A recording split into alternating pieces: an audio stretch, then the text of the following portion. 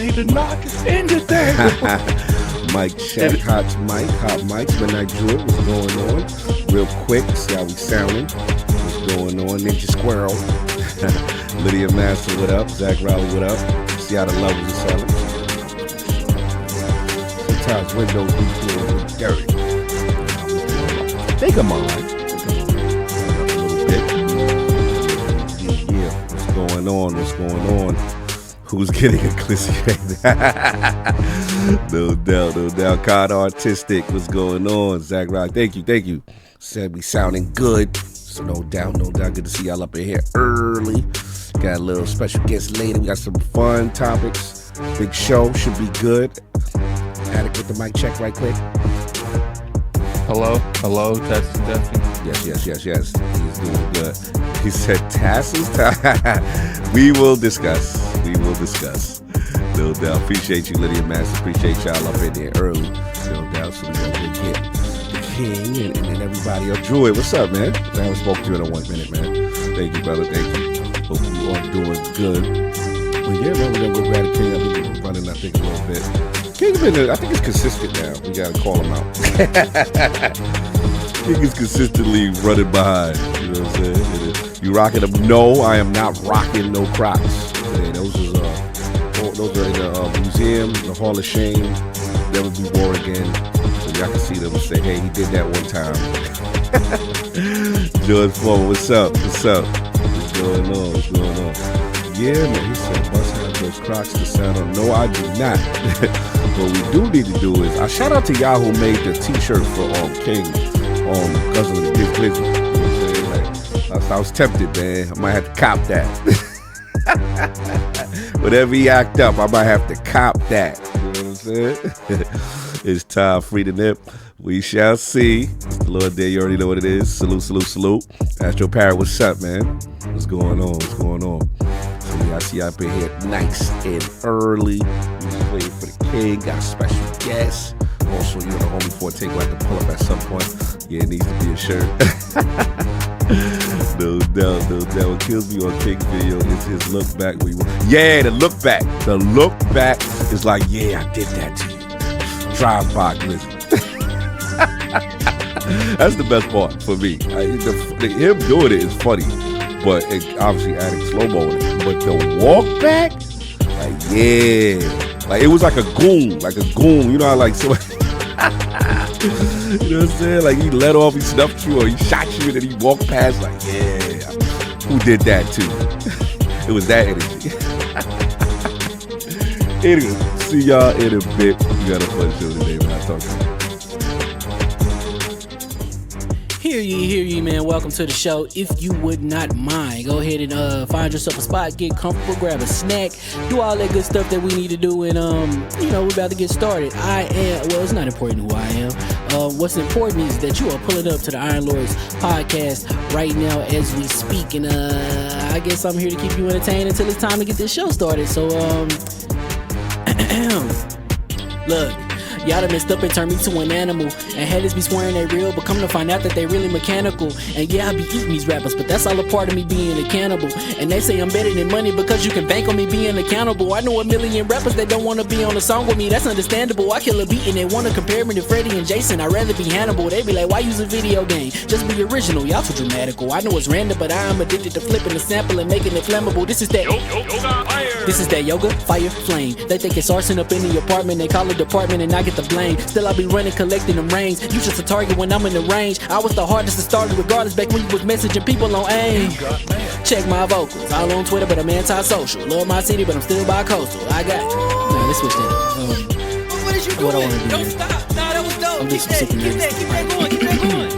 Nah, go ahead. Look, I guess you could say that I'm very spoiled. For them to be your dogs, they ain't very loyal. But I ain't gon' hold you, I ain't here to boil you. You ain't gotta say it, I'm embarrassed for you. Always been a nerd, never been a loser. Making Voltron with a gang of cougars. And I'm going places, better tell a Uber. Cause it's pretty hard to sleep on Freddy Krueger. Let's do that again. Hear ye, man. Welcome to the show. If you would not mind, go ahead and find yourself a spot, get comfortable, grab a snack, do all that good stuff that we need to do, and we're about to get started. It's not important who I am. What's important is that you are pulling up to the Iron Lords podcast right now as we speak, and I guess I'm here to keep you entertained until it's time to get this show started. So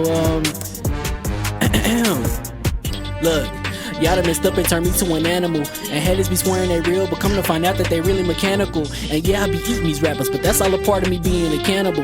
And they say I'm better than money because you can bank on me being accountable. I know a million rappers that don't wanna be on a song with me, that's understandable. I kill a beat and they wanna compare me to Freddie and Jason. I'd rather be Hannibal. They be like, why use a video game? Just be original, y'all too dramatical. I know it's random, but I am addicted to flipping the sample and making it flammable. This is that This is that yoga, fire, flame. They think it's arson up in the apartment, they call it department and I get the blame. Still I be running, collecting them rings. You just a target when I'm in the range. I was the hardest to start regardless back when you was messaging people on AIM. Check my vocals, all on Twitter but I'm anti-social. Love my city but I'm still bi-coastal. I got, nah, let's switch that up. What is you What I doing? wanna do, Don't man. stop. Nah, that was dope. I'm Keep just that, sick of keep this. that, keep that going, keep that going. Nah, go ahead. Look, I guess you could say that I'm very spoiled. For them to be your dogs, they ain't very loyal. But I ain't gon' hold ya, I ain't here to boil you. You ain't gotta say it, I'm embarrassed for ya. Always been a nerd, never been a loser. Making Voltron with a gang of cougars, and I'm going places. Better tell a Uber, cause it's pretty hard to sleep on Freddy Krueger. That's, whew. Let's do that again. Hear ye, man. Welcome to the show. If you would not mind, go ahead and find yourself a spot, get comfortable, grab a snack, do all that good stuff that we need to do, and we're about to get started. It's not important who I am. What's important is that you are pulling up to the Iron Lords podcast right now as we speak, and I guess I'm here to keep you entertained until it's time to get this show started. So look, y'all done messed up and turned me to an animal, and haters be swearing they real, but come to find out that they really mechanical. And yeah, I be eating these rappers, but that's all a part of me being a cannibal. And they say I'm better than money because you can bank on me being accountable. I know a million rappers that don't wanna be on a song with me, that's understandable. I kill a beat and they wanna compare me to Freddie and Jason. I'd rather be Hannibal. They be like, why use a video game? Just be original, y'all too dramatical. I know it's random, but I am addicted to flipping the sample and making it flammable. This is that This is that yoga, fire, flame. They think it's arson up in the apartment, they call it department and I get the blame. Still I be running, collecting them rings. You just a target when I'm in the range. I was the hardest to start regardless back when you was messaging people on AIM. Check my vocals, all on Twitter but I'm anti-social. Love my city but I'm still bi-coastal. I got, nah, let's switch that up. What is you What I doing? wanna do, Don't man. stop. Nah, that was dope. I'm Keep just that, sick of keep this. that, keep that going, keep that going. Nah, go ahead. Look, I guess you could say that I'm very spoiled. For them to be your dogs, they ain't very loyal. But I ain't gon' hold ya, I ain't here to boil you. You ain't gotta say it, I'm embarrassed for ya. Always been a nerd, never been a loser. Making Voltron with a gang of cougars, and I'm going places. Better tell a Uber, cause it's pretty hard to sleep on Freddy Krueger. That's, whew. Let's do that again. Hear ye, man. Welcome to the show. If you would not mind, go ahead and find yourself a spot, get comfortable, grab a snack, do all that good stuff that we need to do, and we're about to get started. It's not important who I am. What's important is that you are pulling up to the Iron Lords podcast right now as we speak, and I guess I'm here to keep you entertained until it's time to get this show started. So look, y'all done messed up and turned me to an animal, and haters be swearing they real, but come to find out that they really mechanical. And yeah, I be eating these rappers, but that's all a part of me being a cannibal. And they say I'm better than money because you can bank on me being accountable. I know a million rappers that don't wanna be on a song with me, that's understandable. I kill a beat and they wanna compare me to Freddie and Jason. I'd rather be Hannibal. They be like, why use a video game? Just be original, y'all too dramatical. I know it's random, but I am addicted to flipping the sample and making it flammable. This is that This is that yoga, fire, flame. They think it's arson up in the apartment, they call it department and I get the blame. Still I be running, collecting them rings. You just a target when I'm in the range. I was the hardest to start regardless back when you was messaging people on AIM. Check my vocals, all on Twitter but I'm anti-social. Love my city but I'm still bi-coastal. I got, nah, let's switch that up. What is you What I doing? wanna do, Don't man. stop. Nah, that was dope. I'm Keep just that, sick keep of that, this. keep that going, keep that going. Nah, go ahead. Look, I guess you could say that I'm very spoiled. For them to be your dogs, they ain't very loyal. But I ain't gon' hold ya, I ain't here to boil you. You ain't gotta say it, I'm embarrassed for ya. Always been a nerd, never been a loser. Making Voltron with a gang of cougars, and I'm going places. Better tell a Uber, cause it's pretty hard to sleep on Freddy Krueger. That's, whew. Let's do that again. Hear ye, man. Welcome to the show. If you would not mind, go ahead and find yourself a spot, get comfortable, grab a snack, do all that good stuff that we need to do, and we're about to get started. It's not important who I am. What's important is that you are pulling up to the Iron Lords podcast right now as we speak, and I guess I'm here to keep you entertained until it's time to get this show started. So look, Y'all done messed up and turned me to an animal. And haters be swearing they real, but come to find out that they really mechanical. And yeah, I be eating these rappers, but that's all a part of me being a cannibal. And they say I'm better than money because you can bank on me being accountable. I know a million rappers that don't wanna be on a song with me, that's understandable. I kill a beat and they wanna compare me to Freddie and Jason. I'd rather be Hannibal. They be like, why use a video game? Just be original, y'all too dramatical. I know it's random, but I'm addicted to flipping the sample and making it flammable. This is that yoga, fire, flame. They think it's arson up in the apartment. They call it department and I get the blame. Still I be running, collecting them rings. You just a target when I'm in the range. I was the hardest to start regardless back when you was messaging people on AIM. Check my vocals, all on Twitter, but I'm anti-social. Love my city, but I'm still bi-coastal. I got no, let's switch that up. What is you doing? What I wanna do? Don't stop. Nah, that was dope. I'm Keep just super that going. Keep that going. Nah, go ahead. Look, I guess you could say that I'm very spoiled. For them to be your dogs, they ain't very loyal. But I ain't gon' hold ya, I ain't here to boil you. You ain't gotta say it, I'm embarrassed for ya. Always been a nerd, never been a loser. Making Voltron with a gang of cougars. And I'm going places, better tell a Uber. Cause it's pretty hard to sleep on Freddy Krueger. That's, whew. Let's do that again. Hear ye, man. Welcome to the show. If you would not mind, go ahead and find yourself a spot, get comfortable, grab a snack, do all that good stuff that we need to do, and we're about to get started. It's not important who I am. What's important is that you are pulling up to the Iron Lords podcast right now as we speak, and I guess I'm here to keep you entertained until it's time to get this show started. So look. Y'all done messed up and turned me to an animal. And haters be swearing they real, but come to find out that they really mechanical. And yeah, I be eating these rappers, but that's all a part of me being a cannibal. And they say I'm better than money because you can bank on me being accountable. I know a million rappers that don't wanna be on a song with me, that's understandable. I kill a beat and they wanna compare me to Freddie and Jason. I'd rather be Hannibal. They be like, why use a video game? Just be original, y'all too dramatical. I know it's random, but I'm addicted to flipping the sample and making it flammable. This is that yoga, fire, flame. They think it's arson up in the apartment. They call it department and I get the blame. Still I be running, collecting them rings. You just a target when I'm in the range. I was the hardest to start regardless back when you was messaging people on AIM. Check my vocals, all on Twitter, but I'm anti-social. Love my city, but I'm still bi-coastal. I got nah, let's switch that up. What is you doing? What I wanna do? Don't stop. Nah, that was dope. I'm just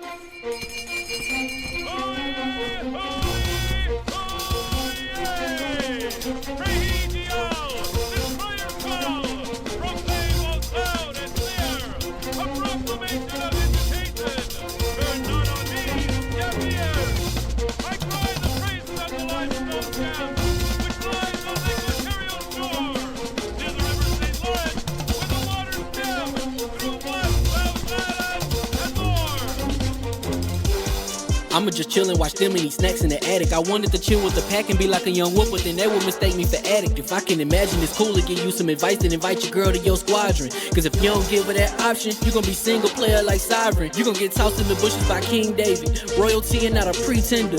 Detrimental to an elemental, what's an avatar to a knee bender. I gotta be me though. I know it's my destiny, work to Cognito. Who cares if you fly, if you still a mosquito? You swear you ain't stuntin', but really be Steve-O. You like to collect stuff and that's cool, but I got bad news. Even if you really was that dude, King David still be the king of the statues. Since a juvenile, I've been cursed with a curse to be musical. And if you hate it, we'll meet in the crucible. Other than that, then it's cool and it's beautiful. We let you know that your dreams are pursuable. Whatever you wanna do, then it's doable. If you got work on a Sunday, it's suitable. Cause you can listen to this in your cubicle on the Lord's Day. Woo. If you got work on a Sunday, it's suitable. Cause you can listen to this in your cubicle on the Lord's Day.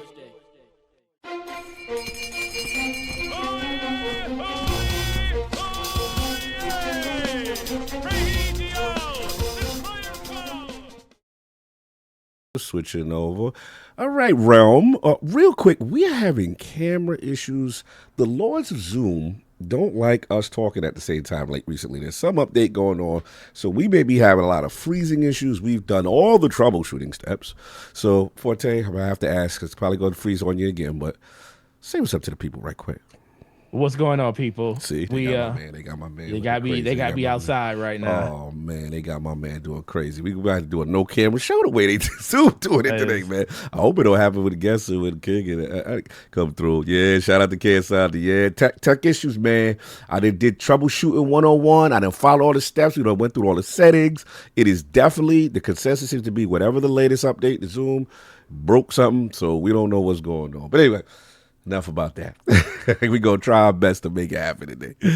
Hear ye. And we are live, and welcome to the Iron Lords Podcast, LLC, and LordsGaming.net. This is episode number 392. It's another glorious Sunday. We're back at the round table on the Lord's Day. Yes, we have restarted it. All tech bros have restart the computer. Yes, we did that. Trust me, we tried many times. Oh, man. Today, we've got Dropshot from the Aerial Knight. Let me check them out later on. We got our Xbox handheld, ProjectKennan, or Kennan, I should say. Ubisoft IP and Xbox interest, Xbox Copilot, and MLB The Show PS5 Pro enhancements. So we're going to get right into it. So let's introduce, there's a lot of horsemen missing. A lot of horsemen missing, man. I had to hit Forte up. They had me drop a solo album, Forte. What's going on with the horsemen? Where's these people I co-host a podcast with? Listen, man, sometimes duty calls and other things happen, but they'll be here at some point. We all know. Listen, did King do something like crazy last week that's making him not want to be here right now? Is there like some type of bend the knee that he has to do? You never know. Something could have happened. I know what it is. I know what it is because he ain't gonna like me when we get to the handheld section. I got something for him. I think he's running for me. But now all jokes aside. Running scared. I got you, man. Listen, man, you know what I realized being on the show? What you realize? Like a lot of the stuff, like there's a lot of King is like a big soft teddy bear that has that thinks he has fangs every once in a while. Yo, you stupid. He thinks he got fangs every once in a while. And then like you go over to his go over to front lines and then you realize hashtag no console warring. And then you go over there and you be like, man, is this like the same person? Yeah. Like I said, like, gang member. Was he? Yeah, right. Was he like? When's his birthday? Is he a Gemini or something? Nah, he getting close. July. July. Bucket. Is it June, July? Always, because him and my best friend they live like on the same week. So I believe, July. I believe, yeah. So if he's July, so he just missed the, being a two split personality Gemini. Okay, that's kind of why I be thinking he is sometimes. But I had to actually defend him the other day. We was on the podcast and we was talking about hashtag no PS6. Oh Lord. And then. People was like, I forget who I was talking to, and he said, yeah, King B, talk about no PS6. I said, well, in his defense, PlayStation hasn't announced the PS6 yet. Oh, yeah, of course. So in King's mind, that means there's no PS6 because they haven't announced it yet, even knowing 99. And I also told him, but guess what? That's why he built in the 98% always of course.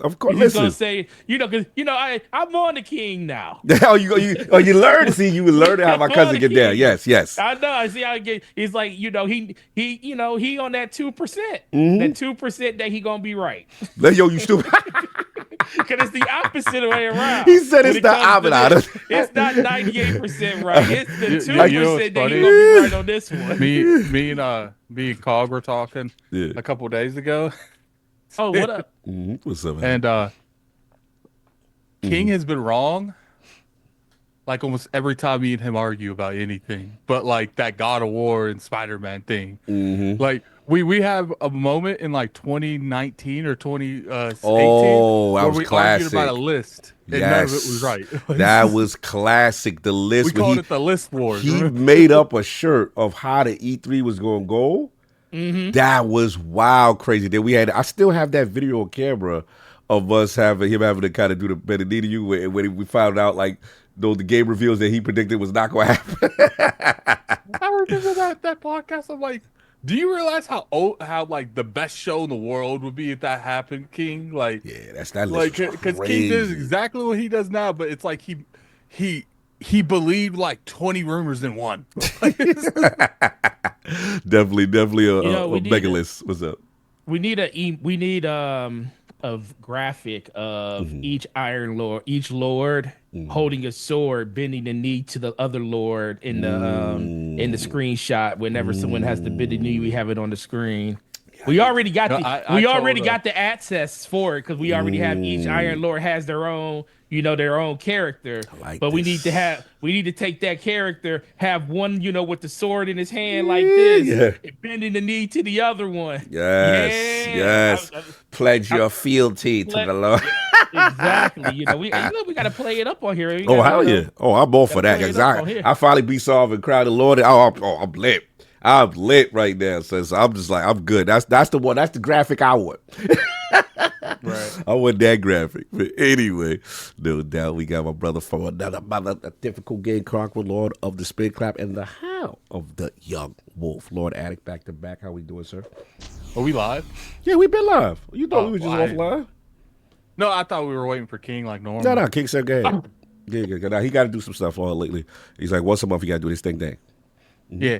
Now, what's going on, guys? So I will have my camera on here momentarily. Ooh, for things you and dressed stuff? up?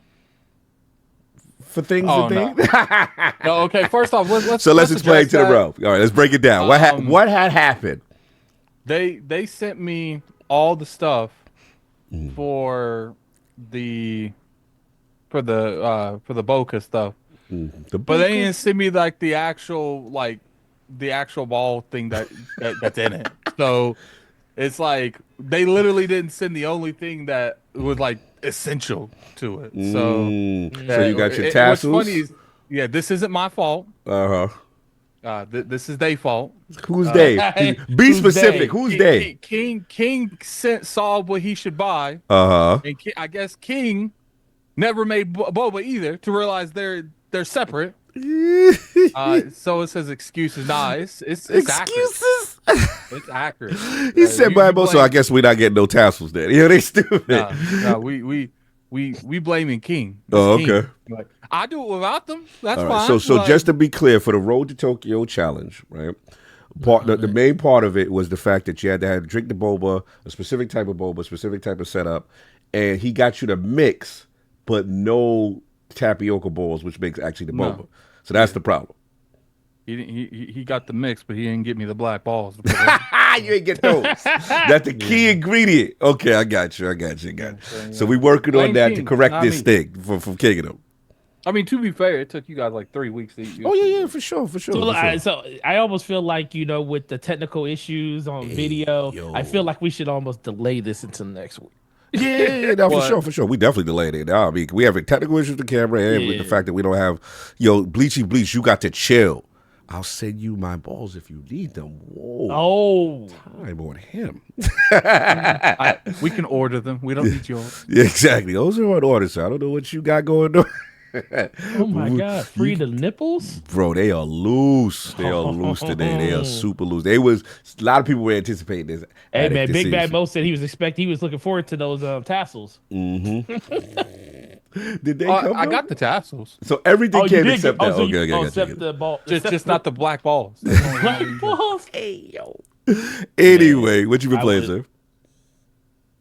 A lot of Assassin's Creed. Can't go into anything with it, but I've been playing an absurd amount of Assassin's Creed. That's what's up. No doubt. I think the 18th is when you can see my opinion over on my channel when it comes to Assassin's Creed. Now, as far as there's another game that I've been playing, but I didn't see people posting about it, so I'm not going to talk about it. But that's not too long either. Okay. That's what's up. No doubt. And of course, we got my mans in the. Oh, Country Vic, what's up, man? I haven't seen you in a minute. Salute. He said, "What a coincidence! Addict's Tassel Week, and there's technical difficulties." Addict, hey yo, he tried to accuse you, man. No, look, my camera works fine. There's just stuff in my background right now. Yo, they chat is messy. What's up? But anyway, we got my brother, friend to the realm. Gaming Forte. How we doing, sir? DPS Podcast, Gaming Forte YouTube channel. How we doing? Yeah, man. Great, man. Doing great. Was looking forward to this show, but dang, I can't get the full experience of Addict. I know. Doing the thing, but it's great, man. But yeah, for myself, Monster Hunter. Ooh. Oh, okay. Yeah, we still playing. That's what's up. We still going. We still going in the paint on that one. Woo! Salute. But yeah, that's been a ride, and then outside of that, on my Mass Effect journey, halfway through Mass Effect 1. Oh, you're doing a trilogy over. Oh, I'm doing it. Yeah, because I never did it on PC. I only Got did you. it on Xbox. So going through it on PC again now, and whew, it's glorious. It's everything I remember it to be, and when I got to, I think, when I'm still thinking, should I kick somebody out a window yet? Do I want to, do I want to experience that again? Because that's like being, the being really anal shepherd. Yes, renegade shepherd to the max. I don't know if it is kind of hard to come back and be balanced after you kick somebody out of a 400-story window. So trying to still figure out if I want to do that or not. But no, yeah, outside of that, man, it's been crazy, man. Just work, and the weather finally broke here, so hanging out with the kids and taking them out. So that's kind of been what I've been doing. I've been playing Call of Duty with the homie Slow Mo, man. Oh, salute, Slow. Look, that dude is so serious about hitting the 2.0 KD in that game. Oh, he one of those? Like, dog, man. So he's like, he is obsessed with it. He's like looking at his prestige ranking. He's like, oh man, I'm almost there, like a couple points away. But yeah, man, playing with him, super try hard, but I love him. Salute. Playing in his playing in his lobbies is pretty bad. Ken was crazy. People are saying this issue. I'm gonna try the gallery mode. I'm gonna be honest with you. Yeah, a couple more weeks of this, we might have to leave Zoom. Zoom bug. It's definitely an update because I'm even messing around with it right now, just messing with different views and stuff like that. And it's definitely, I've seen people online saying that since their latest update, a lot of people been having experience issues with freezing and stuff like that. And it's definitely Zoom because you guys have restarted. You guys have done everything. What I would do if I was you is I would turn off the overall Monster overlay, Hunter put fans the let side in, Capcom and get just away have with the same gallery shit up right that now. Pokemon and Game Freak do, and we need to talk about it. Thinking face. Oh, okay. What we got to talk about? He said, so Don Taco said Monster Hunter fans let Capcom get away with the same. Wow. What do you feel about that, Forte? He feeling that Monster Hunter fans, y'all let get away with stuff. Like what? He said the same stuff that Pokemon and Game Freak do. We need to talk about it. Like, I guess they not updating. It's the same old formula. Well, here's the thing, Don Taco. At the end of the day, if that fan base like it, why are you trying to change it? Well, I will say I and I don't know if he's talking about this because me and Slow-Mo talked about it on DPS. Pokemon Legend Z through A they announced, and we were talking about the graphical fidelity of the game. I'm like, dude, it's not like Nintendo doesn't know how to make a good looking game because Mario Wonder looks good, Breath of the Wild, Tears of the Kingdom. For the type of games that they are, graphically they look good. But then you look at Pokemon games, and then, I'm like, yo, Pokemon games, they the most ugliest things looking, but they sell some of the most. And I asked him, I was like, do you think it's just the fact that Game Freak doesn't care because they know people are going to buy it anyway? So it's like it's almost no. It's like right now we're getting into that realm of,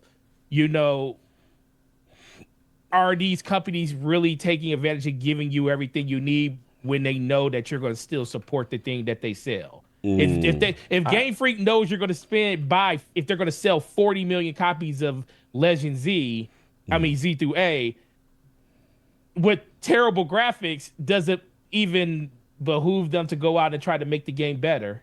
I mean, not make the game better. I think the gameplay is good because I do think they added some good features to the game, but the look of the game, I'm like, this doesn't. It's like, dude, this game about to be on a Switch too. At this point, like, what are we doing? We still look like we're playing on Wii settings. No, I get it. I get it. I'm sorry, get it. I'm gonna be real with you. Like right now, I think I'm going to open up a. What you gonna do? I'm gonna open up a StreamYard and just have you guys jump in it because it's bad. Like no one's talking. No one's. Bad. I don't. Zoom's just been having issues for the longest time, and I have no clue why. Yeah, the last thing I would say before we try to switch over, because we're doing live tech troubleshooting of Zoom on our podcast, I would say is the fact that I think you guys have multiple camera setups.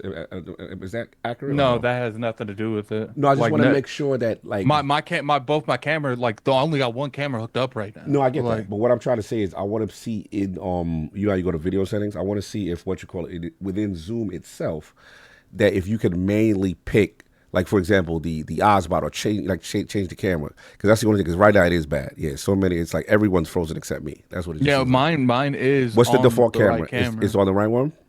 Yeah, mine's on the. I wonder if it don't like that, and we could change it to the virtual camera, see if it changes. I guess I'm just. I don't have a virtual camera for this. Oh, it doesn't have virtual camera. What are you buying? Shout out to Donald Taco again. Performance issues, here we are. rehashed gameplay, rehashed weapons, Donald Taco rehashed with the $10 monsters. super chat. Just It's playing. make it open world. It's playing. Same QOL issues. And mainline Pokemon games come out every 1 to 2 years, so they have an excuse. Wow. All right. So basically, he's saying that. So it's rehash. His thing is he said just make it on open world. Okay. No, I agree with that. I agree with that. Interesting. And Aerial Knight, yeah, no, it is wild. I'm not saying this. Okay, maybe I got to be more, I guess, subtle with it. I don't think the game is ugly. I just think compared to other games that's on the Switch, they haven't done enough with Pokemon to make it look more in What line game are we to talking about? like Monster just Pokemon. And, like he's talking about Monster Hunter, but Monster Hunter is a good looking game. I mean. I do think in certain parts, see, they do the whole trick with Monster Hunter, whereas like when you don't have the monsters on the screen, everything looks real good, real crisp, like the environments look really good. But then as soon as they throw that 50-foot monster on the screen and you fighting it, that's when the graphics, the monster goes, it's like a camera, just like when I, do this with this camera, it focuses on my finger. You can't see it on the thing because the technical support, but it focuses in. So if like everything focuses on the monster, then everything around it gets muddy as And heck. this is from an ex-MH and ex-Pokemon diehard. So you're trying to say Don's like he not biased. He's like, yo, he used an X Monster Hunter. Yeah. Yeah, okay. All right, we got you. Yeah, I mean that's just the biggest thing. I mean, Monster Hunter I think looks good. I do think there's some things about it, but ultimately, who cares? Because I mean, and he's right. I'm one of those people. I used to not care for Monster Hunter. I'm just playing it with friends, and the experience of that is kind of what's keeping me with it. But there are some things like the fact that the game barely runs on PC unless you got like a super high-end graphics card. It's kind of wild. Yeah, I feel you. Attic, you said you're gonna do something as a backup as far as what you call it? You just thinking about doing the StreamYard? Yeah, we'll just go to StreamYard. Like at this so point, we're gonna dead the stream? No, we're not going to debt the stream. You're just going to join StreamYard. All right, cool. So let me turn my. What you'll have to off. do is just turn off the turn overlay and go straight to StreamYard. Like turn off the. Oh, okay, got you. Yeah, because but then we got business to pay. Oh yeah, we can't. I just thought about something. We technically can't do that. Oh man, I guess we'll just have to be frozen. All right, hold on, King. Let's see if it works. King, talk. Let's see. What happened? Oh, it's bugging out. See, he fine. No, I'm fine. All right, King. I heard when I got in, it said, "What are you buying?" No, but everyone's camera's bugging except you. My camera was because I turned mine on and off before I got in. All right, 14. What about you now? Let's go. All right, let me try. No, you working. King is the savior. All right, okay, Addict, talk. I do apologize. I'm back. Hello. Oh, it didn't even switch to my boy. He freezing. All right, turn your joint on. He back. But let's see. You got to talk though. Hello. Oh, King, King can't miss a podcast ever.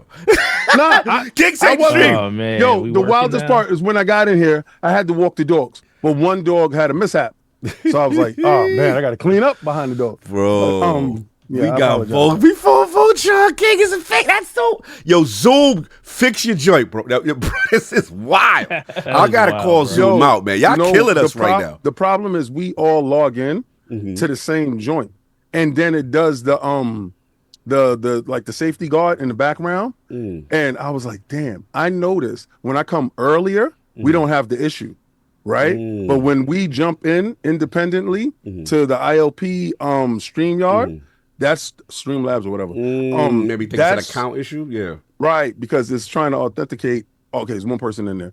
It's two persons in there. All right, and then it's So they say, AKA, don't be late. No, I'm on my, No, I'm on my personal one. No, I can be late because I fix it. No, but Addict is right though. It's on his person. This is so weird. I love the fact that you're here. It Jesus, didn't have this issue till about a month ago. Yeah, they got and something I on feel their like side. It's getting worse. Yeah, it is Because getting worse. It used to be if we had Facts. 3 people, it would fix. Now I think it's the Series S. The Series S did it. Yo, all right, we good. Woo, this was brutal. Jesus. I remember we used to defend the Series S. Now it's a punchline. Nah, I'm outside. I'm outside. I still defend outside, it. Oh, bro. not you, King. Not Yeah. you. Not you. I know you're joking. I'm just saying, but I see a lot of people that used to defend that thing saying, "Oh, it's not the problem." But Yo, Country now, Big said YouTube said there's now 4 of you. Technical difficulty. Country Big on fire today, no doubt. And of course, only right, we got to give you an intro for that. The Incredible Hulk of this, aka the XS Gamer. Ooh, The prophet of Xbox and savior of Zoom. Swami. King of the statues, who demands nothing less than that premium experience, and is the ascended one of the Xbox platform movement. Ooh, Beloved Lord King, we are very happy to see you today. I do appreciate y'all all being here. And if anybody got a chance to watch Frontline Gaming streams on Friday, where we had Fight Night Fridays, which was incredible, we had the unmasking of Guzzling King David's Glizzy. Hey, yo. Yeah, he came through. He showed up. He came in with a voice modulator. And the wildest thing is, I knew it was somebody that I knew. Oh, that's I know who it is. Oh, I know yeah. I heard the identity. I heard we had the identity reveal. Addict Ben knew who he was, and he was colluding in the back with a cabal. See, he spilled the beans upon you, bro. I know who it is, like actually who it is.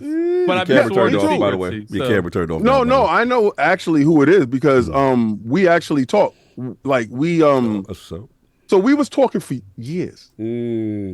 Okay, so I asked him. I said, "Listen, man. Listen on the real. Yeah. On the real. What he goes? I said, why you pick that name? Why you do that? Why you do You that? want to get to the science of Yeah, it. no, I got to get down to the bottom of why you doing what you do, right? Because it's strange. It's very flagrant. It's very right. flagrant. The behavior is very, very flagrant. Yes. So he goes, well, everybody on the panel has a love interest, Oh, my God. right? So I said, but the thing with you is, none of them has their name, of the person they like in their name. Yes. I said, you have what is it? Play with my joysticks. You have Halo Reach Around that I haven't seen in a long We haven't time. seen him in a while. And Right, then what's you the other have band? Dr. Strangelove. Dr. Strangelove, yes. And then he goes, no, King. To be the ultimate fan, I had to put your name in my name to let you know I'm your number one fan. That's I said, oh, man. Remember that movie with Robert De Niro? Yeah, number one fan. Yo, I'm the your number fan. one fan. You know what's funny, Carl? What's up, bro? Because King said all this, you're gonna have 30 glizzy. Yeah, exactly. That day's Kings. over. It's over. You're gonna have 10, 15. You're gonna have them donating so much money under different personalities that King will keep his camera off the whole podcast. Nah, me personally, My liege. what I do like is the fact that he did pull up on Fight Night Friday. That's what's up. And it was dope. And he got a chance to game because what he doesn't do, he didn't play Marvel Rivals, Okay. but he downloaded it and played with us anyway. That's what's up. And that's what I'm talking about. Gaming, I made the platform to push gaming. Yes. You may not be comfortable in something. And you know what they made me do, right? Because he became a member of Xbox Frontline. And, members dictate pace. He was like, yeah, we got to play Call of Duty. He said, before we get out of here, everybody shift. Forte was doing. And we shifted over there. Yep. That's what's up. I got a hard 2 win. I mean, 2 kills. A hard 2 kills. Hey, yo, hold on. Breaking protocol. Kid Smooth, member 57. He got to meet up with Solve this weekend and had a good talk. Oh, that's what's up. Great. He pulled up on Solve. That's what's up. I didn't know about this. Y'all ready, teacher? Oh, that's what's up, man. Kid, I didn't even know what's up. You know the monitors that NZXT sent us? Oh, yeah. Saul didn't need his and Smooth. Oh, that's what's up. Solve done pulled up for you. That's what's up. Smooth pulled up on him. Oh, Saul don't got time. True, Saul ain't got no time. Yeah. Much less meet up with Smooth. Salute. I had to drop off something to him, and I was like, "Yo, where you at?" He's like, "I'm in the bed." I was like, "I think I'm at the Factor, Steve." Yeah, we got to get that to him. We got to get that to him. But Yeah, that's so- been it, sir. No, hold on. What you gonna say, Addy? I'll let you finish your All right. So what I was doing this week. All right. No fighting this week. But I did go to the movies yesterday, and I did see I forgot something 17. Jesus, I forgot his damn name. And his name is like Malik 17. Whatever. Okay. It's neither here nor there. The premise of the movie. The reason why I'm pissed off. Mark Ruffalo stars inside the movie. Okay. Mark, and it's a satire movie, it's a comedy movie, but it has your third eye open because it's esoteric throughout the whole film. Got you. Everything has a secret meaning something else behind something else. All right, so is a failed politician, and he wants to take this this starship of humans to the planet of Niflheim. Hold on, correction. Right? I gotta slow you down for a second. Yeah. I'm Ice Cold. He said, "I'm sorry, King. I like you as a podcaster, but I'm not gonna pay to play." No. That's a member privilege. You don't have to pay to play with him. You just show up. Oh, no. Yeah, Ice Cold thinking like he gotta. I mean, you know what I mean. Pause. But He had he thought that he had to pony up money just to be down with the front line. Check it out. Yeah. My Discord is open all the time. People can jump in my Discord at any time. You don't have to be a member at all. Yeah. What I say is, being that if you are a member of Xbox Frontline News, because the other channel's not monetized yet, you can say, "Yo, hey guys, I want to play Tekken." Yeah. Because I value your dollar. So if everybody in the room isn't a member, or if there's one more member in there, y'all can do rock, paper, scissors. Y'all got to come to terms. But we could play one of your game and one of the other. But what I do is I do that for everybody to be fair. Rock, paper, scissors. They want the King Overrated wants the link for the Discord. They want to play games on Fridays. Discord. No, my Discord is open every day on Frontline Gaming Stream. They want the link. Well, if you watch my videos on Frontline Gaming Stream, you're unprepared podcaster, unprepared promoting Oh, it. Don't got the link. You want it now? The King goes overrated. Where is the link for the Discord, King? See, can't be professional podcasting. All right, you not ready. You not ready to spit your bars. Can I get through my intro first? I apologize.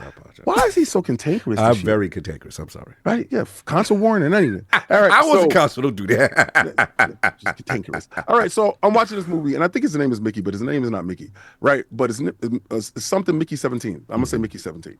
All right, now Mark Ruffalo plays in this movie. He plays a politician that failed the election twice, right? Okay. But he takes this man team of humans to the Niflheim, the planet of Niflheim. When they get there, now before they get there, they have this thing called expendables. You have to sign up to become an expendable. You have one per ship. That means you do all the dangerous tasks. You are going to die every day, right? Or at least once a week. But they're going to reprint you in a machine made from garbage, right? So there's garbage in the hull. They take recycled garbage and they print your body out like on a fax machine, on a printer, right? But they download your memories. Now you remember every time you died. Oh, wow. He didn't die in one mission. And this is the crux of the movie. But they reprinted him anyway, thinking that he died because his friend saw him and was like, don't worry about it. I'm not going to save you. You're going to be reprinted anyway. Just die. So the creatures on the planet saved him, brought him back, and he shows up. Now, when you have multiples is very, very bad. You can't have two of the same people, right? Because it's against the law and on Earth. But in space, anything goes, right? The movie is probably one of my great fun movies and one of my most hated. I can never see Mark Ruffalo ever again. Oh, look, it's different. It's a different energy. Yeah, it's different. Okay. He had veneers, buck-tooth veneers. Oh, wow. Okay. I said, this is not my Hulk. I said, Edward Norton would never do this. I said, why are you besmirching? That's crazy. I said, I can't see him no more. That's crazy. I said, really, they got to recast him. After this, when you see it, you're gonna be like, yeah, they got to recast him. So, Daredevil Born Again. Okay. Non-spoiler impression. I just saw a first episode. Okay. First episode takes off from where they left off a couple of years later. And Marvel understands Daredevil better than Netflix. That's big because the Netflix one was fire. Yeah, it was dope. But what they didn't capture in the Netflix one was the acrobatics and how agile Daredevil is. Let's go. Right? So Daredevil is very agile. Yes. And certain things that he does, and they had key poses and key moves. And one scene in that episode is a scene from a comic book that I got. Fire. And they do the actual scene, but it changes a little bit. I like that. I like what I'm hearing. I like that. A lot of people are going to be fearful because they think it's not going to be any blood. Right. Marvel found a way around certain things to make it Netflix, Hulu-esque. It's really brutal. You're not going to be ready for a lot of things that happen in the very first episode. But what I can say is, I know when they bring back the rest of the cast of the Defenders, that they're going to get Iron Fist right. I hope so. Yeah, I believe so. I believe so. But all right, so I was playing Mullet Mad Jack. It's in Game Pass. Okay. It's a fast-paced first-person shooter with melee combat tendencies. It's like a roguelike per level because you lose your powers per level, but you can get a perk to keep those powers. You have to kill somebody every 10 seconds to stay alive. But is playing like you're a streamer. So it has your TikTok or your Instagram on the side while your handler is there telling you better keep it up. Oh, there it is. Yeah, I knew you was going to suck. What are you going to do now? So it's a whole bunch of different stuff happening. I would have never played that game ever, a day in my life. Shout out to Game Pass for letting me try before I buy. I went out and bought it. Ricky Spanish says, Mullet Mad Jack is the game. That's what he said. Yep. Okay. Mullet Mad Jack is definitely exactly what you want to play if you want some fast-paced, old-school, arcadey 90s. It's real 90s. Oh, that's what's up. No doubt. Okay. And, of course, we have the gaming ninja himself, the Shinobi, LordCognito, spreading that realness around in the ILP, not telling you what you want to hear, but what you need to hear. Shout out to the Friday dude. We was rocking, talking at ProjectKennan. It's not Keenan. I was calling it Keenan before. Like it's Keenan everywhere, but I guess it's Kennan now. So we going to get into that here in the realm. As far as games, slowly getting back into it. I told you I picked up KCD2, really going extra hard in the paint. Now that I got the setup in the living room with the OLED and stuff like that. And yeah, man, game's amazing. I got to the wedding scene after doing almost every side quest prior. Super dope the way they incorporated the quest. I love what I'm playing there. And then slowly, Forte, it's this game we used to play. And yeah, they got some stuff going on. And I will say, look, is it destiny enough to stop what you're doing and come back? No. But I will say, if you care about Hive lore specifically, and I think the consensus is the Hive is the best race to follow. They cooking. They are cooking. I knew it was on when Bife put a tweet out. I said, "Oh my God, the lore is on. It's cooking right now." I was like, "Oh, Bife's excited." I was like, "That's rare." So let me see what's going on. Yeah, they brought some things that were beloved back on a lore wise, and the story is pretty good. So I was like, all right, let me see what's going on. You know what I'm saying? Did my little change. Fix your face, Forte. You don't sound enthused. You got to fix your face, man. I need to see more enthusiasm. You used to be down with me. Enthused. We used to be gang, Forte.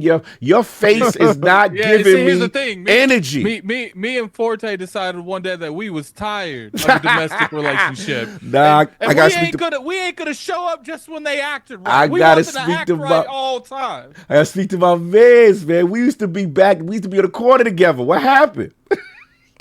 You guys realize you can play. We did used to be on that quarter together. And So I'm gonna tell you, man, I logged in to play the new season. Oh, you did, yes. Well, not new season, new episode. You did Heresy? Act two? Yeah. Yes. Okay. And as soon as I logged in, I went to orbit, went to the planet, and then instantly was like, I can't. I can't. You ain't gonna do your space chores. You ain't gonna do your space homework. You got to do a full college course to get back in. Come on. First of all, they make you log in, and then when you log in, it drops you right into the first mission. Yeah. So I did the first mission. Yes. But then it ends up when you beat the mission, then you start talking to everybody. Then it makes you go see the NPC. And then when I looked at the NPC and it opened up, and I saw all the tasks and stuff, and I was like, "It's just why he ain't doing it's too much. It's too much. Oh man, we gonna get you back, son. We gonna get you back. It's hard. I feel that. Hey, I want to, but it's hard. You know what I can tell about you, Forte? You know what I can say about Cog? Cog sat there and was going hog wild for Marvel Rivals. Hog wild. King, you're gonna be down. Yeah, you're gonna play. I'm gonna play. I like it. Yeah, it's Marvel Rivals. Great. We was out there in Cali. Yeah, Marvel Rivals. That's like a since launch, pretty much. I can't drag him to play this game. Can I explain something? Yes. All right. So Attic would understand this. The problem with us right now is a good problem, is that the Lords are finally getting the recognition they deserve in terms of access and codes and stuff like that. And unfortunately, I can't play things for fun the way I used to. Unfortunately, now it's like, Attic, we got to be up at 3, 4 in the morning because of embargo with Forte, and we got to make sure, and we got to do a spoiler cast, and so I'm not bitching. I'm just saying, you know what I'm saying, because we're very thankful. Remember, we thought we like Meek Mill. We used to pray for times like this, to rhyme like this, and now we have so much that it hits the DMs, and y'all be like, "Yo, who's gonna play this?" We went from what's it? Metaphor 100-hour game, you know, what's it called? 1 hour game, KCD 100-hour game, Avowed, Indiana Jones, bro. It's non-stop, and you already see what Xbox doing. They like, hey, April is this. All that stuff that we mentioned was Xbox. Yeah, facts. Yeah, and me and you, yo, bro, we gotta hit the South of Midnight. Somebody gonna say, Metaphor is not Xbox. Yeah, we marketed it. They had to market it. No, so we did get that. So again, it's like it sucks because it's the gift and the curse. The curse is like, damn man, I can't play just with the homie anytime I want because we gotta deliver content. I found a slick way to do all my games. Hold on. Let me seize Big Bad Boy. All I hear is excuse. Big Bad Boy, seize him. Seize him. All right, I'm sorry. I made mine a channel. Oh yeah, fair. And what I did was I said, you know what? If I put a task in front of me, and if I put it that I don't want to let myself down by not getting the channel to where I feel it should be, and I don't want to let the people down that actually come through to hang out. Facts. So I made my gaming revolve around Frontline Gaming streams, and I actually get gaming in. No, I respect that. You was able to flip it. For me, the struggle I have with Attic Forte, but you're growing. You're doing something. Yeah, you know what I'm saying? You're growing, and that's the thing. For us, it's just like, maybe. I got this new thing where I'm like, damn, I'm obligated to the realm. I got to play this game. I got to. Like, they gave us an opportunity to go check out blah, blah, blah. You know what I'm saying? So it's just like, we got to do it up for the realm. So I apologize. Funny thing is, if something to grab my interest, you're still going to get a review, just not the one you want. Anyway, but salute to Xbox and everyone else on the third-party scene who's been really showing, the Lord's love and stuff like that. We worked and grinded a long time. Yeah, people told us that Xbox don't mess with us. They don't even know our name. Yeah, you're stupid. But that's been pretty much it. And again, for those who ain't in here who heard, Road to Talk Challenge is, Jay Nunnion, salute Game Pass. See you in there, salute. What happened? What happened? No, he said what's up. He was just saying what's up to I'm talking about the Road to Tokyo Challenge. Full-time adult with all these banger games coming out just make me wish I was still in school where I could play as long as I want. Facts. King's overrated. I agree. And that's what it is. I don't like your name. You need to change that name. We did get to the bottom of it. It was not a disrespect, but I checked it one time. I wanted to find out. No, listen, I like that. Even if it was targeted towards me, I do like it. I ain't gonna care. But Attic, why do you have on a shirt and no tassels? Because I don't have boba. Yes. Oh, so the boba didn't show up? So you gonna act like you shied at this conversation. You want to do that now? We gonna have to redo the conversation that he missed.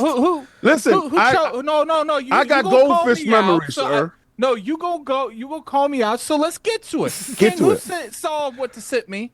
Me. Did you do any research whatsoever before you sent me the stuff? I buy my boba from the store, sir. Okay, so why is it my fault? So, all right, you know what? All right, so for the realm, this is what happened. Let's what happened. Let's break it down. Why we the road to Tokyo? What happened? Addict did go to the post office. Addict did get all the stuff that he was supposed to get. Sovereign did make sure that stuff got to him, and he got it in a timely fashion. Last night, Addict said, "You know this boba ain't got no balls." Okay, so I said, it is. What time was that? It was wild too. It was like 12 o'clock midnight, something wild. He said, me and Cog trying to find boba balls. At 12 o'clock midnight. You got to throw me in. No, he put it. Okay. Don't throw me in it like that. He said, you and him and Cog looking for boba balls. I don't like that at verbiage. 12 o'clock midnight. I'm cool with the verbiage. I don't like that verbiage, sir. Talk about you and Cog was going to look for. Or were you not helping your comrade look for black Don't balls say it at like 12 that. o'clock midnight? Don't say it like that. Some black balls. Like, that's just how it goes. Right. Y'all was looking for black boba balls at 12 o'clock midnight.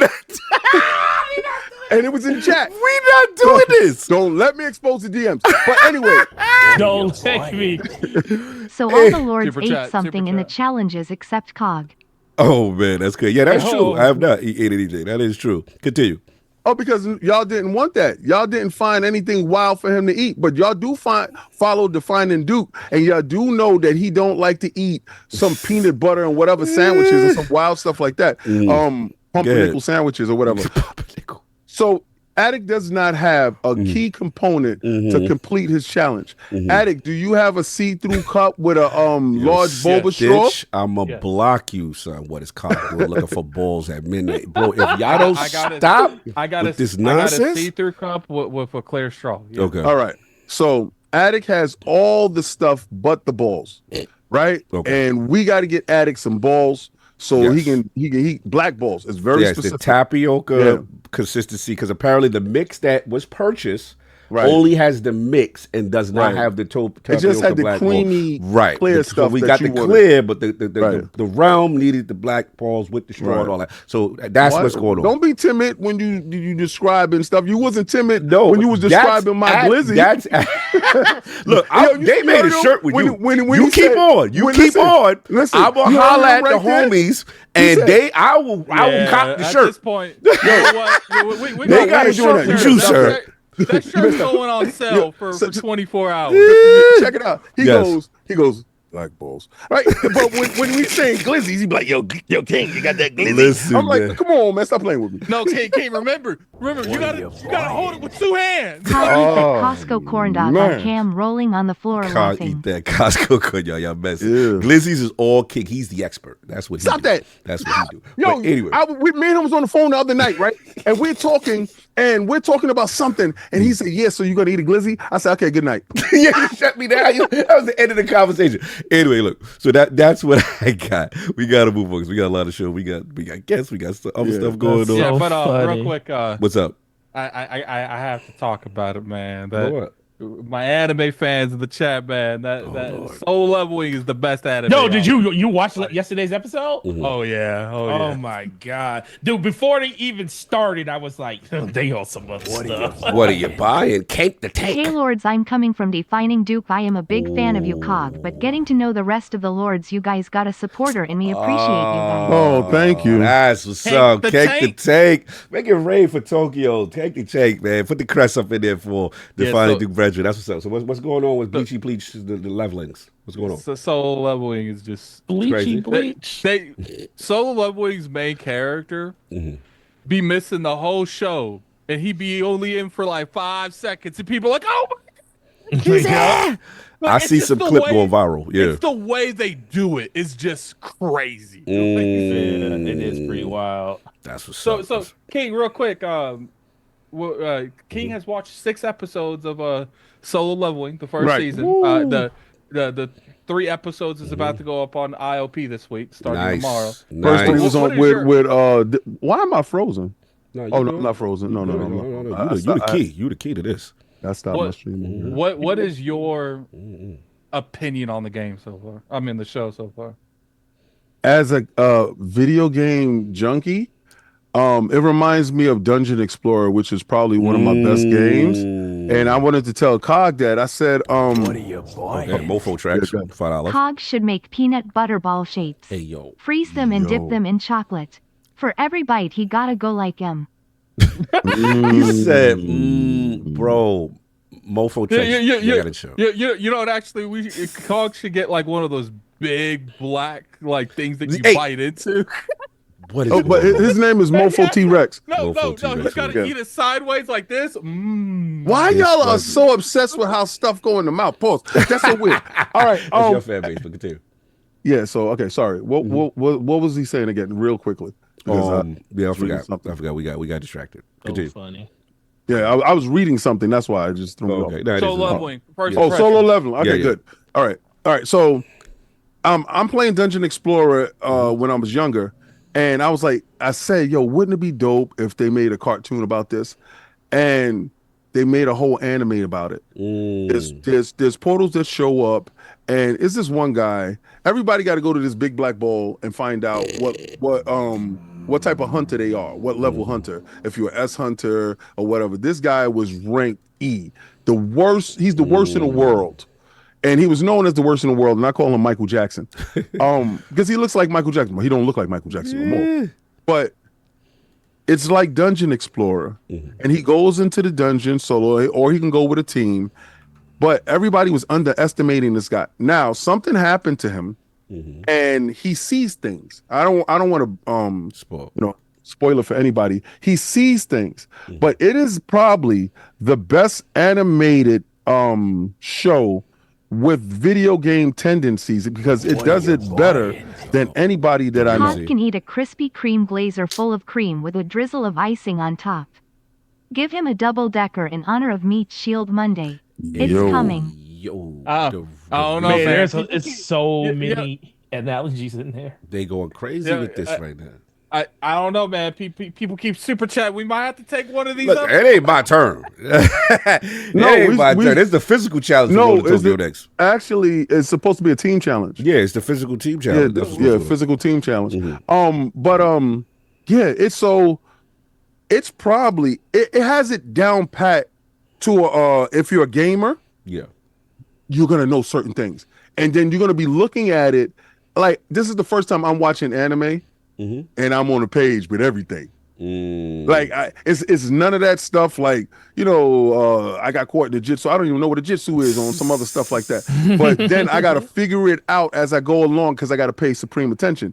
It feels like second nature to a game. I bleached my beehole just for you, Cog. Smirk. Yo. Yeah, we're gonna move on. And look at your man name. What are we Look at your man name. Let me play with LordCognito. Hey, yo. Good. We not trying to get to Tokyo this bad. Good for you. We not trying to get to Tokyo. Nah, this good for you. This right. They said finally he put your name something into that it. need to be not bleachy. Put your name in. I don't care about that part. Their name is in. That's wild. Yo, one can't even finish the sentence. That is wild, sir. I was not reading that. We're going to put you on timeout, sir. I'm glad we got AI for that. AI don't feel dirty. AI had to read that. Yeah, that's good. Thank you. As Simon said, thank you for your patronage. But anyway, God bless. Moving on. So we got that. Shout out to my man. We got one Patreon question we do got to take care of real quick. My man Dave Hutchins, salute. He said, Lords, 33 Immortals is almost upon us for early release. Will each of you be joining the fight and slaying some gods? I generally stick to single player games, but feel this one's multiplayer game that I have to try out. So 33 Immortals, gents, how we feeling? Attic, to start with you.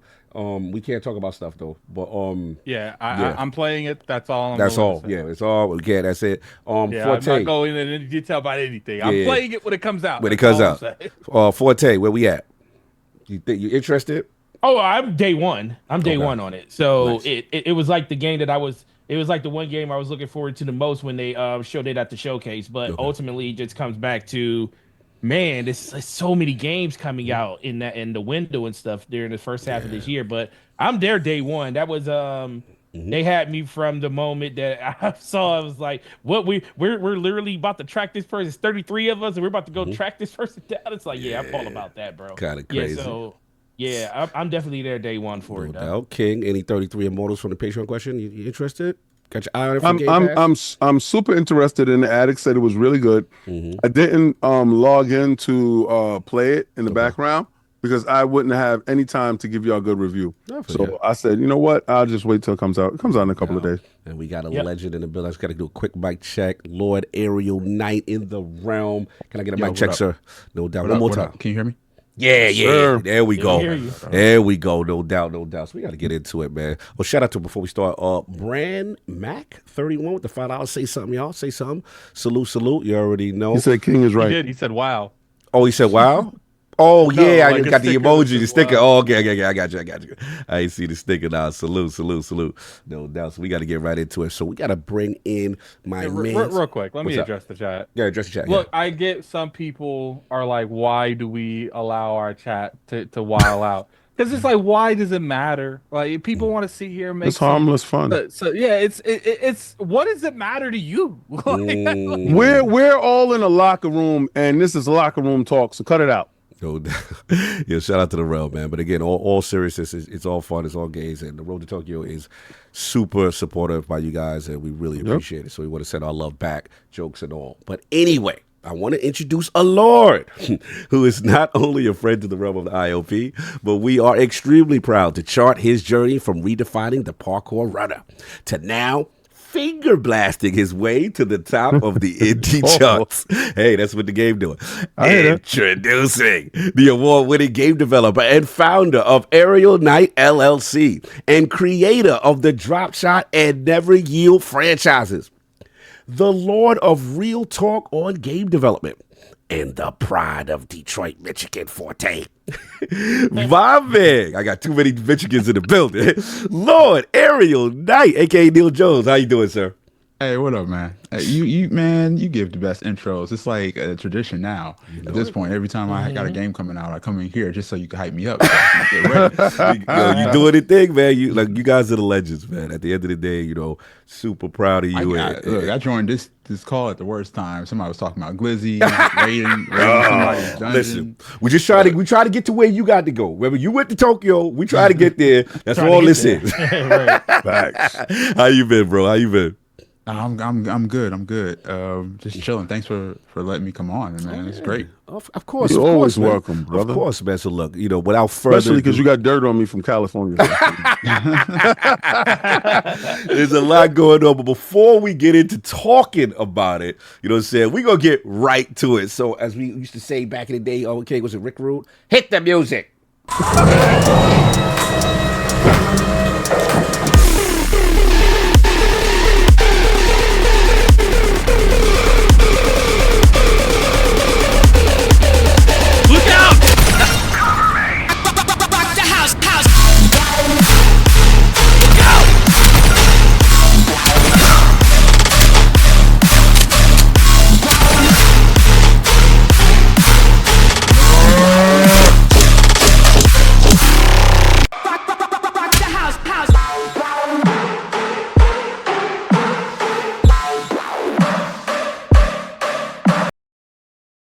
Switching back. We got a new game. What's going on? I've seen people dropping from the sky, finger blasting cows. What's going on? What is Dropshot, sir? Dropshot. Man, I ain't got a pitch for it, really. Like, it's so new. We weren't even working on it for like 3 months, really. But basically, we want to do like really a stylized shooter type of thing. Okay. Anybody who knows me knows that I don't like doing like the normal basic type of stuff. That's right. If I'm going to do something, it's going to be weird. It's going to be different. It's going to be in the format of a video game. It's something that you can't do in real life.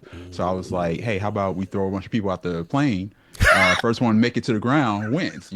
So we just kind of took that idea and just rolled with it. It was like, how can we make this a cool game? Oh man, I I gotta blast pause. the homies. Yeah. I gotta mute because the super chat stuff is going out. It's muted now. I'm sorry. Continue. But so I wanted to say, you beat Epic to the punch. Every time I jump out of the bus in Fortnite, all 100 of us, I say, how come I can't shoot my guns at the people as we go down? I said, it would be super dope that we can battle on our way down. When Cog put this in the chat, I said, great minds think alike, and my brother's ahead of the curve. He's moving. And the fact of the matter is this. Immediately, you get that connection because you could remember you said you ain't have a pitch for it, right? Well, here's the pitch. You ever jumped out of the bus in Fortnite and didn't have nothing to do but fall to the ground? Well, in Dropshot, you can fight your way to the floor to be the champion. And that right there within itself, you turn something that they had as a throwaway just to get to a location to loot into a whole game. But let's get to it. Let's read the description because I like the description. It's very, very, very interesting to me. So AerialKnightsDropshot is a chaotic freefall where players and enemies drop from the sky racing for only one parachute. Shoot, dodge, and finger blast your way through enemies because only one will make it. So now, again, just clarify, you've got, it says survive the fall, race against 4 other players. So we're 5 players, sir? We're 5 players or 4 players? What are we, sir? Oh, no, it's, you mean characters. Characters, so okay. It's still solo. Solo, okay, gotcha. So, we'll see how things go. I definitely want to do multiplayer, but that costs a lot. I want this to come out, soon. I feel that. So we start. Once you put an idea like this out there, it's a countdown until people Copycats. Great, Yes. But it would be real simple for them to be like, hey, let's put that in our game. So Fair enough. TM, do it, Natsuya. No. See, like that's a good conversation of why Pokemon Ball.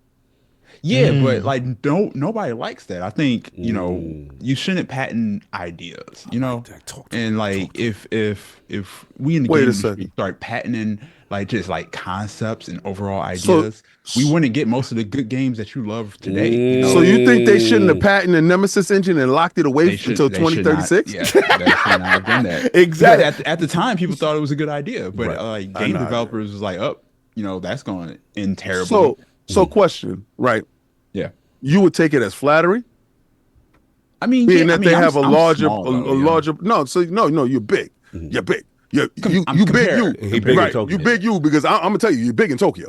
He's big in Tokyo. I saw the pictures with Shu. I was definitely. He was out there finger blasting. I'm like, his he's out in Tokyo doing his thing. I ain't playing. But regardless to what I'm saying is, any top-notch lawyer would take that, regardless to whatever the size of the company is, because you do have an intellectual property. You were the first to that. This is the most unique game that I've seen. And coming from you, a brother that I know, I'm like, damn, I know this genius. Right? It's like, because he saw something in his head and made it. And I tell people, instead of talking about games that, I don't like what this game does, I don't like this, and I don't like that. Well, why don't you take your expertise and go make a game? Right? Because they'll figure out that it's really not that easy and it's very hard. But to come up with a unique idea in a space that nobody has, that's in a crowded space, I believe that your game is going to stand out a whole lot more than anybody else's game. And I believe that you're going to corner the market on that, and that's a large franchise for you. I really can't wait to see this thing take off. Hey, man, I appreciate you, man. Yeah, but that's one of the reasons I'm out here just trying to let people know about it. So a little bit early, so that taking people to court is one thing, and that's messy and all that stuff. But if the people know about it, then the people will back you when somebody tries to come and get inspiration. Like, too much inspiration sometimes is an issue. I draw inspiration from a lot of people, so that's why I'm real. I feel you. Hey, Try to play fair. As much Fair as enough. So fair enough. I want to continue. Makes sense. Shout out, not gonna lie. He said, "Who played the game?" None of us played it just yet. Because No. again, we're debuting. We debuted this week, right? This was like the week of the We debut. just announced it. We just announced it, so that's what's going on. Not gonna lie. And shout out to Bruno Rainbow. He's like, "This look fun." I'm putting the wish list joint on there to go check it out. All right, so I just want to go through some of the key features, if you don't mind. Yeah. All right, so again, we got survive the fall, race against 4 other characters to reach the ground first, stay alive. Limited ammo, start with only X amount of bullets, use them wisely to eliminate threats and protect yourself. Slipstream speed, use your enemy's slipstreams to gain speed, but they could do the same to you. Quick rounds, each round lasts 45 to 60 seconds. Fast-paced action that never gives up. Dynamic visuals, which we have seen. Intense soundtrack, which we have heard. So yeah, again, so talk about, I just want to get the concept again a little bit more in depth of all these different factors of it. And then the learnings that you did from, Never Yield to We Never Yield to now Dropshot. Yeah, so like you said, the concept's pretty simple, but it's a little bit different. And I'm trying my best to kind of be different in this space, as a lot of developers are. And it's based off the support of the community. So we're moving through this game real quick. So we're hopefully getting it out this year with the support of people. We started up a Patreon so people can directly support the game. We post updates and small little previews so that people can actually play it and give us feedback. So this is being made directly by gamers as well as just me and the 2 people on my team.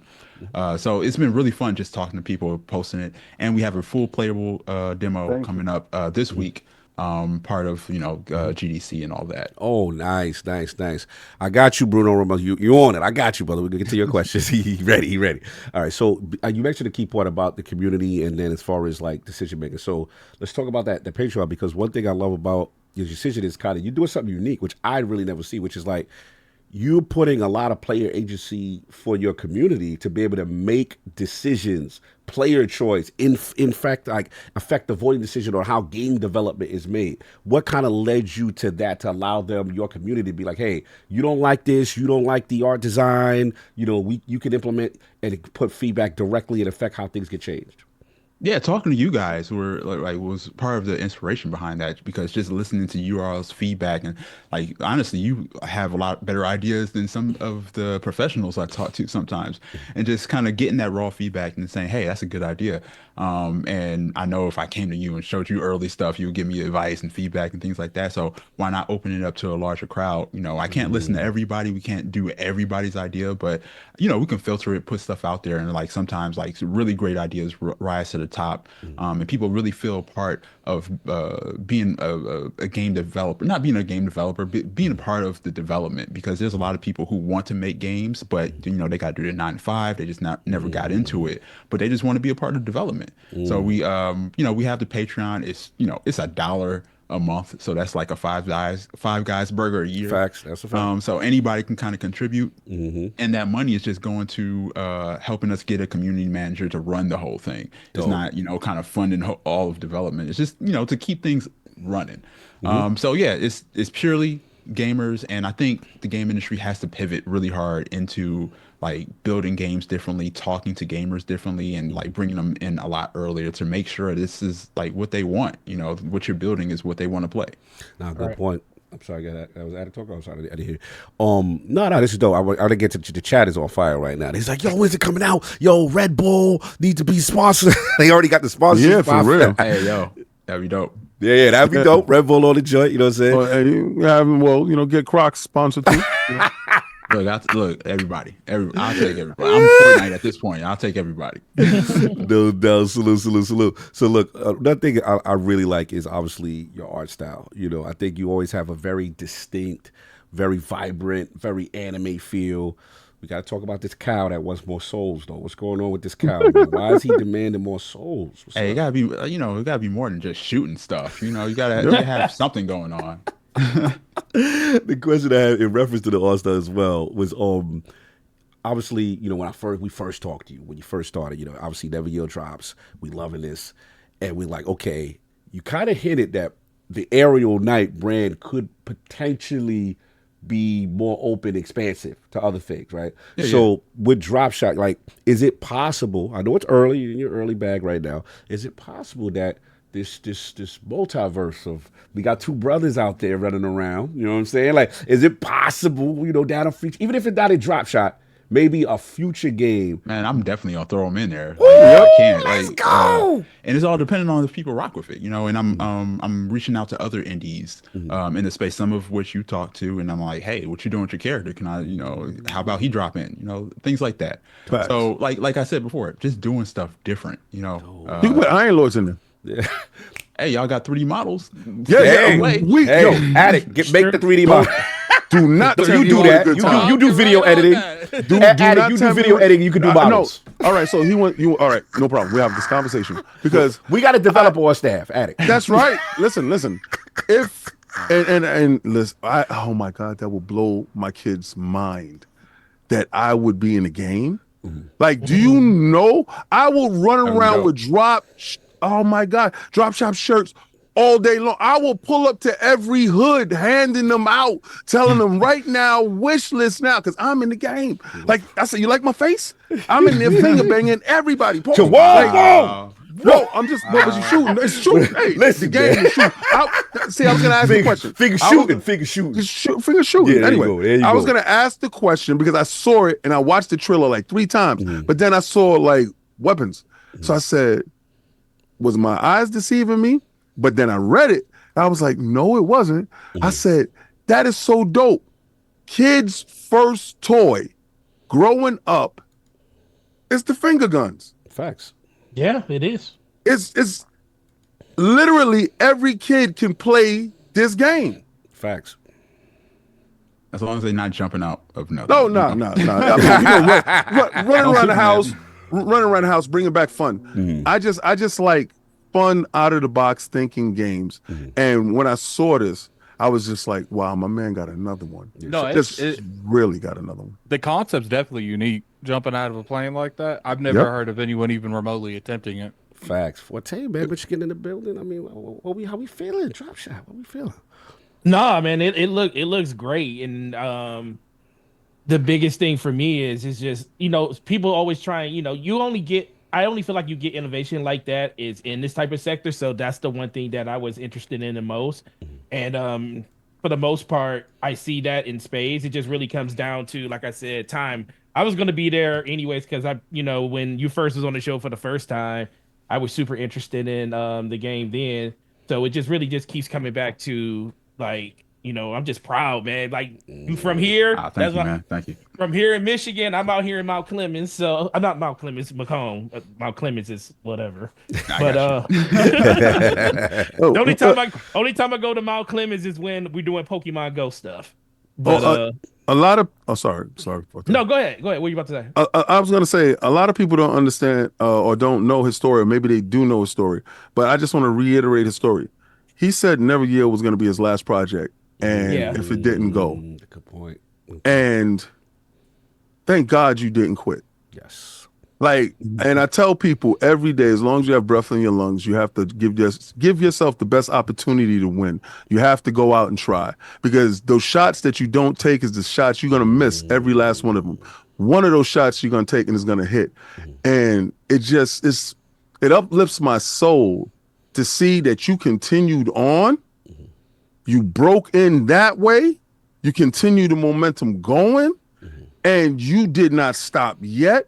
And you have no plans on stopping.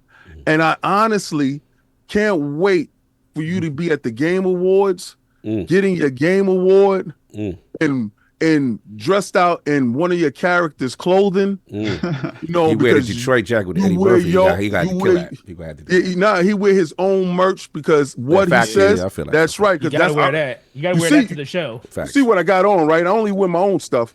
Unless Xbox gives it to me. He said, "Who cares about all the others? Who cares about anybody else that gives me something? If Xbox ain't gave it to me, it ain't Hilarious. touching my body." PlayStation is not pulling up to give me anything. But you never Might know. give you that PS6. You never Listen, you never know me being inside that game. They might look at the boy different. No, I feel that. Oh, that's dope, man.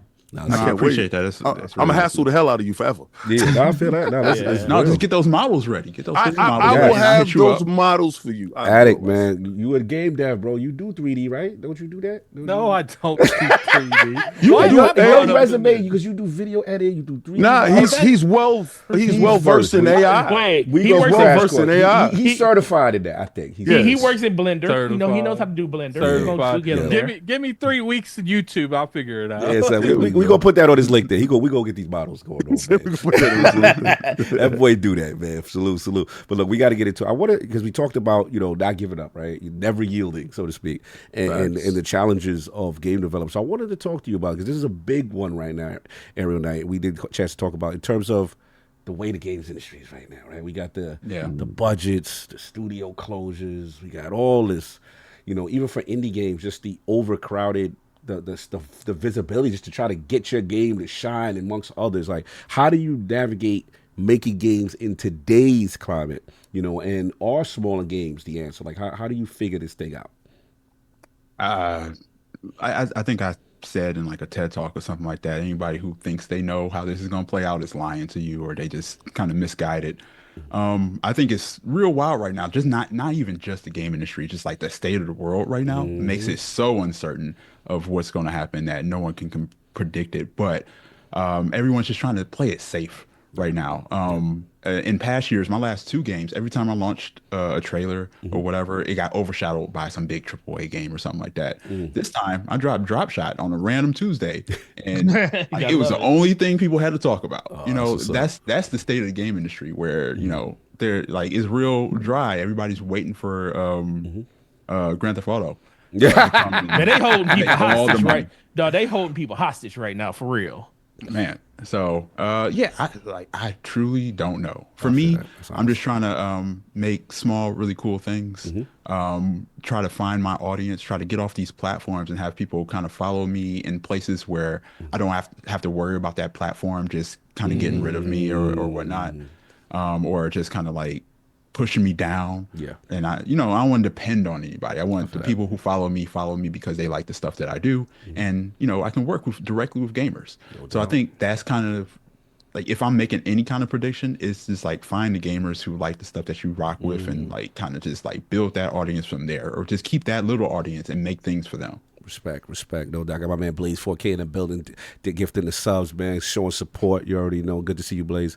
I wanted to talk about, obviously, I get you early. You just announced. I get it. But we got to be selfish. We got to be selfish. So I noticed on the storefront, I see the Steam. I see Epic. Oh, you looking for a release date? Yeah, I'm not looking for a release date. I ain't go there. But the Realm did ask. Yeah. What's up? Us lowly console guys. I mean, we want to drop shot. We want to. Hey, that's what I'm going to GDC for. We're gonna see what happens. If you want it on console, all you got to do is go to that trailer, leave some comments, send it to like the Xbox page, tag Xbox, and be like, "Yo, Xbox is dope," or whatever. Okay. Maybe they cut me a deal. Okay. Maybe it's coming to real soon. All right. So I'm trying my best. All right. I want you to get that Game Pass back. So basically, I got to go right now. You know what I'm saying? The Ariel Knight YouTube. What I got to do? Because is it wish listed Steam not helping? Like what if the wish console? list on Steam. Okay. That's the best way to help. That's the best thing to help. Okay, Yep, so wish list on Steam. We did that. Just share the trailer. That's it. Share the trailer, and then we got what we got to do. We got to at Xbox, at PlayStation. We got to at them. Okay. Everybody who you want to see the platform on. And then Or so the you're game going on to the be platform, at yeah. GDC. Educated. So GDC is a good way for developers. Let's say if I'm trying to get in the game, and I got a game coming out. Like, is that a good way to express and show my game to other? Like, what's the benefits of a GDC? So GDC is mostly game developers conference. So it's not for gamers. Like we met up at Summer Game Fest, and that was more of media, and, influencers and stuff like that. That was for y'all. That wasn't for developers. Developers. He said, "I don't want to see you behind it." That's you how a E3 fan? became what E3 was, because we started letting everybody in. I'm gonna be in GDC with a Dropshot shirt saying, "Support us, put me in the game." Continue. Educate us, Ariel Knight. If you media and stuff like that, if you're going to do interviews, cool. It's not. GDC is just kind of for deal making to meet up with other developers to see the hardware, the state of industry, stuff like that. Nice. Right. No, this Do not go there looking to play any games. It's about willing and dealing. So go there with your money making face on. This is really important. I'm glad you said that because it helped educate people the importance of DTC, especially for developers. You got to get them out. Now, I do want to change the tone a little bit. My presence on social media has been a little less over the past probably a year or so. But one thing that I found that really saddened me was that we lost our brother, Dynamite Samuel. And, last year, so rest in peace to him, and obviously to his family. And this is a man, for those who don't know, the Remnant doesn't know, obviously would never yield, especially never yield. Oh, my God, and we never yield. This is a man responsible for some of the most amazing music in your games, right? And you guys have collaborated together. Oh, yeah, exactly, all of it. So, I did notice in the Dropshot trailer, the main character has a Dynamite Samuel shirt. You know what I'm saying? And I see that as a tribute to your brother. So I wanted to know, like, how have you been navigating this, brother? How difficult has it been on this loss on your team? Terrible, awful. I don't, it's very hard for me to talk about him without, the crying and all that stuff. But, I will say anybody out there who, you got something you're chasing, like games and things like that. Dan started the Aerial Knight thing with me. I wouldn't have done it if it wasn't for him. The first game, he made all the music pretty much for free, just because he thought it was cool and he wanted people to listen to his music. And before he died, we did a launch party for We Never Yield.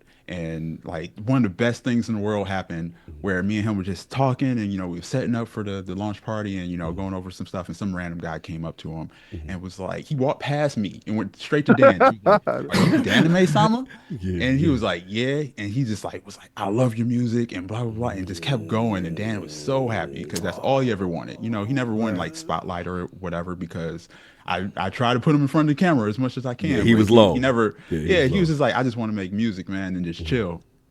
But that was like kind of like the best thing that ever kind of really happened was somebody coming up to him and saying, I love your music, I listen to it, and I'm from out of town and all that stuff, and just kind of recognizing them. Talking to his mom and all that stuff, and she has a lot of those recordings of him doing interviews, all that to say, if he didn't do that, it would have hurt a lot more. It makes me feel better, the fact that he got to kind of live his dream and like he just wanted to make games with his friends like me, and that's what we got to do. So dope. That's dope, man. Rest in peace to Dynamite Samuel. I'm sorry. So yeah, it was a lot, but we got his music, and there's no replacing him. There's no replacing him. I want to shout him out, man, because again, the thing that I love about him is obviously he was very understated, very cool. Like, he was just, his music is a vibe. It really, I remember when you debuted on ILP.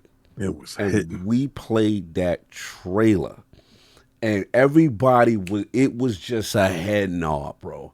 People were like, yo, I don't care what's going on, but right now that is a vibe. You know what I'm saying? And to see, you continue on and continue on his legacy and continue that spirit is super dope, man. And what I did is, because again, I felt so bad that I've really been low on social media. And I'm like, I had no idea this happened. So I did put in the chat for those who want to contribute to Dynamite Samuel's mom, to GoFundMe, remembering again, this is Daniel Wilkins. If you like the music from We Never Yield, which is super dope. Matter of fact, I still got my 12-inch over here. We still repping the Anime Sama over here. Just so you know, we still repping. We got the 12, we got the vinyl, we got all that. Some of the best music in the game. Facts, Steelio Facts. He was feeling the music in that game. That's the Anime Sama. Exact support, man, for real. But I had to say that, man. I wanted to give him his I appreciate you. And just to kind of like add to that, one of the things Dan always talked about was knowing the developers. And the only reason, this is a loss and hurts so much is because, one of my big things is anybody who helps me out the game, I'm going to put them out there. I'm going to say their names. I'm not going to act like I did the whole thing by myself. Facts. Other developers do that, you see giant brands and you see one face, but there's so many people who work on it. But, to honor Dan, if you want to do anything, go learn a developer's name who made your favorite thing, because, that's the biggest thing that you can do is like learn who these people are who make the things that you love. Fact. It's funny you said that because as a result, like I remember, one of the games, King, that I always, obviously Streets of Rage, we're Sega kids, so we used to, like go out, and support and stuff like that. I remember when Streets of Rage 4 was coming out. And I was like, damn, this music is a vibe. And I was trying to figure, like, who is this person? And I believe it's Olivier Derivier. And I found out who he was. And I was like, yo, this cat, I like this cat. You know what I'm saying? You was always been a music guy. Like, he would always find who did the music. He will listen to music in the gym and stuff like that. Me personally, I've been like a storyline guy or a character guy. And I never thought in a million years that I would meet David Jaffe. And I am the biggest fan of David Jaffe. I think David Jaffe is a unmitigated genius. I honestly believe that if it wasn't for him, we wouldn't know who PlayStation is. And the moment that he decides to jump back in the foray of the situation, I will 100% support him. But I've learned that because of the realm, because of actually us taking an active hand inside the industry to our extent, we have met some of the most incredible people. Facts. And me and you talked for hours in California. And it was like we was friends forever. Like, quite literally, we were just standing there talking for hours, just random.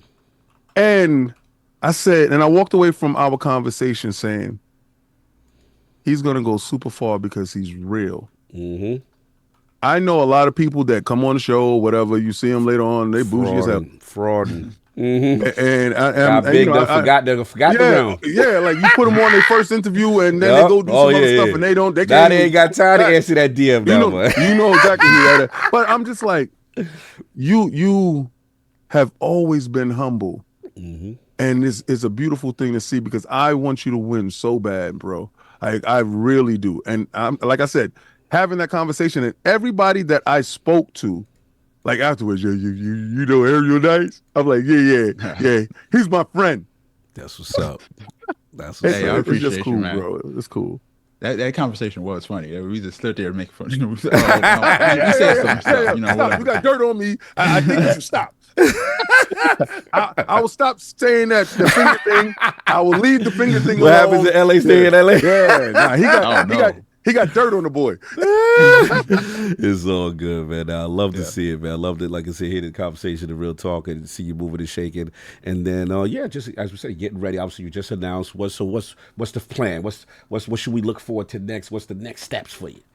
So we're gonna go to GDC, try to get us some money. Make some spend deals. a couple months like just pumping out these levels. Okay. Putting it up on a Patreon, getting feedback, and then hopefully it comes out real soon. Oh, nice. All right, cool. So we come talking about soon, man. Salute, man. So again, for those who want to know, Dropshot, we got coming out right now, and then obviously the announcement is coming out right now. But I'm just putting again the Steam link, Epic Game Store. I'm also going to put your actual page, Ariel. What engine you using? Unity. Unity. I always use Unity. Yes. Unity. Yes, sir. Unity. Together. That's what you know. That's right. Exactly. No doubt. We need that. Bro, you ain't missing a beat. No doubt. Distinct art style and all that. So go in there, go support our brother Ariel Knight. Have you guys ever jumped into Unity? I have never. Just gave it a try. Because I always tell gamers, like if you want to, if you want to talk your stuff about developers, open up Unity, make a box move, and then it changes your whole perspective on the whole thing. See, what it is I know my limitations.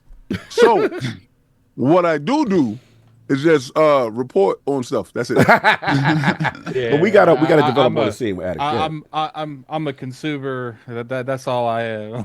I just gotta get him these 3D renders. That's all I gotta do. 410. We jumping in Unity, man. What we doing? You muted for the. No, I refuse. No, you not gonna come on, man. Listen, just to make models in Blender was enough for me. Make the Detroit Lions logo move. Go ahead, come on. Well, OpenAI can't help me. Oh wait, I can make the Detroit Lions logo move. I mean, that's a lot easier than going into Unity. I respect it, no doubt. Salute the legendary Lord Ariel Knight. Final question I got for you. You already know. The final question I got for you that we always do. It's a tradition. You know what I'm saying? Was that top 5 games of franchises of all time, that Go Talk. Now, things have changed since last time. You did add Persona 5 last time to your list. You still No More Heroes. Yep. Last of Us. Yep. Inside. Deathloop. Has anything changed? Has anything new? No, that sounds about right. We sound about right. Yeah, I'm good. Okay. Last of Us as a franchise, right? Yeah. No, Last of Us 1. Oh, Me and you talk. It's not about a better thing, though. It's not about a better. What is it about? What is it about? Me and him have a conversation in California. Okay. It's going just this like year? when you recommending like games to people who don't really play games. I say Last of Us 1. I don't say Last of Us 2. Just because it's a lot, you know. It's just a lot. Look at Blaze, Marvin. Look, it's a PlayStation game. He's like, yeah, good. I'm sorry, Kevin Forte. No, I do have a question about that because I always wonder when people give their top fives, and since this is your second through, your time through, what would it take for a game to crack that top five for you? Just something different. You know, like a lot of those games that are on my list are, you know, Persona. That was my first time experiencing that whole thing, you know. Wow. Last of Us was like the first game I played where I was like, this should be an Oscar nominee, you know. Yep. No More was on one. Yeah, No More Heroes was the first time I played anything that crazy on a Nintendo platform. You know? So a lot of those was just like innovative in different ways, and a lot of times it was just like my first experience with that type of thing. So other people's would probably be better, but you know, this is just me personally. No doubt. Yo, this is dope for you. Yeah, and yeah, what I noticed that your game making mirrors your video game choice sensibilities. Because Because drawing that No More Heroes a lot. Yes. But what I'm talking about is when somebody picks a Never Yield or a Dropshot, it's because that's the first in that genre for them. And it's going to be like, it was the first game that I played that was parkour mixed with action, mixed with rap and hip hop. The soundtrack was banging. And it was the most incredible side runner that I've ever played. And I've never seen anything like that. And then they said, well, did you find his new game? What? Oh, yo, Dropshot is crazy.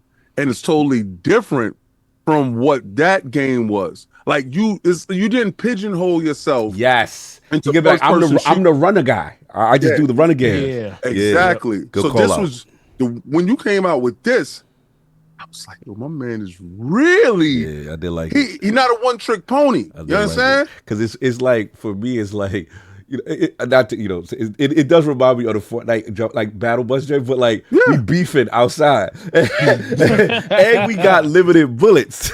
So Yo, like, yeah. No, because I had a thought like in my head, like he could have like an action scene, and so I got to join your Patreon so I could give some stuff. Facts, yeah, we give out I got suggestions. because I'm giving too much. You Patreon dudes, don't grab my stuff right now. I'm gonna join your Patreon and I'm gonna have my own stuff in there. But they gotta have a fight on the bus and they just bust out the back. Boom! They be like, yo, grab the gun, son. I see what you say. Get the strap. Get the strap. The game. Yeah. No, that's dope. That's That's dope. Get the strap. The game. And Dropshot happens to be really diverse. It's my first time making white characters in my games. Blessings. Look at that. We got some representation. Blessings, because We got some representation. Check DI in the game. yeah, because check it out. You was gonna have one anyway because the Lord is gonna be there and Attic is dead. So let me ask you this. And we're gonna have two different addicts. We're gonna have tracksuit addict and we're gonna have boba addict. Yo, man. I want tracksuit addict in Dropshot. Yeah, put him up boy in the tracksuit, son. That'd be lit. Oh, And I like what that. we won't have is King David Glizzy edition. Yeah, we can have him we're throw not gonna- glizzies we at. ain't got- You can have King as a we can throw glizzies at in the air. Can we put that? I'm in the- surprised. Can you I'm be surprised there? you. Just put a I'm glizzy surprised- shirt on him. Yo, I'm surprised. put Cog in Crocs, all right, and have him jump down with a shake weight in his hand. No, Croc, yeah, I got you. Cog doesn't. He wears Crocs, and his finger motion is he pulls off the Crocs and shoots Crocs at Hey, yo. See, I already got it though. Instead of a plane, it's gonna be a closet, and all of you guys, he's gonna jump out of it. Hey, yo. See, I used to like you. All right, now we gotta stop him. We gotta Now, listen. I really listen, like now I got a finger bang. yo. No, See, hey, for the what you do is you do it the way Bleach does in the anime, where they have like this old school Japan door that opens out of nowhere. That's it. I think that's the one. So real quick. This is So dope. limited bullets, jump out the plane. All right. So you get it's everyone whoever how you survive. That's my question. Like, because it's the one person that survives the fall. Because you got to kill everybody before everybody falls or everybody dies. Yeah. You pretty much got to kill everybody before everybody dies. There's a parachute that everybody's jumping after. But a lot of the levels that we design, it's not even people in there. We got dragons. We got all types of stuff. So we're gonna see. Okay. So You know, it would be funny if like you had multiple, like there was ways to get another parachute, and then like it's like a final fight between one-on-one where you have to shoot each other out of the parachute. We need. Oh, we got to join the Patreon because we got to join the Patreon. Yeah, we got a battle. I want a battle, a real one-on-one for that last. Like, say if it's the last two, like a sudden death. Wait, at the end of that Splinter Cell at the end, bro, you got to add that little mechanic to it. That'd be crazy to really have a one-on-one battle. You got to get proximity chat. Like if you can grab them in the air and be like, "Yo, we got to get the budget for the multiplayer." We working on this. We got to get that budget. We gonna get the budget for the multiplayer, but this got to be multiplayer. I agree. Yeah, this would have to be multiplayer. I'm with that. I got to join that Patreon. Yeah, we got to join the Patreon. We gonna get suggestions, man. We gonna put that in there. They're gonna be like, "Yo, ban him. Don't take his money." So we gonna put the Patreon in their realm if you guys want to support.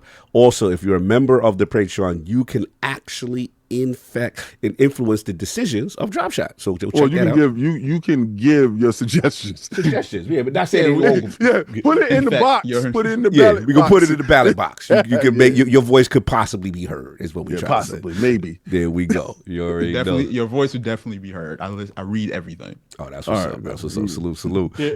I was thinking you guys want this tracksuit addict thing, you know? Maybe we'll put that in the go for the next physical thing where I have to wear a tracksuit while I do that. And then I got to send you one of my chains because you got to have a chain. You got to have a chain if you got a tracksuit. At this point, now we might have to give him a do-rag.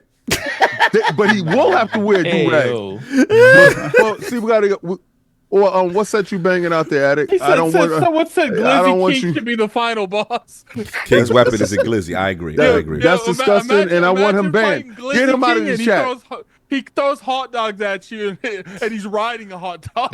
Don't encourage that madness. Nobody's riding hot dogs out here. Anyway, we're going to play the joint one more time. Again, Dropshot just announced during the GDC. We got plans. We're going to talk about it. But again, my man, Aerial Knight, one more time for him. Look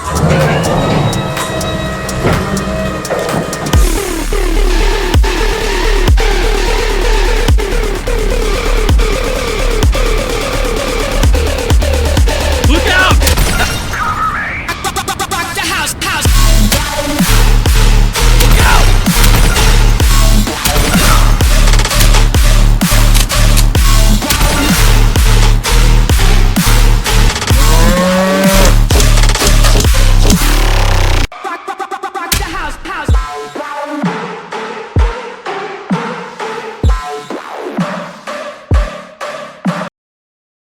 Over. They turn to dust. Yeah, I like the cast. What's old? That's my fault. Dropshot, y'all go check that out. Go wish list. Go support our brother Aerial Knight, and you gonna hang out. Put it in the chat. Oh, nice. Appreciate it. Aerial Knight, you hanging out for a little bit, right? Yeah, I'm around. All right, no doubt. So we're gonna do that. Now, do not join the Glizzy parade with these dudes. None of that stuff, bro. All right, we're gonna play some super chats. We got some topics to get into. Let's catch up with the super chats first, and then we're gonna get this thing moving. Salute. Oh, shout out to Pause. That was wild nasty. That was funny. What did I do? I didn't say that. Nah, not you. Oh, okay. That was a super chat that came through. Said somebody come raid his dungeon. That's crazy. Shout out to King Davis Glizzy member for 11 months. I just want to shout out. It's it is? Oh, I can't even hear. Oh, it's messing up. I can't hear it now. Nah, just sit back, relax. All right, it's messed up. I don't No, need he you can't. saying- If he can't hear it, that means they can't hear it. Oh, for real? Yeah, so we have to go to old school now. All right, Oh yeah, you can read that stuff. Yeah, they nasty. You sure you can't hear that? Nah, I had muted it and unmuted it, but you know how it do. It be all finicky sometimes. You know how it Folded hands, dark skin tone. So we That's gonna crazy. go because I muted it and paused it right now. So we see what's all right. So we got. We go back a second. We got Brand Mac. We got Sith Lord Vintage, 2 super chats. Sister Leveling. Hey, stat bro. Oh, okay. I see what you're saying. Raid my dungeon. He's wilding. Did you hear any of the beginning ones? Nope. Well, I heard the beginning ones, but I just didn't hear anything right now. What changed? I don't know. I think because I switched over and OBS don't like it for some stupid reason.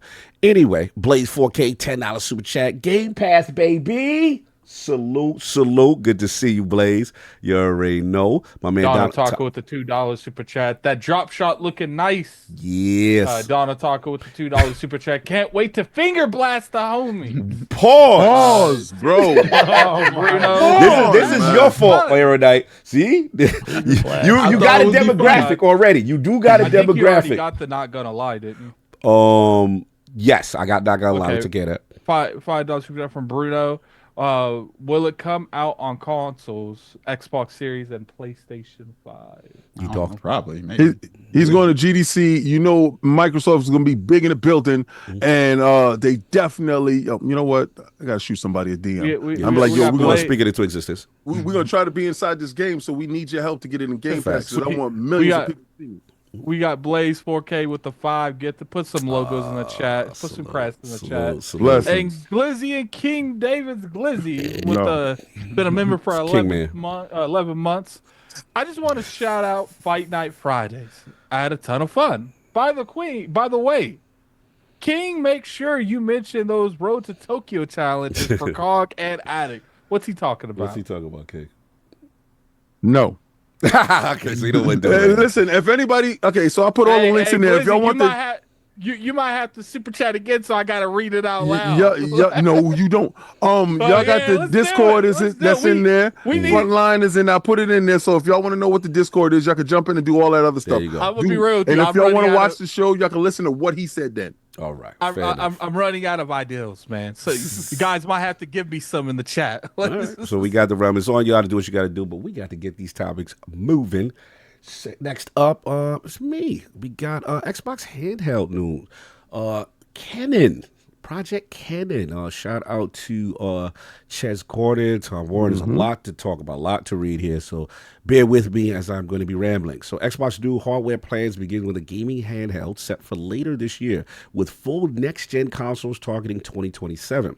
So Microsoft's first full foray into PC gaming handhelds begins with a partner device set to launch later this year with its own Series X and S successors. It seems that Jez has learned as far as what is going on as far as some of their plans. Microsoft is working with a PC OEM, he says, so think Asus, Lenovo, that kind of thing, on an Xbox branded gaming handheld, surprisingly slated for later in 2025 if plans are met. Codenamed Kennan, this gaming handheld will look unmistakably Xbox, we're told, complete with an official Xbox guide button and Xbox design sensibilities.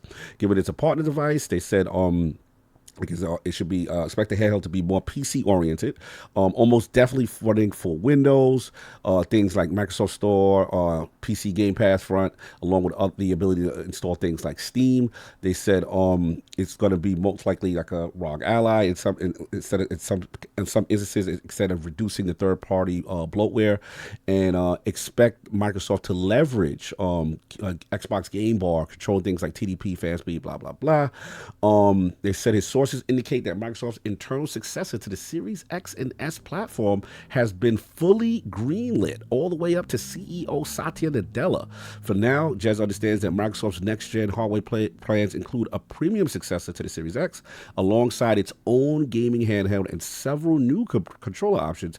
Tentatively, these new console devices are slated for 2027, and then he goes on to talk about announcements that Sarah Bond made, Phil made, and then those are assumptions that they are slated to release in 2027. Because nothing is final, and that's just their estimatations of what situation. They said they're slated, sir. You seem very sensitive about that. We're gonna move on. I do. We're gonna move on. Updated to Verge's. You know I got to mess with you. I'm starting all type of trouble today. Yeah, the Verge's Tom Warren shared his own report. His sources revealed that the Xbox handheld manufacturer is indeed Asus. The device will run on Windows, but will feature. Okay. I got it. I got to call this out. I got to call this out. I got to call it out. I got to do it. I got to do it. Nobody said the developer until I released that information on Xbox Frontline News the day before, because I got sick and tired of people lying. And I said Asus is going to be the first one out the door. I didn't tell you who the other two were, but then I released who the other one was, and I didn't say the last one. The next one was MSI. Okay. But I said Asus. Then I watched, and I said, watch this. it's been revealed that Asus is going to be the releaser of the first console coming out with the Xbox stuff. Now, listen, Tom, I don't know. Maybe somebody told you that would be that, and maybe we have the same connects. But I just find it kind of weird, and I'm not holding you to any standard because information is free. That it did come out after my video. My documentation of my video is at a certain time. And said tweet came out hours later. Are we implying that there's no way people can have? I'm just saying that you are the sole controller of all the sources. I'm just saying sometimes people don't want to give me credit. Give you credit there. Okay, that's where we that's go. all. Okay, so you got to put that out there. Okay, just source the God. Okay, source the God. Source the God. Okay, I got you. Source the God. That's all. So yeah, as I was saying, Tom Warren shared his report. I'm sensitive with this. I know it's an issue. The device will run on Windows with a featured interface very reminiscent of Xbox consoles. This was reportedly part of a larger project codenamed Project Bayside to unify Xbox and Windows under a unified Xbox user interface, regardless of the device being used. Tom Warren also wrote that Microsoft is working to ensure a single store for games and an easier way for game developers to create titles for handhelds, console-like hardware, and PCs. And Jez pretty much corroborated the new joint. Now, this is for probably Forte. I don't know how deep you go aside with the chipset stuff, but Jez wrote another article to corroborate that Asus is indeed the chosen manufacturer and offer an estimate on the likely pricing between $500 and $600. This could hit that the hardware could be using AMD Z2 Go chipset, previously seen on the Legion Lenovo Go S. The Z2 chipset is slightly slower than the Z1 Extreme. I believe the Z1 Extreme is in the ROG Ally right now, and quite a bit slower than its larger sibling, the Z2 Extreme. However, it's still more powerful than the APU currently available in Valve's Steam Deck. The Xbox handheld would therefore sit somewhere in the middle when it comes to performance, although, again, this information is not at all assured. So this is the big one that dropped this week. I'm going to go first. Because I can tell how this topic gonna be. So I will go first, and I just want to say, as Lord 2% of the 2% Nation, I want to get, I'm a 2%er. I'm a 2 because we got Lord 98% over there. Yeah, I'm a 98%. I don't get it right all the time, but me and my 2% every once in a while we come through. So I'm a member of the 2%, the Nation of the Gods, and the Xbox Earths with 2%. And I did say that when we talked about last year, peace God, let me build. Peace God. Appreciate you, God. You know what I'm saying? Knowledge God. Cypher boom. What's today's math? What's today's mathematics, God? Today's math is understanding, man. We're gonna break this down. You know what I'm saying? Right. Knowledge, wisdom, understanding. I got you. Go ahead. So look, I did say, when we talked about plans, and initially I was, say, hey, 2026 look like maybe that's when they do their next gen plans.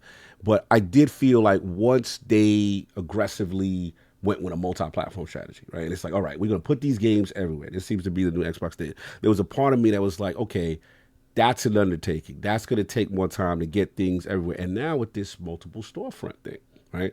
You're talking about flirting and putting Steam, OS on your device. You're talking about putting Epic Game Store on your device. So you're now a third-party publisher that has a console that's going to kind of synergize in a PC kind of space. And to me, that needs a little bit more time. Now, with the old strategy, when it was just Game Pass and there was a part of me that was like, okay, I can see it. You want to jump out ahead kind of thing.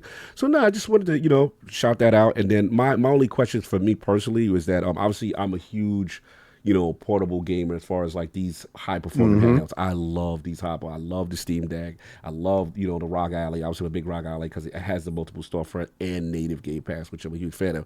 I am curious about what chipset there is. I'm also curious in a sense that this allows them to kind of say, hey, canary in the coal mine, you go out there. That's right. We'll support. Let's see if your head get bust. Let's see how it do. We'll take the data on what they like and what they don't like, right? Mickey 17. Hey, and then see, what's going on. So it's just interesting. I really like this topic. I just wanted to bring this to the realm. You know what I'm saying? Let's open up. Now, King, you get to go first. Because clearly, you know what I'm saying, this was I appreciate a you. hot button topic that you want to talk about. Usually they put me last. I know, and I'm not going to do that to you. I know. I'm Barry Bonds of this. I back clean up, Right. and I'm on steroids. Right. Anyway, But Jesus. go ahead, Mr. 98. Allegedly. How do you feel about all this? I've never been busted. But my head size gets bigger. Pause. Oh man, That was wild. It's my head. That was Pause. wild. Continue. Anyway, so the fact of the matter is this: the way that I saw things, and I told people that the Xbox handheld was coming out no later than 2026. The Xbox hardware is coming out no later than 2026. Now, I don't care how you want to mince it. I don't care what verbiage you want to use. I don't care how you want to slice it. If Xbox licenses their name, their brand to a company, that's an Xbox device. So when that device comes out, my 98% is intact. If it comes out in 2026, sir. Oh, it definitely will. Okay. But You said 2026. what I was thinking is, I was looking at the price point, right? And I've noticed that the Lenovo Go S is at a cheaper price point to stay in line with the Steam Deck. The ROG Ally is a premium console, right? And it docks to your television. It has superior tech inside the box, and it retails from upwards to $700 to $800. And a lot of times that is foreboding to a lot of people when they go to purchase. It really is not going to shake it. That's not an impulse buy. That's really a planned buy type of thing. So the fact that all the handhelds, the powerful handhelds, sold 6 million in the last 3 years combined, shows you that the market for a niche item like that is small. Okay. So I believe Microsoft letting the other manufacturers go out first, see if their head get bust, see how this goes, get the data, reprint the stuff out, figure out what works, what don't work. I always thought that their handheld would come in at around $500. Okay. I always thought it would be less powerful than the MCI version, the next company's version that hasn't been announced, and the Asus version. But I said Asus has a problem here. Your ROG Ally already has Game Pass. And what information can you bring to the table other than saying that Xbox is an official sponsor and I got you. and that's down with this? I know, I'm elaborating. And I came up with two things. All right, what you got? The biggest flaw inside the ROG Ally Talk to him. is the PC Game Pass. The PC Game Pass and Windows 11, Windows 11, definitely. the user interface is trash. I'm gonna keep it a bean with you. I play on my Steam Deck, and I think my Steam Deck is superior when it comes to the user interface. It allows me to feel like I'm picking up a console and not a PC. Facts. Right? It gives me that safety net to, and then if I do want to explore, I could do so later with guardrails. Yes. The Ally doesn't have that. Facts. And I want to know, what would their approach be that will be different? And if you do introduce a device that is that far removed from your premium device, then you're undercutting your own business. So I believe that the Xbox hardware that is being made by the other companies will have native Game Pass. I think native Game Pass, console Game Pass, the console Game Pass that everybody has, that is a bigger problem, because a lot of people were saying that they wouldn't support it because it would be the PC Game Pass and they don't have certain titles. When you go to look on it, you don't have certain titles. The fact that they do stream anywhere with all of your own games actually helps out, and they do have more titles, but I think you need to have those devices that are made, branded Xbox, and like they got the seal of approval have quick resume, have the ability to, and I think the Xbox brand one will have the ability to put your SSD inside the back, so you can just take your data, transfer it in. That's an Xbox Anywhere. That keeps everything on the go, and that makes it really an Xbox handheld. So I think the Xbox handheld will use this. I think the Asus stuff and other manufacturers will use console Game Pass as well as whatever storefronts they can put on it other than that. But I think console Game Pass is the deciding factor with quick resume and stuff like that. Let me get let's get Ariel Knight in here, man. I don't know how he feels about handhelds and all the stuff that's going on. But now you hear about this Project Kennan and potentially Xbox using Asus first, kind of as a handheld this year, and then using those learnings and potentially in 2027 dropping their own handheld in addition to their own next gen console. What are your thoughts on this, sir? Yeah, I don't care. I don't. You're not enthused. Care. It's not. I literally feel no way about it. And I was like, oh, okay, cool. Okay. I'm gonna get it. I'm sorry. Yeah, no, that's it. I'm gonna get it. Oh, you gonna get it? Oh, you gonna get it? Oh, I thought you wasn't gonna get it. Like you don't even mess with him. Oh, okay, I got it. You just gonna get it. I do wish, when they make these handhelds and things like that, they just send them out to all the developers. I get sending it out to the media and stuff like that to get promotion for it. But a lot of developers don't make stuff for things they never used. Especially the indies. Right. The big publishers, they making side deals or whatever to kind of launch on those things. But like indies, we need the stuff to know how it works so that we can make it for the stuff. Facts. It's gonna be like 20,000 devices, handhelds, and stuff coming out in the upcoming years with Xbox moving towards everything's Xbox. So it's gonna be rough to try to make something for everything. Unless it's just kind of streamlined and they make it real smooth to kind of just make that one executable that plays on everything. And that's fine. But at the same time, like you should still send it to us. You make sure my man got that so he can mess around with the hardware stuff like that. I think they send it to everybody to get Game Pass back. I think you're gonna get one this year. Do they? I've never heard of somebody. Listen, they give you enough money, you should be able to buy one. That's my thought process. But then, that's taken from the bag, right? Yeah, facts. They do give out nice merch. I don't know, maybe. I ain't get a jacket. I remember that year. I ain't remember y'all got jackets. He said I ain't get a jacket. I ain't get one. Listen, and I ain't going to GDC next week. That part. I paid my own way. They didn't. Right, he said I ain't get no ticket there. They're not giving me a jacket at GDC either. We'll see. I'll feel it. So Forte, I don't know if Alex back. Like, I stepped away for a little bit, but Forte. So let's talk about handhelds. Project Kennan. We're talking about Asus this year stepping out. And then we're talking about potential 2027 hardware, maybe next gen with Xbox's own handheld. What are your thoughts on this, sir? Are you interested? What's your feelings? So, any reason for me not to carry my laptop around with me anymore is always a great thing.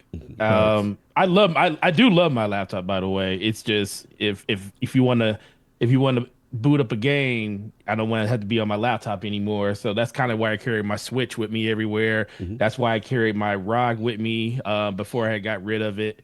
But I'm definitely interested in this one. I want them to solve the issue, like King just said, of the differences between the two versions of Game Pass, because I do think that's the biggest hurdle. Talking point. Yeah, that's their biggest hurdle right there, because it's not even that it's a small difference. It's a pretty huge difference between the two versions when it comes to the amount of games that are on there. But no, I'm there.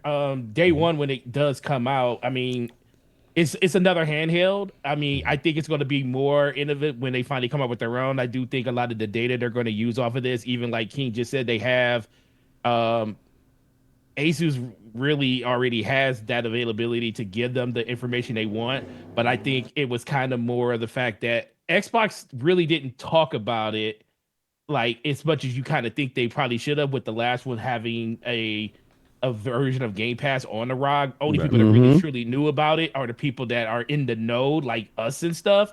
I think this is going to be their bigger push to like see what kind of mass adoption they can get with it, because I think that really is going to have something to say when they do come out with their own hand, because we know all this stuff is in R&D. Right now there's a handheld, but who knows what could happen in the future. I do think it's going to happen when it comes to their own handheld, but let's be for real. If this thing falls flat on its face, that handheld that they make it that you see coming in 2026, 2027 may not be a thing anymore because really plans may change. Yeah. Listen, just like Phil Spencer said something about VR. Xbox Scorpio will have VR. Yeah, we're still waiting for that VR. But we did get it though. We did get it in the MetaQuest. We did get it in MetaQuest. Yeah, exactly. So I think that's the biggest thing. So, the way that these trillion and billion-dollar companies operate is why do the work ourselves when we can like partner with somebody to like theory craft and we just give them the software and the ability to try to do that. And then if we put our name behind it, if it's going to be something that people want, then I'm not saying you're going to get mass adoption on it, but it's just going to really come down to like what type of adoption they get on it. But somebody else has something to kind of say about this. Yoshi's back. Yoshi's here. Oh God. I don't know what Xbox thinks they're doing here. They're trying to, mess with my money. Oh, that Switch 2. This that Switch 2? You feel it away? Switch 2 energy. It's only one handheld out here that's going to reign supreme. We're going to be having third-party support of the wazoo going forward. Who needs an overpriced handheld when you can have a handheld that has, FSR and all of these other features that I don't even know what they mean. Okay. But guess what? Xbox is gonna let you down, just like PlayStation let you down when it came to their handheld and not support it long term. Nintendo, on the other hand, doesn't have that problem. Matter of fact, Ariel Knight, I love you on this podcast. Come talk to me.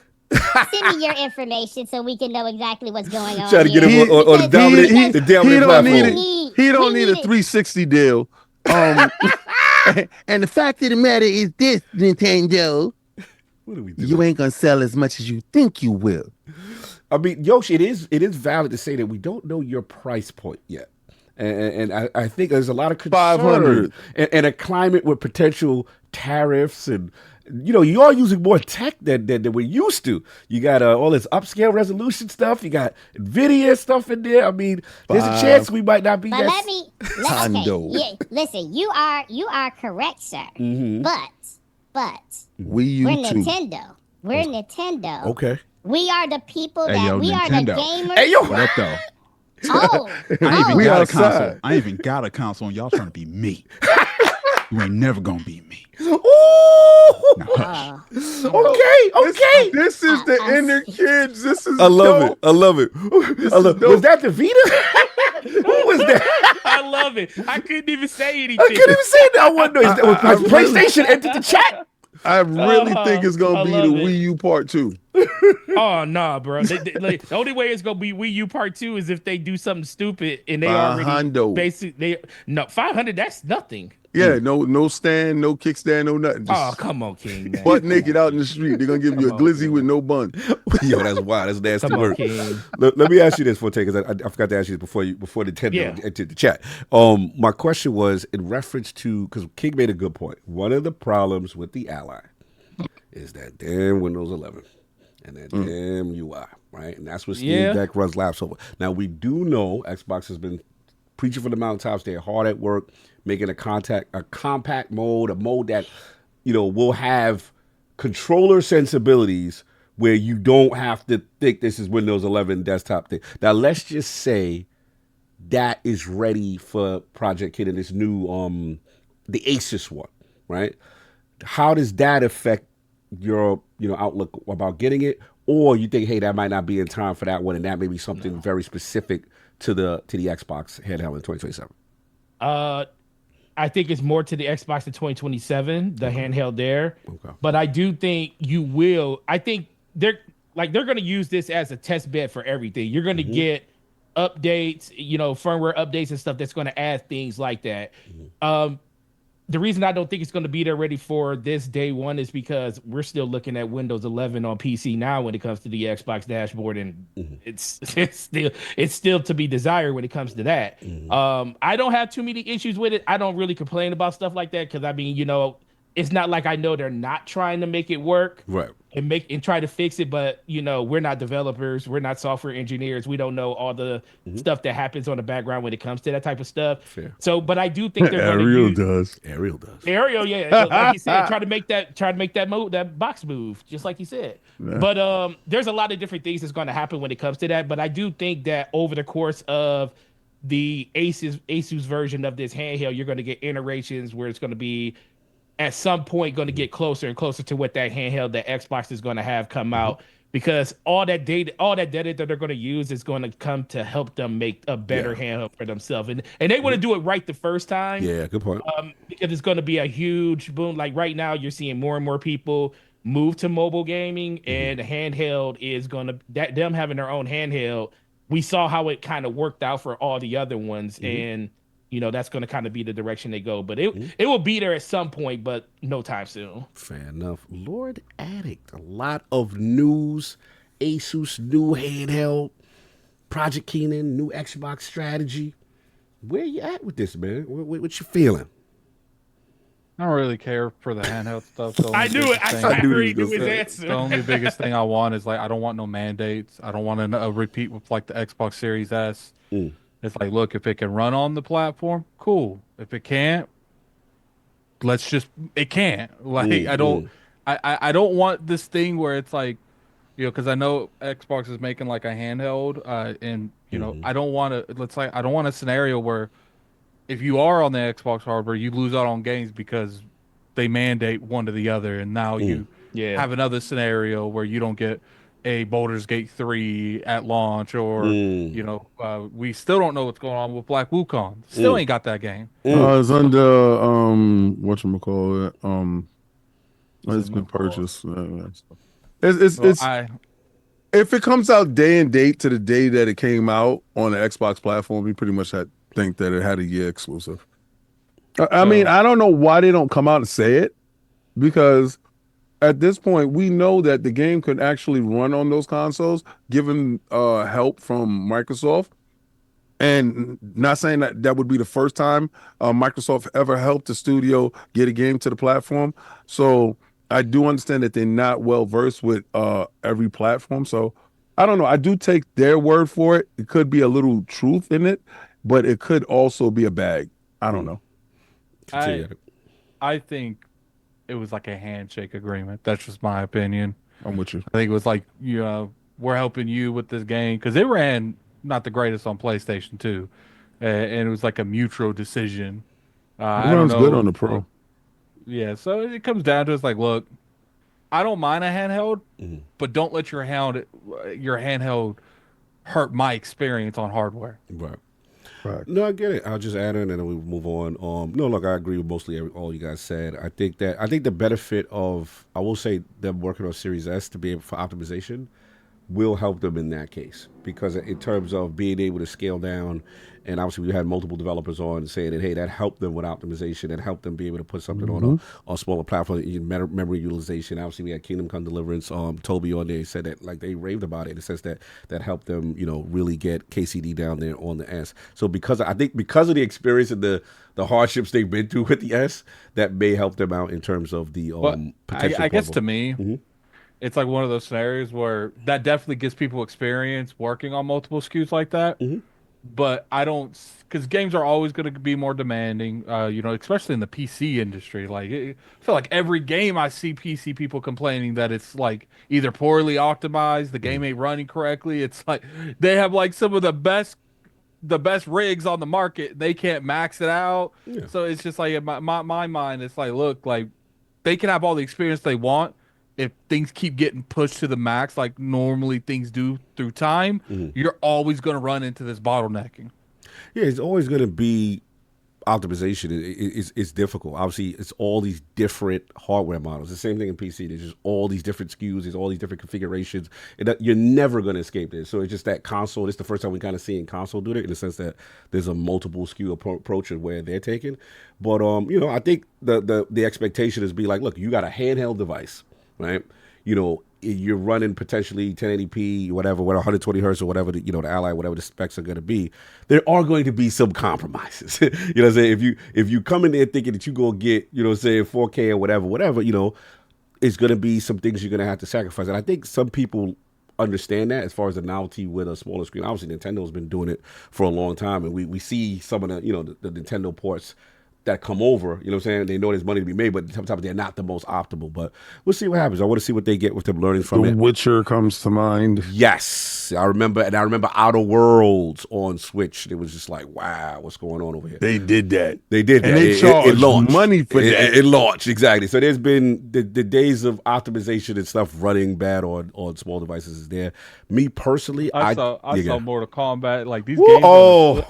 They look like Paper Mario. I remember the Mortal Kombat differences. Like, crazy. I remember that Mortal Kombat difference. If you playing that on the Switch and you have another platform that you could have easily played that on the other platform, it was so bad. I remember that they on Fortnite they took Switch out of the crossplay. They took them out of the crossplay. I did remember that. And I so do it's remember that. Like, yeah, we good on that. Like, look, I don't mind. If games are able, and that's a good push. It's a good push. If your game is able to make that handheld move, I'm cool with it. But if your game can't do it, don't skip the platform because it can't do it. No, fair enough. No, I totally get that. So I want to see that. And my last question is: the person who owns the Ally X, is it? Because the vibe I'm getting, King, is that the chipset might not be as powerful as the Ally X, but somewhere in the middle to bring the price down to get to that $500 because they're actually trying to sell it. Right. So if they try to get to that sweet spot, now what would convince me is if they have an interface that is, okay, being like Steve is a lot, but like very extremely where I don't have to use no mouse or no Windows 11 and the overlay is straight game. I'm in.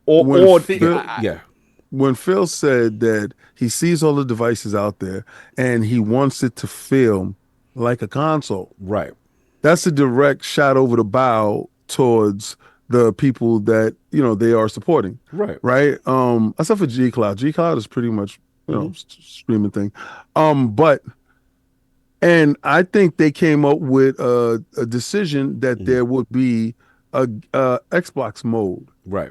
Like when it and boots we know up, we know Jason Ronald has been on record saying like that's the problem with the interface. Like they're working very hard to make they want the console experience. Now to your point, which I think is really good, is probably this new Asus joint. I'm going to assume it's going to be PC Game Pass, right? I'm going to assume most likely it's going to be that. I think that'll be the downfall.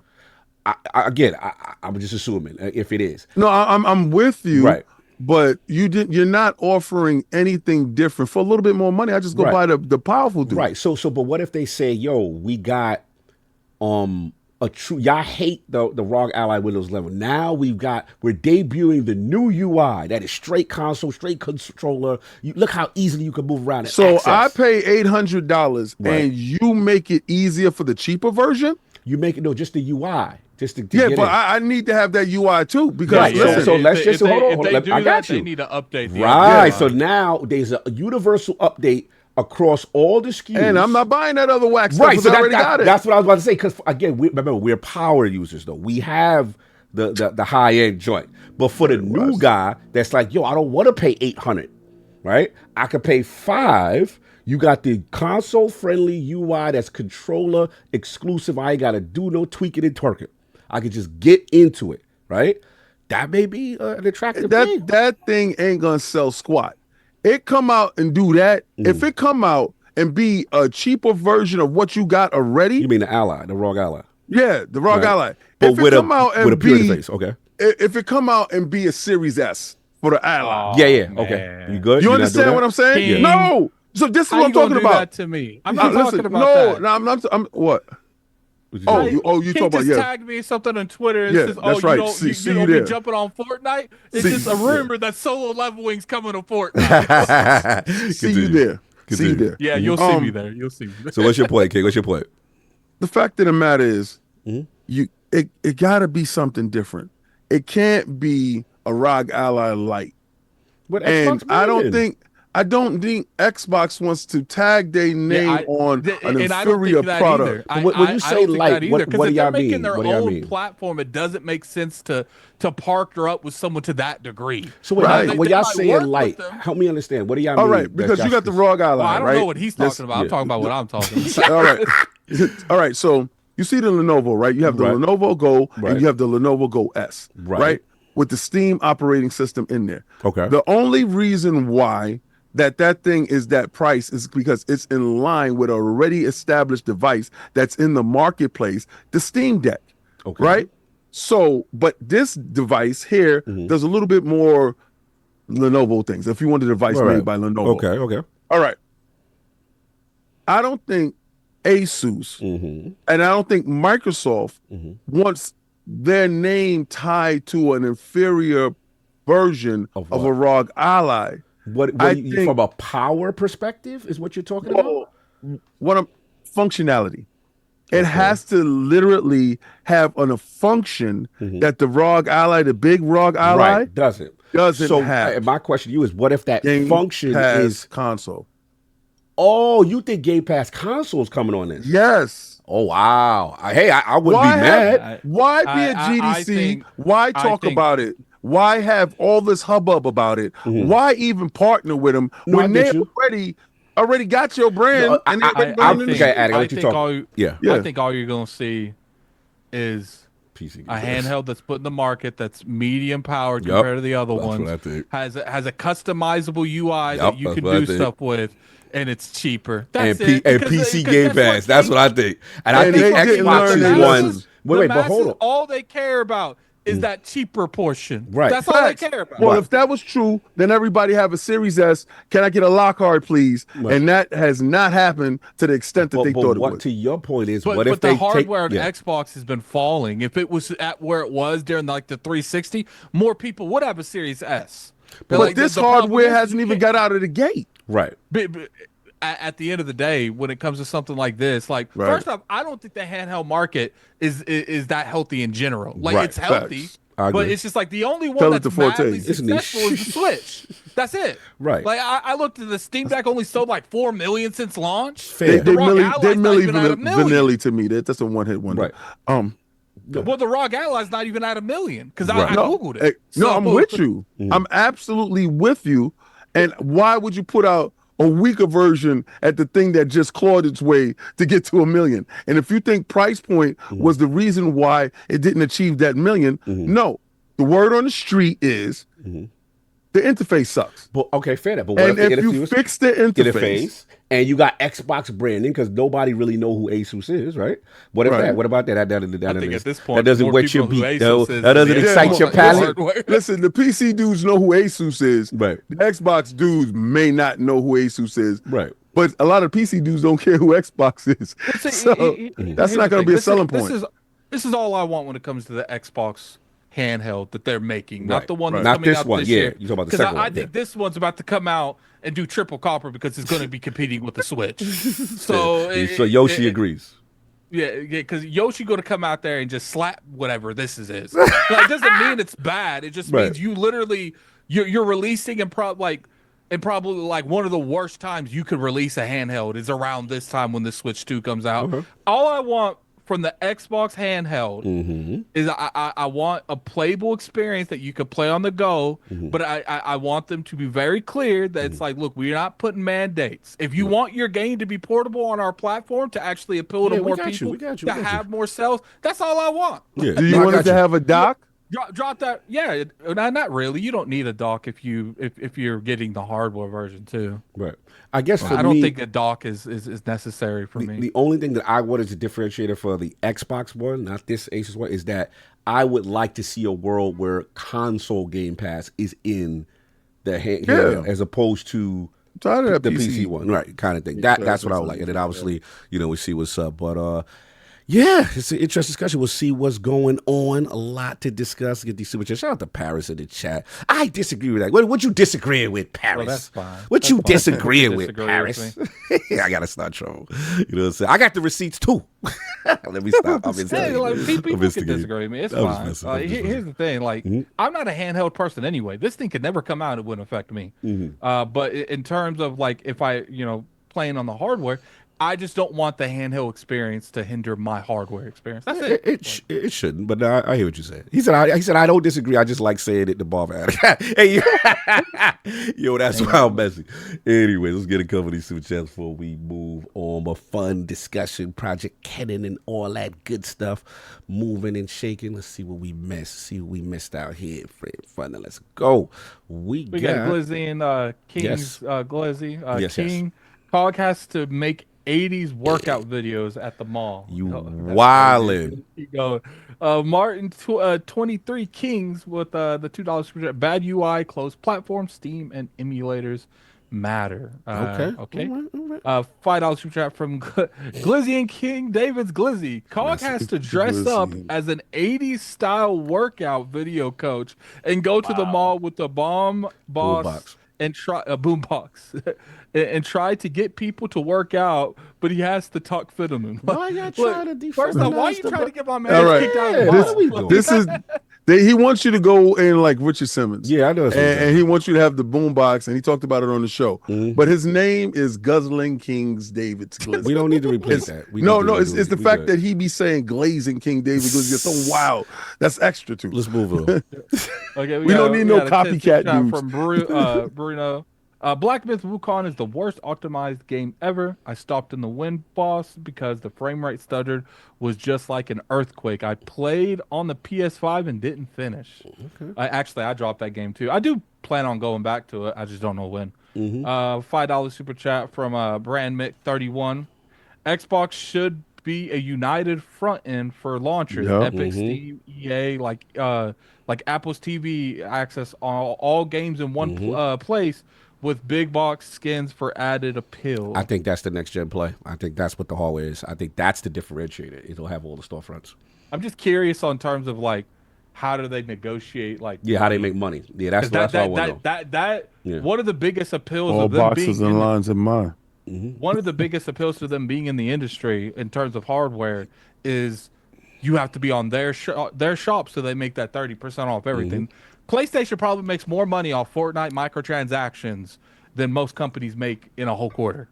I think when you purchase, all right, so they're probably going to come with some type of deal that the fact that they're going to advertise their storefront and have their storefront on their device, and they get some type of percentage of whatever.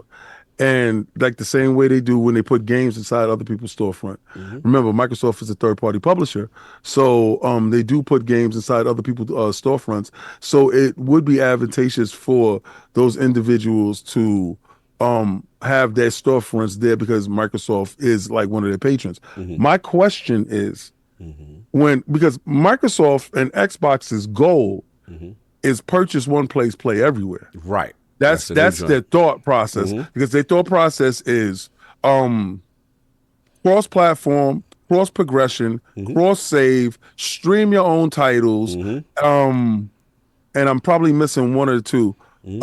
But they're guiding the industry towards I purchase here. I can go everywhere with it. I can go everywhere with it. And this led into that Sonic game, the Decompiler game. Whereas you will own your licensee.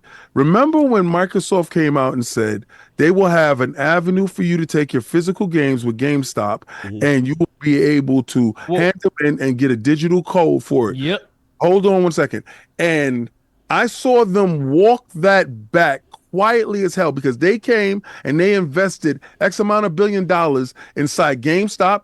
All the GameStop employees had on new shirts, tablets, Xboxes were in the front of the store, no longer relegated to the back of the store.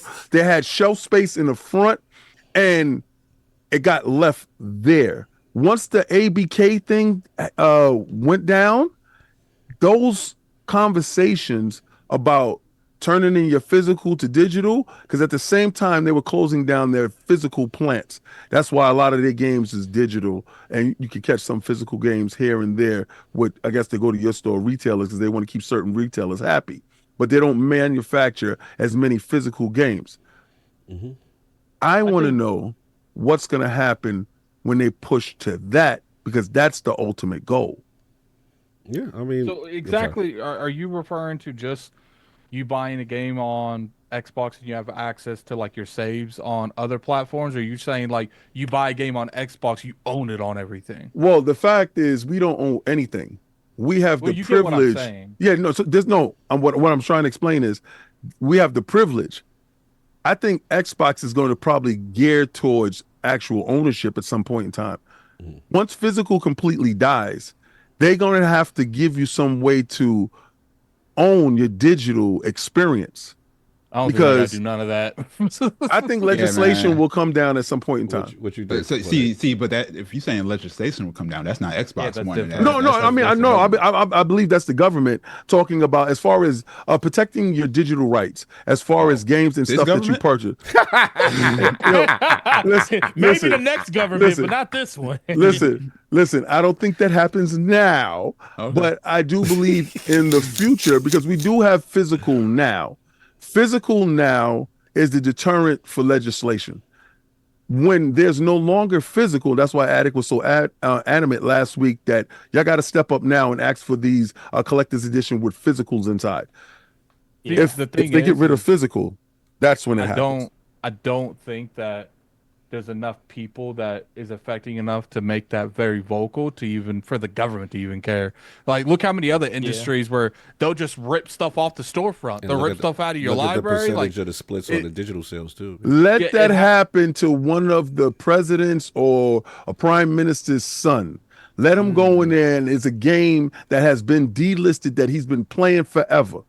And that kid comes in and he's a spoiled brat and he's turning the house upside down, and I can't get him to listen to me. He keeps going on and on again about Midnight Club.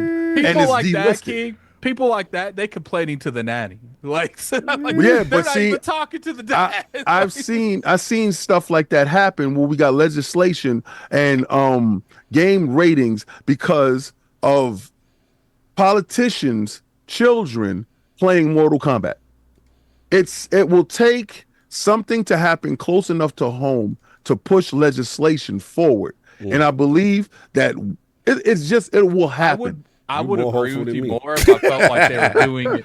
I would agree with you more if I felt like they were doing that in other industries. Right. But like every industry is failing in digital rights, almost every industry. So to me, they haven't cared about none of that. I think you got to put it on you put it on everybody except for the gamer. Because King, you right there with me all the time talking about, hey, if gamers want it, then they got to do the thing to make it happen. So, and I think this is one of the rare instances that the only person who's going to change it is gamers by buying stuff. That's the only thing. Like you can talk about the government, you can talk about Xbox and them being good or bad or whatever. None of that matters. Whatever the gamers do, that's what's going to dictate all of it. I always say the gamers problem control. with that is like we're the consumers. We've seen scenarios where like the masses come together on like a movement, but it happens once every few years. And this could be one of those scenarios, and I would love it, but I think for the most part, casual people don't care. I think there's too many people in the digital market to bring it up. I don't think there's enough physical media people that collect stuff to complain about it to get it brought up at this point. And that's why I feel, honestly, physical media will probably be dead. As far as our gaming industry goes, probably be dead by 2030. And because we're like, what are that, 80-20 now? It used to be 60-40 at some point in time. And that's what I'm saying. Those 20%, and obviously there's influencers and media that bring up to, I know Maddie's like real big into the media stuff, but like the thing is like, first off, someone's got to lobby these. Who's going to lobby it? Because most of the industry wants it to go this way. They ain't trying to lobby and make issues for themselves. And if someone does bring it up, the biggest companies in the world are doing it, so they gonna lobby against it. So I want to make one point. I just want to make one point because I don't like predicting the future, but Facts. I think I've got a pretty good idea of how the digital thing is going to play out. Right? Not even just games, just like music, movies, like all this streaming services. Everybody's sick of subscriptions, right? So I think personal servers, like these little tiny boxes that anybody can, like, you can access your own data anywhere. So people are going to start downloading games. They're going to download an OS for Xbox. They're going to download an OS for PlayStation, and then they're going to buy the actual the code, the actual data, like locking them behind a blockchain. Nah, not a blockchain. It's more like it's more like everybody having a box on their desk that's a Google Drive that's like 20 terabytes, right? Right. And then they just upload their games to that thing where they can access it from their consoles. They can access it from their. Is it legal? PCs. Yeah, like you can buy a server right now. Yeah, you can. Yeah, you could put an OS on your server, but it's just not like general pop. They don't kind of like rock with it because it's a couple of steps, right? But as soon as that like interface gets real simple and it gets a little bit cheaper, so everybody's gonna have one. Did you factor in AI? Well, a lot of those servers, those physical servers have AI built in already, and all the AI does is like kind of organize stuff for you and help you get to things faster. Yeah, right now. All right, so check this out, right? Here we go. And this is my little conspiracy theory. We have an AI topic. We have an AI actually, we're really not. It's just this. Okay, so that device sounds great, right? It sounds fantastic. But if you go online with your operating system, will you just play from that little server there and it's closed off from the internet? Yeah. Okay. Yeah, I think everybody's gonna have one. I got one. My friends got one, but we more techie, you talk around your phone? You could. It comes with an app. You can put it on your phone. I said, do you talk around your phone? Oh, yeah. I talk around my phone. Exactly. But my point is like it's instead of owning a physical thing, right? You're gonna own the actual data for that game, but you can buy that's where you're going with whatever. I thought we was gonna go to non-fungible tokens. I thought we was gonna go to NFTs. And when Sony put in for NFTs for the PlayStation platform, I thought we were going digitally towards that. You have ownership of your NFT.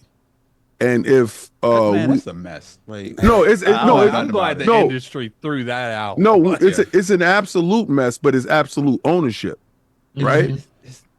So what I'm saying is would you be interested? Let's say Grand Theft Auto came out $100. They have the NFT version that comes out for $150. You actually own the actual game. They can't. Oh, like we're giving them more reasons to monetize. Okay. Yeah, I mean. No, but this is actual ownership, right? Of the title. So okay. I'm struggling with what you mean by ownership. Can you explain to me what you mean by ownership? It's like saying you will own a movie just because you download it digitally, and if it was a NFT of a movie, you would say you own that movie and you can like distribute that movie now. You couldn't do that with a game. No, but you could sell your NFT. Yeah, but people bootleg stuff all the time. Facts. They do. That part. Facts. All facts. the time. I'm saying all the stuff that you're saying we're doing now. It's just like in different ways. Right. No, I you're right. I'm saying everybody who's having this conversation is right. Right? No, I'm just saying there's like I like intelligent conversation around it. It's a fun discussion. Some tech out here now that kind of is kind of handling all of that in one space. Just think Google Drive, but a box on your desk that you can access anywhere. My question essentially to you, though, is what we're talking about is this is a very, very hard issue in the industry. It's very complex. That I don't think is going to get solved. I guess it could go to the way that King says, where it brings up enough issues to politicians. But once again, companies like Microsoft, companies like Sony, companies like Google, they want things to go more digital because they make more of the pie. So even if it gets brought up, I'm curious if it gets lobbied to get shut down. Oh no, I'm on the side of no physical. I'm just letting you know that. Like, no, I know. But I'm yeah. just telling from the perspective. And I just want to point out that this whole conversation, this argument, this disagreement is between gamers and the CEOs. Ain't got nothing to do developers. So leave us alone. No, we leave us up out of there. Yeah, we're not gonna bother y'all. Not at all, because we can't move. It's a great discussion. I guess the final question, I know we went on this long, but the final question I have for Ariel Knight was in reference to his solution in terms of, not solution, but his suggestion of what happened. How do you handle the games that's the multiplayer online only, you play versus someone, if it's part. The physical, I mean, if you own in that part, like I see it for the single player games. I was just curious, like, how do you get through the hurdle of the multiplayer games and those type of stuff? Yeah, I think there's ways to do it. Like the game would just be running off your server. If the game like reaches out to a server to connect to other people, I'm sure there's tech to do that. I don't really do multiplayer technology stuff, but that doesn't seem like a big issue. It's just like where you store your data. You own that copy, that rip of the game. No, I get where you're going. No one can come and take it out of your library. Right, and say delist your joint. Because not to go into the whole Dan thing again, but Dan had a massive Steam library. You know who owns that library now? Steam. Wow. You know who can get to it? Absolutely nobody. No, I get it. No, good point. It's a good discussions. Anyway, we got to get the rest of these super chats. Shout out to Stitch. Member of 63 months to Kings Point. Windows 12 is slated to release late 2025, and Xbox is rumored to be part of the kernel, not the crappy app we got down. So he's thinking that the Windows 12 potentially could be ready. But he got that from me. Why everybody got it from you? No, because I actually said that. I said that Windows 12 was going to have an Xbox in the kernel, and when you go to the dashboard, you're going to see an Xbox. You're just going to hit that button. He's Xbox frontline. Dude, I respect him. He gets his information from the right source. Hollywood Rules, $5 super chat. Happy Sunday to my New York City, West Virginia cousins. Very curious to see how this handheld situation will play out. I'm more excited about the actual Xbox handheld, no doubt. I hear that a lot. Yeah, a lot of people want the official Xbox joint. They don't want the Temu version. Michael Moody with the $5 super chat. Microsoft was putting unsold Series X chips in the cloud. What happened to the unsold Series S chips? I do not know. That's a good question. I am not sure. They selling. Who the hell said they got unsold chips?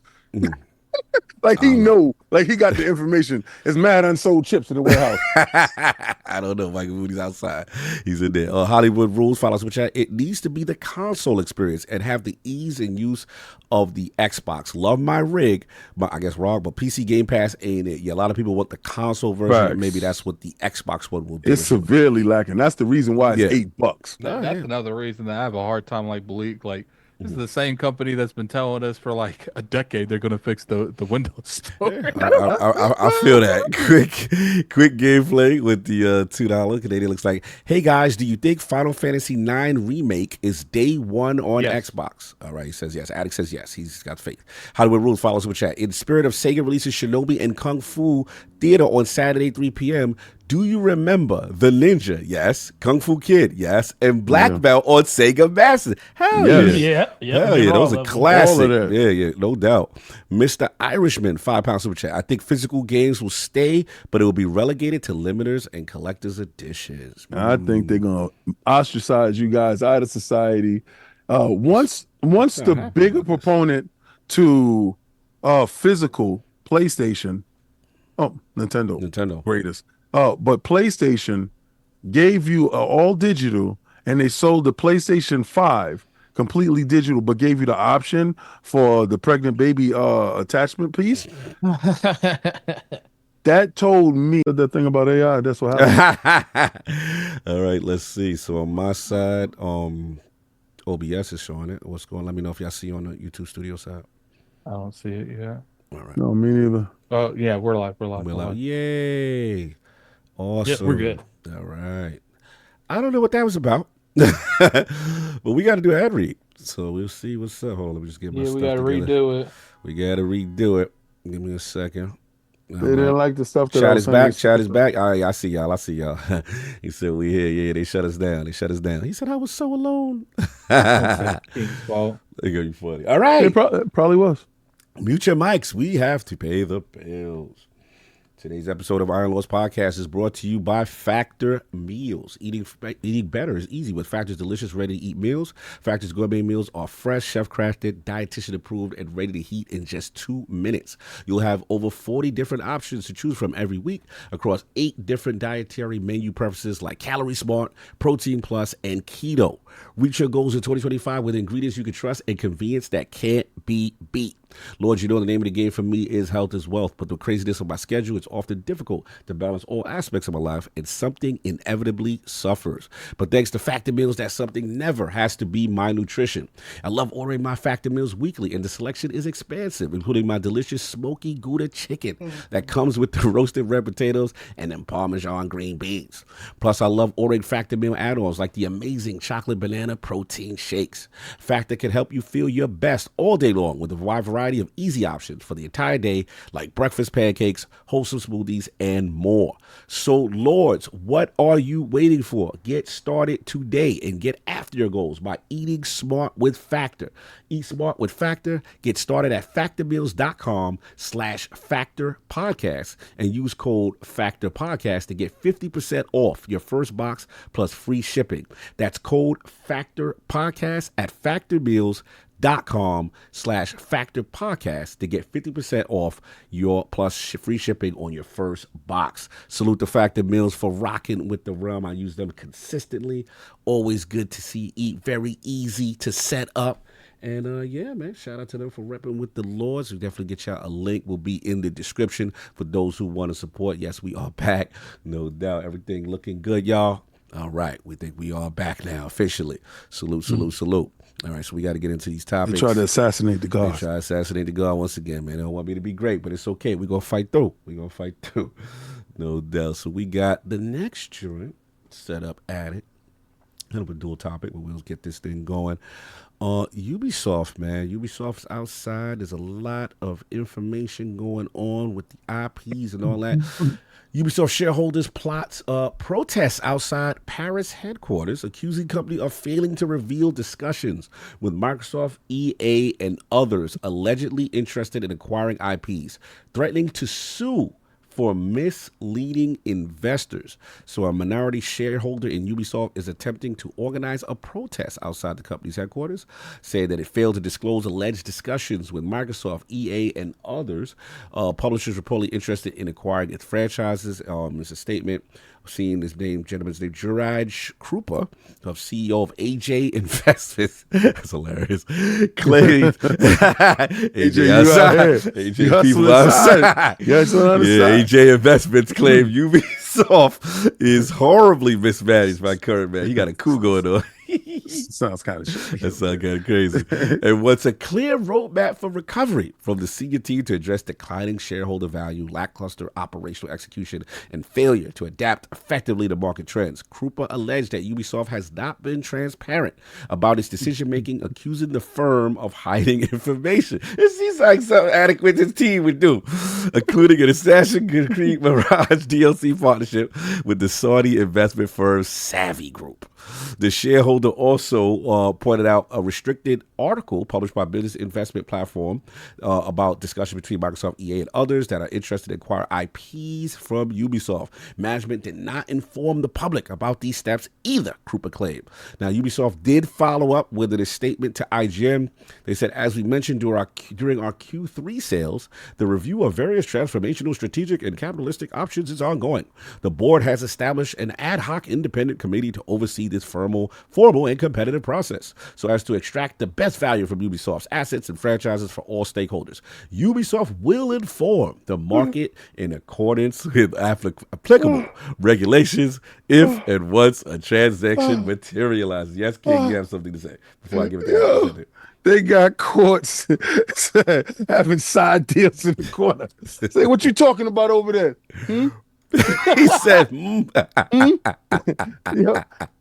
when it's my turn, I got a lot to say. Enough. Addict, this is your topic. Obviously, Ubisoft's outside. They're being accused, not being transparent, but also the rumors of the IPs. And I know you had a video out talking about, potential interest maybe from Microsoft or EA on the IPs. How are you feeling on this, man? It's your topic. I don't know if companies, I don't know Ubisoft would sell as a whole. So, I mean, I don't know if they would sell IPs individually. Right. I felt like, you know, if they went private, they would want to sell as a whole. I don't know, man. Like, look, you know, Ubisoft, they're not in the greatest position right now. I feel like they've had a couple games that didn't perform like they initially intended. And keep in mind, like, you know, the Star Wars game, like, license thing, very expensive. You know, I think a lot of their company rolls on how well Assassin's Creed Shadows does. Oh yeah, you know, do I think that's going to like result in them going bankrupt or nothing? No, but I do think that's going to determine like how they invest going forward. We've heard these back and forth. How many times was Warner Brother for sale? like for years. You could probably look up an ILP video podcast of us talking about someone buying Warner Brothers for like a decade. So you know, these conversations happen all the time. I'm willing to bet you. If you go and you're able to like look at everyone that these companies talk to, they talk to multiple people every year. Some of it goes into a letter of intent, some of it doesn't, and some of it's just like, look, like, you know, would you be interested if we pulled up like that? So I think for the most part, like what you're seeing here is the investors upset because they weren't told that they're considering being bought. I don't even know if that's legal. Can you have conversations like that and not tell your shareholders? That's a good question. Like, I don't know. I'm not a shareholder of any way, shape, or form, so I've never been in these kind of rooms. It's like, look, like they got a lot riding on Assassin's Creed Shadow. You know, the game could come out and be a massive success, and they don't have none of these issues. Because here's the thing: Assassin's Creed's always done so well that they've been able to like offset a lot of the issues that the industry has. Doesn't look like that's the case right now. And you know, you can make the argument that maybe the qualities went down to a lot of people because they're pushing out Assassin's Creed every year now. Okay. So maybe if gamers think the quality went down, maybe gamers think that, you know, overall they're just tired of playing Assassin's Creed every year.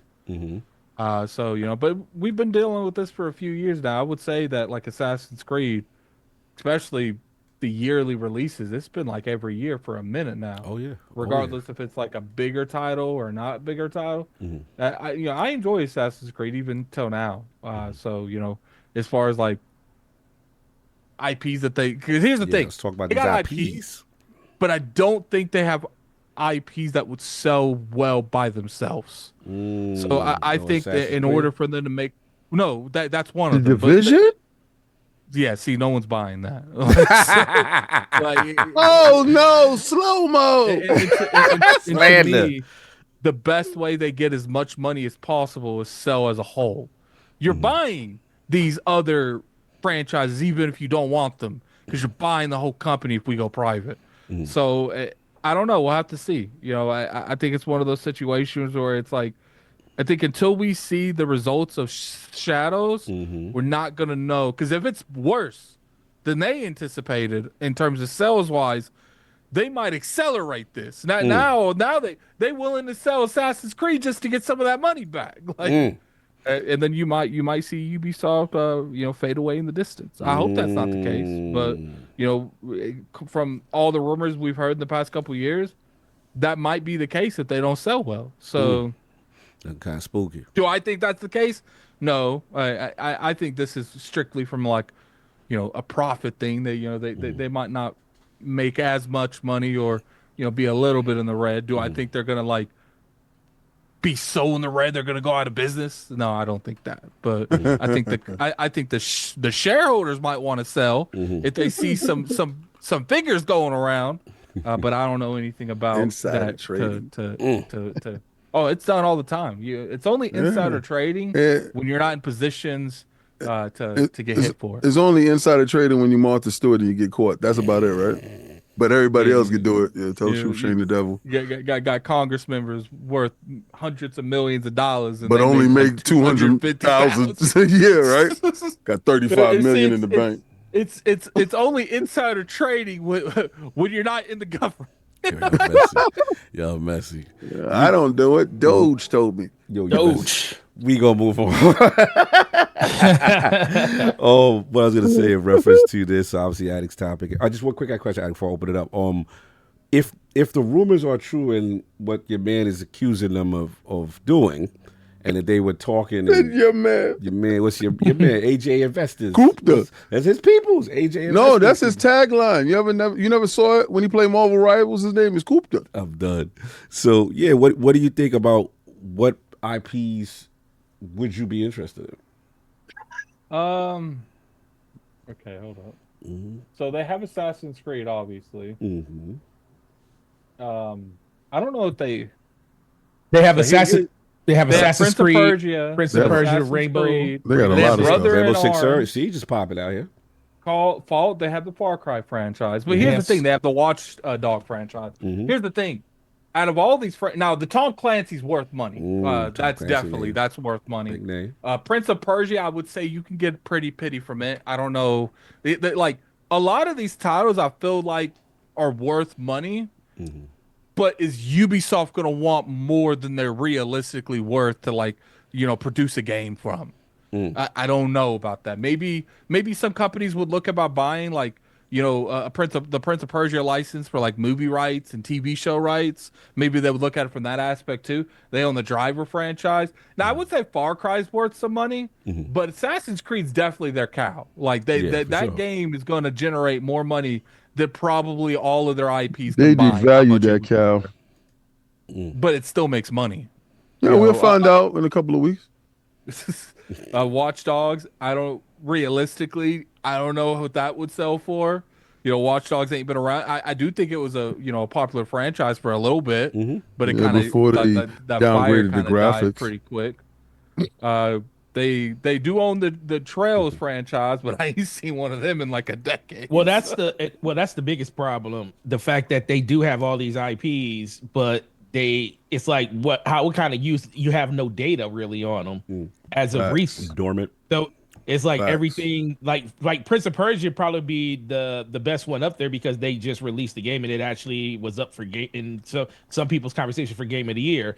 So I can see that one plus it has like you said, Addict, that one has a little bit more staying power due to its IP side of licensing for movies and stuff. Well, see that's I think that's the only way Ubisoft gets the money they want is it's going to have to be IPs that is diverse, that they can do multiple things. Well, Tom Clancy would be one. Due to the fact and that I would say that's the whole thing, though. Splinter Cell would be one because you could easily make like a TV show or something based off of that. Well, that's under Tom Clancy. So. Rayman, I would say Rayman. You can. Rayman is you can do stuff with it too. Oh, I was sitting there.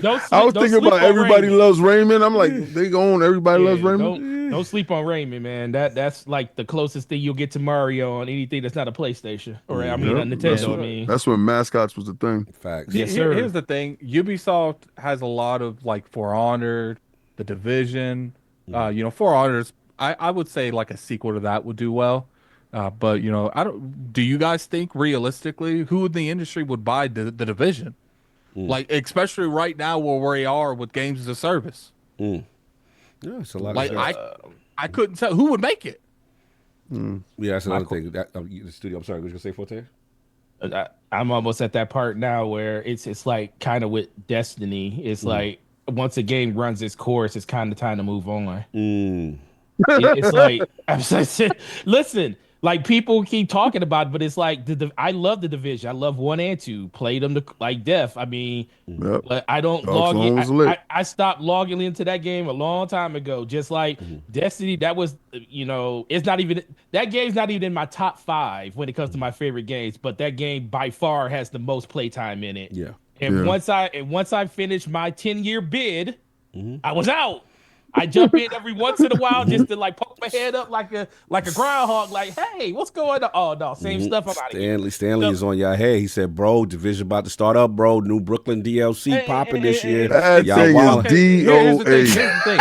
I would love that because that means that they release the Division and it gains some traction, which naturally raised the price of the IP.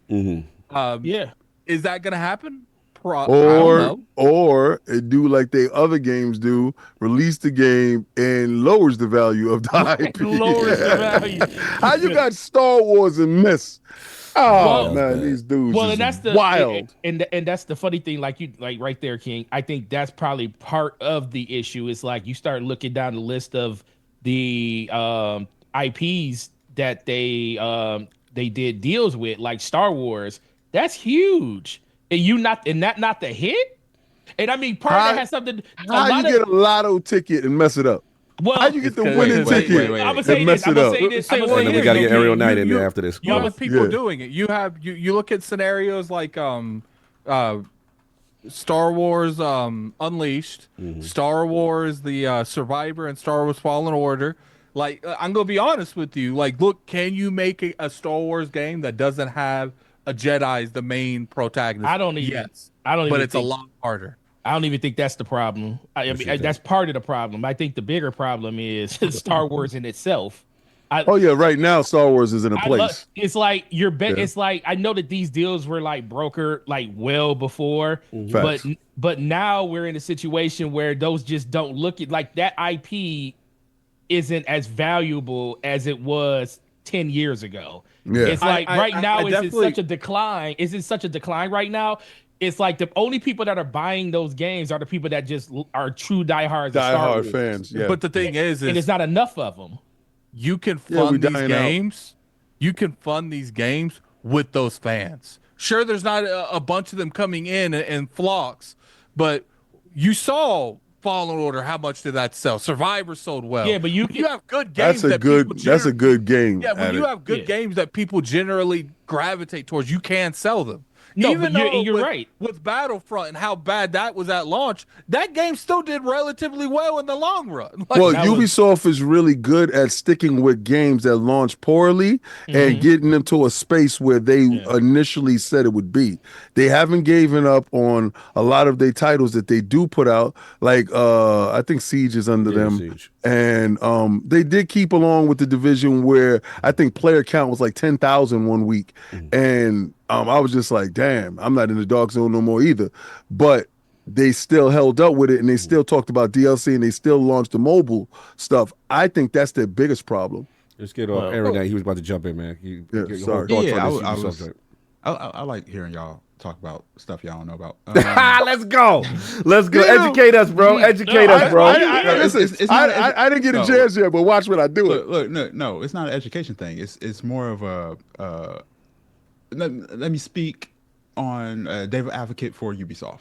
Okay. I don't think they actually did anything wrong. Okay. Like, I think they made all of the logical moves at the time. We're judging their moves 4 or 5 years after they made the choice, you know? So like, say Assassin's Creed comes out, it's a banger, and then you hear that they're working on a Star Wars game, but it's 5 years out, you know? Like, I think with that context, we're like, they made the right move, you know? Like, their next game is a Star Wars game, and then they write that script at the time, it's a banger, but then, you know, this world is changing so quick, and so much stuff is happening. You know, the Star Wars brand kind of like took a nosedive, and then they launched a Star Wars game with a female protagonist and all this stuff. It ain't hitting the same as it did 4 or 5 years ago when they wrote the script, you know? And they like, the problem with the game industry is they can't pivot like movies can pivot. They can't, you know, just come up on every week and be like, here's the most recent hotness, you know?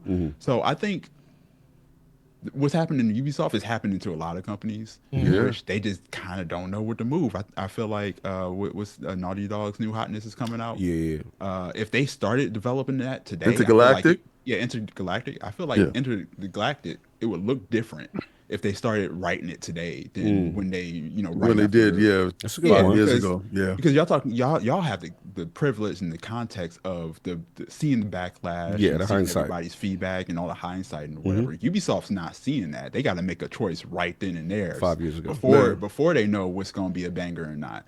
So I'm not saying anybody's wrong. I'm just trying to add that little bit of context that they don't have. You know? Oh no. He said, "I'm not saying that you're wrong. Saying that you don't know what you're talking about, Kyle." He said, "I'm not saying that you're wrong. You just don't know what the hell you're talking about." I appreciate that. I take offense to that. No, because he just agreed with me when it says Star Wars is like this, and they didn't know that 4 or 5 years ago. So I agree 100% with him. Yeah, that's just how it is right now. I mean, think about that Avatar IP. How much did they? How much was the franchising license on that? I mean, it was a good game though. See, it it's not was even a about good the game. game at a certain point. Yeah, that's what I'm saying. It's nothing to do with the games. It's just that times have changed. Right now, Everybody's playing Fortnite. See, if y'all will stop playing Fortnite, it's follow. First of all, we ain't gonna do that. Yeah, and I told people you could be playing games, Dropshot, but you won't play. I will be playing it because I'll be in the game. But once I get my AI assets up there, we'll be good. But I did tell people live service games is eroding our fundamentals as video game players because it also erodes your sensibilities in purchasing. These free-to-play model games come out, they're highly polished, and they incentivize you purchasing stuff that's in the game to look dope that actually has nothing to do with anything else. And that stuff takes away your ability to purchase other things. Because everybody can play. Everybody can join. Like Fortnite, all the top games of the service, their models, they drop stuff relatively quick. Yeah. So it's like they're not even competing for finances; they're competing for time. For time, yeah. The thing is like you see people got all of go off the Fortnites with like high quality games like Baldur's Gate 3. The thing is like, look, these games aren't going nowhere. Like if anything, it's going to get worse because there are going to be games like Marvel Rivals. Yes, sir. That are able to penetrate that shield that no one can. Only the Sinister 6 can. And there's going to be Sinister 7 and then a Sinister 9. Like the thing is like we are in a situation where it's like, I got you heard up.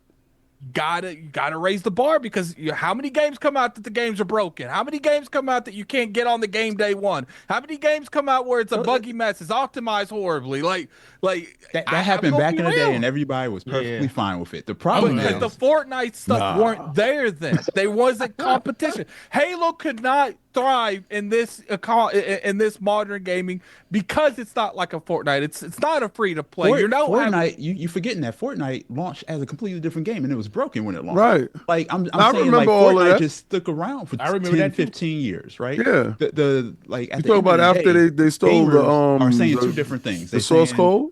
The gamers are saying two different things. They're saying, "Yo, we want these live service games because we keep playing them." But gamers, who says they want live service games? Because I you keep come playing across them. many people saying that. I do. They saying it with their experience dollars. that goes into live I service want games. more half because of, they half are of all dope. revenue in games is coming from live service games. So That's gamers right. are saying that they want them. We That's want what 'em all. that's what I'm judging it off of. Send it my way. Right, and look, and that's fine. But I'm saying you're asking for two different things. If you're speaking for gamers, here's the thing. You talk for like 20 minutes. Give me 1 second. What do you mean I talked for 20 minutes? I literally been talking Let me finish. for a couple minutes. Let me finish my. Both of y'all can finish. It's all good. Come on, 1 second. All I'm saying is, if you're speaking on behalf of gamers, you got to speak on what they're actually playing, what they putting time and the money into. And if you're saying gamers want these solid single player games, I agree with you. I want that too. But also, if the half the industry is going straight to live service games, which I think is dope, we gonna keep making those things. Yep. Developers make because it's a business. We make what makes money so that we can keep making games. And some companies cancel 12 of them. Exactly. Because they're doing it because they don't want to finish the games. It's because that's not how it's going to make money. So Exactly. like when you're having these conversations, you got to take in consideration that it's a business. Facts. So we can do all the good. Hey, you should make it because it's a dope game. You should launch it without bugs and all that. I got to make that bread. Yeah, you got to make money so you can keep these people hired, or we're going to keep having layoffs. So, facts. How many games? How many? Okay, so we go with that mentality. How many games as games of service came out, flop, get shut down? Games of Concord, a bunch. Mad of them. Every year they get shut down. So a ton of them. You can't 12 say, just got canceled and they wasn't even born We yet. can't use the top 6 and say, because gamers play these top 6, and then just ignore like the 20 that get shut down every year. What would you do if you're making a game I'm not right a now? Developer. That's not my. I'm But you talking from the you're perspective critiquing. of an. Okay, so do you have an answer to everything that you go into? Well, I'm making games. I'm trying to make dope games for a small audience. I'm not trying to make a whole game for a whole world. My point is when you have the bulk of the industry, because these games are shutting down by the masses every year. So I don't. It's not a bulk of the industry. You know why? Because there's 1,000 indie games that come out that y'all don't play. Facts. You ain't bar. Facts. Because all right, so you have a unique insight, and your perspective is different. right? We have the perspective of a consumer. You have a perspective of the seller. And when you look at things from how, like you said, this is a business. How can I make money? How can I sell to those individuals there? Like you just said, you make games that fit a smaller marketplace, and that's your target audience. And you understood that. You said you're not making games for the world. So a lot of companies, and this is why you give that unique. I'm glad you're here today, because you give a unique perspective of the seller. The seller is Microsoft. The seller is Ubisoft. The seller, you are the seller. We are the buyer. So we can talk about what's happening now. You have the foresight to say, well, those things was talked about 5 years ago. And now that they do hit, it ain't hit because 5 years ago, we already switched and we changed. And DEI became a bad word where they started, DEI was a good word.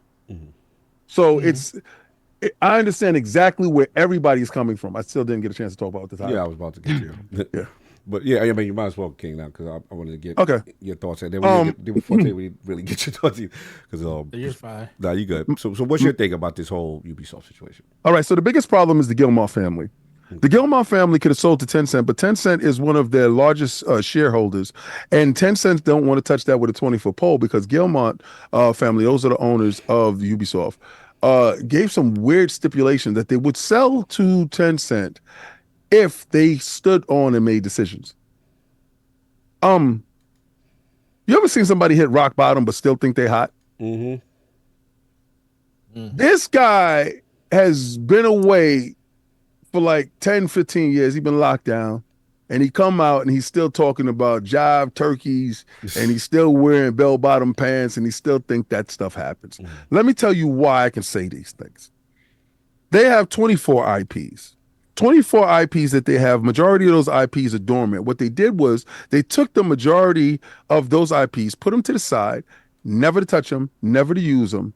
But they did take like 6 to 7 and ran those IPs concurrently every year. Like we needed a new iteration of Assassin's Creed every year. Yeah, got to the point where they would ask for Japan, they got Japan, and dudes don't want Japan.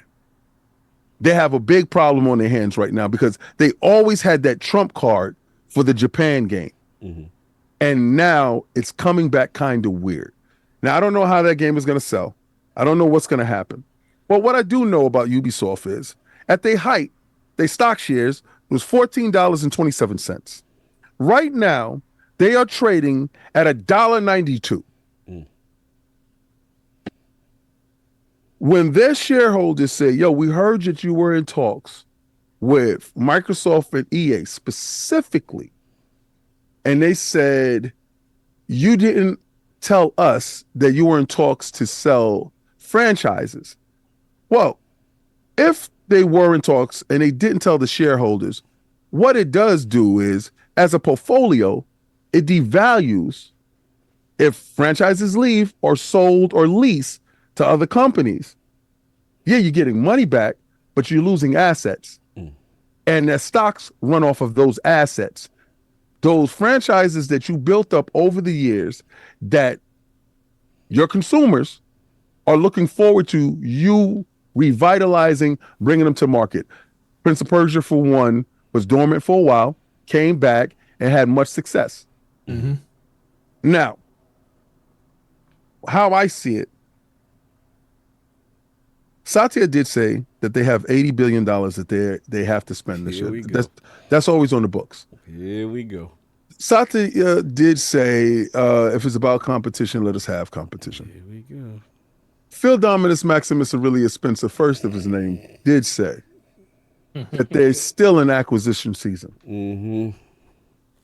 The ABK stuff is actually finalized. Games are actually coming through to the ecosystem. You see their strategy now, third party. What I see in Microsoft, especially because they were some of the quote unquote offending parties that were peeking through the window shopping, if you will, actually trying to see what they have for sale. At this moment right now, Ubisoft is worth, and this is going to make you laugh, $1.92 billion. Less than Bungie. And we thought that Sony overpaid for them. When Microsoft overpaid for ABK to the tune of probably $10 billion, and they did the same thing to ZeniMax, they did that overpaying to please the shareholders. Because right now you got shareholders that's about to take to the streets because you guys are having talks in the background without informing them, because they could pull out, they could sell. They could sell their shares, and then your stocks will fall a little bit further. I think if they get in a bidding war with EA, Microsoft could say, if they want any of these titles, and I think a lot of those titles, like the Tom Clancy titles and a lot of the dormant IPs, would be beneficial to a third party, the largest third party publisher in the world today. Who gonna make the game, sir? Are you gonna get the studios to do it? Well, let me finish. I'm sorry. If you go in there and don't purchase IPs, you purchase them in total. Like Addict alluded to, you own everything. What you don't want, you sell off, you close off, you see if they want to go solo, and you check for redundancy. I have to ask. No, you buy the company. The studio. Or you talk about acquiring Ubisoft. It's mere pittance. This will actually be the cheapest thing that Xbox and Microsoft has purchased. After seeing the tech that they do have with Ubisoft Plus, a lot of stuff that they do have with their cloud and their infrastructure, it's fitting that EA and Xbox would be in a franchise kind of war. What franchises they value the most, and they can actually tell them, "Oh, listen, we'll give you, what is it? A couple of $1 billion. They're worth $1 billion. They would give you $1 billion for the Tom Clancy." And Microsoft would be like, "EA offered you $1 billion. Do you counter? Well, what is your prices? What are you worth?" If Microsoft gets sick and tired of EA running up the prices, the same way Phil got sick and tired of hearing that Starfield was going to go this place and he wasn't going to have a piece of that, he ran back, told Satya, "Yo, they're about to do this, that, and the third. We need to go buy ZeniMax now." And that's when they had the whole idea of making those games exclusive. That's not anymore. Right. That's not anymore. But we're seeing another serendipitous moment. Okay. A large company falling from grace at a time where Xbox and Microsoft is at acquisition time. Now, I know for a lot of people, and I got to give Solve his credit, because Solve said this. He said Ubisoft. When I was saying Square and Wild Pie in the Sky, Sega stuff, I did not know that they would hit this place. Now, WB, the problem with WB is the movie tie-in licenses, and that stuff costs too much, and they don't have the talent there. But Ubisoft does have the talent there. So you can go in, purchase them for above market value, and extrapolate value from it. And you can actually go over to EA and then say, "Listen, which ones did you want? And the ones that we don't want, that you want, we can sell those franchises to you after acquiring them." I just think the biggest problem is the Gilmont family won't sell to Microsoft, won't sell to EA, and is only looking into getting rid of assets that they no longer feel that are valuable. And nobody wants the junk. So I think that puts the shareholders in a place where if you're having conversations of selling these things, then right around the corner, you're out the door. No, yeah. I mean, I knew this was going there. Yeah. I was just waiting to see where you was gonna go with it. One thing I don't think I got your balls before I go in, as far as this whole Ubisoft thing. No, I mean, we pretty much said everything. There's no reason to beat a dead horse on this. We already knew King was going to put. Yes, I knew this was going going to go straight to acquisition talk. I already knew this. Well, no, I mean, it's but 1.9. He's not wrong. He's No, not he's not wrong. wrong on billion. evaluation. I know. I'm just giving him a hard time. I'm giving him a hard time. Yeah. We definitely. Why? I mean, I would No, say because I know it's Sony, about but you they acquiring everything. I know it's about that. Yes, Satya said all boxing in the lines is Yeah, I his. know. Yeah, I get that. Well, it's my turn. I'll talk because I wanted to let you get all your bars off. Get your bars off. Oh man, here we go. That's it. I'm good for that. I'm messing with him. But I think ultimately it comes back to he's like times are changing. We're starting to see one of the major giants in the gaming industry when it came to Ubisoft, one of the, consider them part of the bigger publishers out there really falling on it now. And it's not something that's just happened. It's gradually been happening over the course of I want to say the last decade. Because there was, like you said, there was one point where they were dropping Assassin's Creeds every year. Then remember they took a hiatus because people felt like they were burnt out on it or they just wanted to give it a rest. And then they brought it back. Now they're on that cadence again.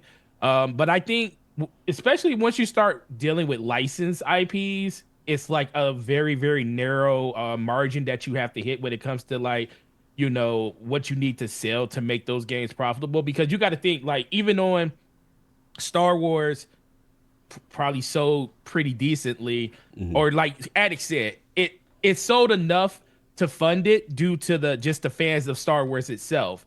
But is that enough? Because we all know these studios use games like that or bigger games to kind of fund other projects and stuff. Instead, we're getting the inverse of that, where it might have been more detrimental because of just the simple fact that the game either didn't sell well enough or things like that. This is all inside baseball. We really don't know all the inner workings of everything that's kind of going on there. But we could definitely tell that it's been an issue for a while now. And the fact that I feel times have changed. We go back to just 2000. Everybody was hiring mass amounts of people due to the fact that the gaming industry is booming and games are flying off the shelf. And, a lot of gamers, I know some of us on here, we knew that it's this isn't going to last like this. The people that are buying games now are not the same people that were buying games 10 years ago. They're doing it because they say, I need something to do when I'm at home. Those people got to go back to what they were doing. Go ahead. It's not games being bought that's making money. It's microtransactions being bought that's making money. Exactly. Remember during that point, that's when Fortnite had its record numbers and stuff. And even they dialed back some of the stuff. Actually, that's when they actually ratcheted up and just made Fortnite the number one thing that they focused on. They made their whole studio just there. That's all they do at this point now. Remember, Call of Duty did the same thing. All of their studios went from being, salt mines. Yep. So, hey, what studio are we supporting this year in Call of Duty? Oh, it's Raven's turn. Okay, that's who we're supporting this year. So they wanted to keep that, that engine running, and now you're seeing. I feel like not games, but developers or publishers, to say not developers, because developers is completely separate from that. Very reactional, and the industry's always been that way. Unfortunately, that's the reason they've always went towards any kind of games as a service. It has been, but that's the thing too. Now it's very, it's punishing to be wrong now. Right. The stakes are so high. Everything's so expensive. With stuff costing as much as it costs, and and the only reason we know some of those numbers is due to the the ABK and then Insomniac leaks and stuff, and seeing how much games like Spider-Man cost and how much licensing of those games cost and how punitive it is if you don't hit certain metrics, and you're finding out why they put bundles inside of consoles and stuff, because it's not because you got to hit certain numbers and that counts as a sale. It's just interesting to see all of those things now, and Ubisoft is the first, I feel, of the bigger publishers to kind of fall on those hard times. But I do see there's some opportunities out there when it comes to if they did want to sell some of their franchises off. I just feel like if they sold something like Assassin's Creed, what is Ubisoft crazy at that point? That's why I said they have to sell as an entity. I don't think they're interested in, because it's look, you can make a quote unquote banger and still get laid off. Look how Marvel Rivals, they lost 8-9 people and they made one of the most popular games in years. So no, it's real. I'll jump in here. Most of y'all said all the points I want to say anyway. Look, I'm apathetic. I don't care. You know what I'm saying? I'm kind of like in that joint. I mean, look, it's no disrespect to King, 'cause I know King cares about this. I know this is big for him. You know what I'm saying? No, I really don't care that much like that. He loves Ubisoft. He loves them. Yeah, I actually do. Anyone about to be bought by Xbox? I get it. Wait a second, I don't console war. Cut that out. Okay. But now, all jokes aside, look, to your point, to his King's point, you know, yeah, they're ripe for it because obviously Microsoft tends to swoop in when, you know, people are at their lowest, they're not doing well. We knew exactly. We know Tencent is looming. Right, we know the Guillermo family has been very kind of resistant. Rent is due. Right, they're looking at all time. We know they have some form of stake in the company, and they've been trying to increase their stake and all that good stuff. I just, for me, you know, I look at Microsoft now in a different thing. Yes, what was said back then that they were in acquisition mode, but then what was also said is we need to recoup, and we gave you $80 billion, and sir, where my bread at for the stuff you purchased? So before you start asking for anything else, how about you go out there and make this money that you said you was going to make? And now that we got to put our games everywhere. So partner. My games is everywhere. So now that I capitulated and bent the knee. But you didn't make the money back, so you did not make the money back. Good, money good. No, it's not. Get on the street and put all the games. My thing too is like we can make the argument that we can make the argument that they double down in Game Pass, but they do nothing to sell Game Pass anymore. They stopped pushing on the hardware. To me, the strategy has changed. Where are they going to continue pushing Game Pass? Like, what is funneling more money into Ubisoft to get, let's say, Assassin's Creed is going to be sold on PlayStation. They're not getting Game Pass over there. It's going to be sold on the Switch, too. They're not getting Game Pass over there. So I don't even think they would invest for Game Pass. Well, Game Pass, I think, is just, again, that's separate for what the Xbox ecosystem is. I'm just looking at, like, how they looking to recoup this investment is putting it on Nintendo and putting it on PlayStation. What I was saying is most of the time when you invest, you have a particular reason you would. They're not going to do it for hardware. They're not going to do it for marketing because they're not pushing the hardware. They're not going to do it for Game Pass because they're not pushing Game Pass on any of these hardware because they're still selling, you know, games on other platforms that you could potentially have to go to your hardware to get Game Pass to play. So I just I don't see a reason why Microsoft would invest into Ubisoft like that. I just feel they're not hot like that. Well, that's what I'm saying. There's no reason for the investment. My answer is simple. They cold. They cold out in these streets. That's just me. Like they not moving. Say get them while they cheap. No. And to your point, that is correct, right? When historically, that's how they move. When you on your lowest, you come. Yeah. No, I get that. I'm just saying. I'm just trying to look at the value. Like at least with ABK, it's like okay, you got Call of Duty, the number one thing. Like AC is on the decline, and then the stuff that is popping that is critically acclaimed ain't really. I don't know if Prince of Persia sold like that. I don't know if Splinter Cell going to sell like that. I don't know if The Fish is going to sell like their IPs that are actually dope and high quality. To Ariel point, that's what people ain't buying. You know what I'm saying? People are not putting their money where their mouth is on that. Only thing I see from them that's actually popping is Siege. Siege is something they stuck with. And you know, it's a lot. Isn't that in esports? Yeah, and it's esports community, and they could. And I heard now that's supposed to go free to play. You know what I mean? So they better. So you know, here's the thing: they shut down the shut down Persia game. Yeah, I heard like they made the Prince of Persia joint, all the awards. Yeah. No, I see. Shout out to good game. Shout out to my man in Separate Ghost. He's like, yo, AC made me on the comment. Look, I get it, but we have to be honest too, Ghost, right? From the standpoint of, and I got to get you back in the room. It's been a minute. Salute, brother. I was on the show yesterday. Yeah. Oh, salute. Yeah, I'm sorry. I owe him. Yeah, we owe you. Me, Addict, everybody, the whole realm, all the lords owe the Separate Ghost Xbox Expansion Podcast. Salute. You paid your dues. We owe you, brother. No, check it out. Sidebar. Yeah, I got them wearing Crocs going to California. Yo, you ridiculous. Anyway, listen, check it. No, check it. No, this is serious work. They're wearing Crocs because I had their community do a challenge, right? And their community raised $200 for them to wear Crocs on the flight. Don't say you don't owe. No, we do owe, and I owe too. No, I owe you, brother. You definitely. And I'm gonna make King go back. But look, let me finish my joke. But yeah, like that, all I'm saying with the whole AC joint, we have to admit is shadows, regardless to. Hey, I'll wear Crocs at LA. Regardless, I'm gonna buy you some. Regardless to how dope the idea.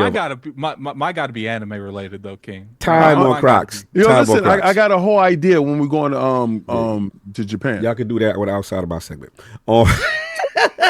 All I'm saying is, King, man, what you doing? King? y'all messing. Nah, I didn't say anything else. Y'all killing my segment right now. But, Sorry. Well, I was gonna say, as far as the whole AC joint, it's just like we have to admit, like everybody made a good point in terms of what was hot in development 4 or 5 years ago when they thought about it. I never thought about that. It's a great point. In hindsight, now it's like in this current climate, right? We like, oh, it might not pop. That's the reason PlayStation canceled 20 games. You know what I'm saying? Now we got to change up. Now it's like me with all those Averex jackets upstairs. We knew it was on when they popping, son. They didn't show up. What is it? The Tokyo Game Show. That was a big opportunity for them. They changed up the game. They did all these changes. So I wish I could talk about that game. I really do. I know. I know there's a lot going on there. NDA boys in the building. But look, it is what it is. The last point I would say that no one's talking about though is regardless of whatever happens, acquisition, selling off IPs, I'm very curious about, they own the streaming rights for Xbox.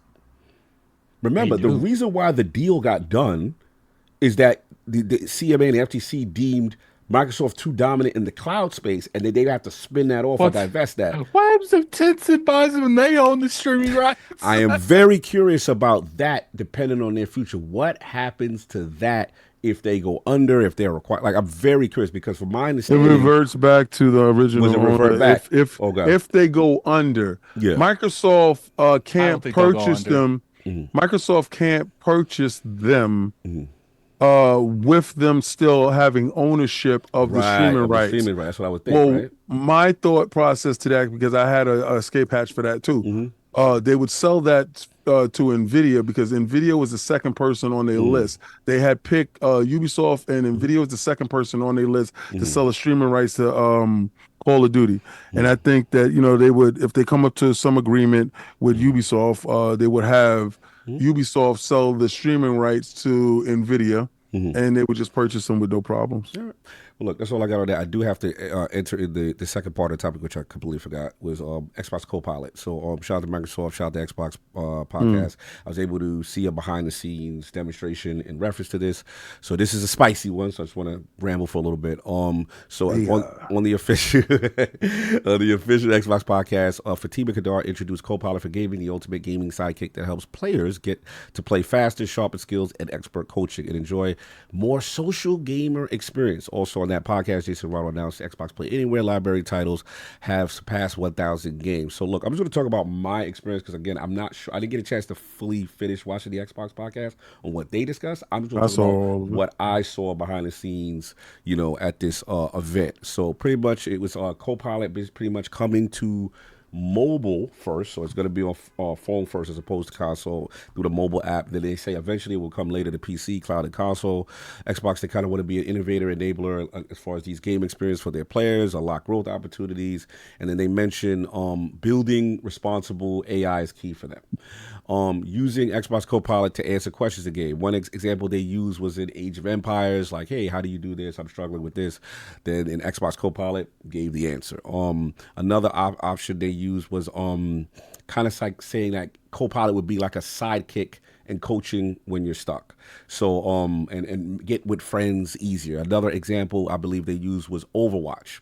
So they had this conceptual phase where they're saying it's not possible yet, but this was the phase that they said, which was like, hey, you're playing a multiplayer game and it's giving you tips on the hero experience. Like, hey, let's say you got murked, right? Yo, how do I die? What killed me? And, all right, Copilot. Well, this is what happened. Reaper did this, that, and the third, and whatever. And then another question was like, okay, what character should I be using? And then Copilot was like, hey, based on your team composition, you need to be doing this, that, and the third. So again, concept work. Another example, which was what me and Maddie had the most debate about, which was the Minecraft example. So Minecraft, they had like kind of like a first time player, right? Playing the game. So he's like, Xbox Copilot, what do I do? So say, well, maybe you need to get a tool and you need to get a hammer and do blah, blah, blah. And it was like, okay, Xbox Copilot, what do I do next? Well, maybe you should find your base and this, that, and the third. So pretty much this was, I guess, the concept work of the actual companion / sidekick thing, where it's kind of telling the new person using this stuff. So look, this is an interesting one. There's a lot of discussion here. It raises questions. I know for me, one thing we discussed about was obviously ethics, hand-holding, that kind of stuff. Developer question, which I'm curious about right now, is when I get to him in reference to, developer vision? Is this intrusive? You know, do developers have to opt in? That kind of thing. Me personally, my questions were more about resources and performance on the top layer. How does that work? Is there on the platform layer? Does this affect from the game experience? And then the guide community. I was thinking about, achievements and stuff like that when you're stuck, because some people may say, who will defend it, will say, hey, look, what's the difference between this and then you just going to YouTube and viewing a video, because you would theoretically do the same thing and this thing is kind of helping you. So again, just points of discussion. I am very curious about Aaron Knight, so I got to go to him first on this because I want to get his idea. I don't know if he got a chance to see anything on this Xbox Copilot thing, or if not, what are your thoughts initially for what I described? Man, I don't care. Fair enough. It don't affect me at all. Okay. I got one quick question. I'm gonna put a little pressure on you. From a developer standpoint, for you creating a game, right? There's two thoughts here. One, I'm gonna try to be fair to both sides, right? One thought is like, okay, bro, you making a game and you're stuck. I don't know how to get past this part, and we never yield. I'm trying. I don't know. Xbox Copilot. I would have normally just Googled YouTube, my favorite guide creator, right? Yeah. But now the convenience of just saying Xbox Copilot, how do I beat level 4 on Dropshot? How do I beat level 3 on We Never Yield? Okay, Aerial Knight, this is what you do. On this one, it's a two-player, you know what I mean? A two-player game, you do blah, blah, blah. Okay, so that's the positive side.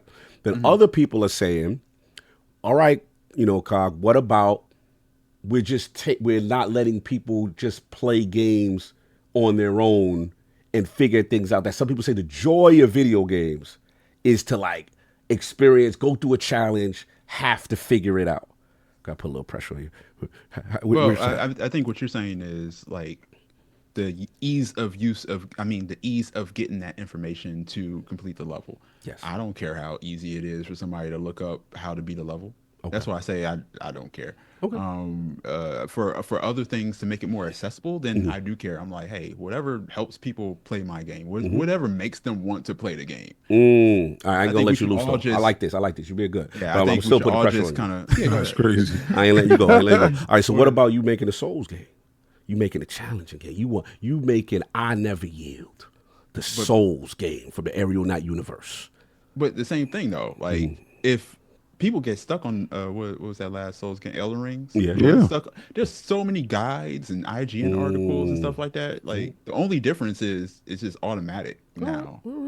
So that's why I'm like, this is more of a gamer issue than it is a developer issue. Saying my skill ain't good. Yo, he be like, gamer. Yeah. You try to skill shame. He said, you gay. Y'all be mad at each other. Y'all be like, y'all ain't playing that game. Y'all ain't playing that the right way. Whatever. You're not a purist. Play it, right? All right. So look. So to you as a developer, this is actually good data. As you don't care because you as long as you're playing, you're engaging, because some will say, some will say, good point, because some as a developer will say, look, we may have a gamer that gets frustrated and then drops the game because it's stuck, but this might keep them engaged. No, that's different. All right, break it down. Let's go. When a developer playtests stuff, it's what is everybody having an issue with? So if I make a level and everybody is trying to go through a door without a key, then the problem is they're not seeing the key. That's a direct issue with the game, that they're trying to fix. Gotcha. Now, if you hit the key and they're not supposed to find the key, and people look up guides to know where the key is or whatever, right. Then whatever. People who want a challenge will figure it out. If you don't want to do the puzzle, then hey, there's resources to skip it. Okay, all right. I like where you at with it. You surprised me here. That threw me off. I tried to put pressure on you, but you wasn't falling for it. I think y'all think developers want y'all to play a certain way. No, it's a good. We don't. You're educating me on that. I actually like this perspective because I don't get a chance to hear it. Let's get at it, man. I got to with my brother right now. So I'm surprised at you because I thought I was going to get pushback on you with this, and you didn't give me much pushback. I was actually surprised. Yeah. So Addy, what someone want to look up a guy? I don't care. Someone want to.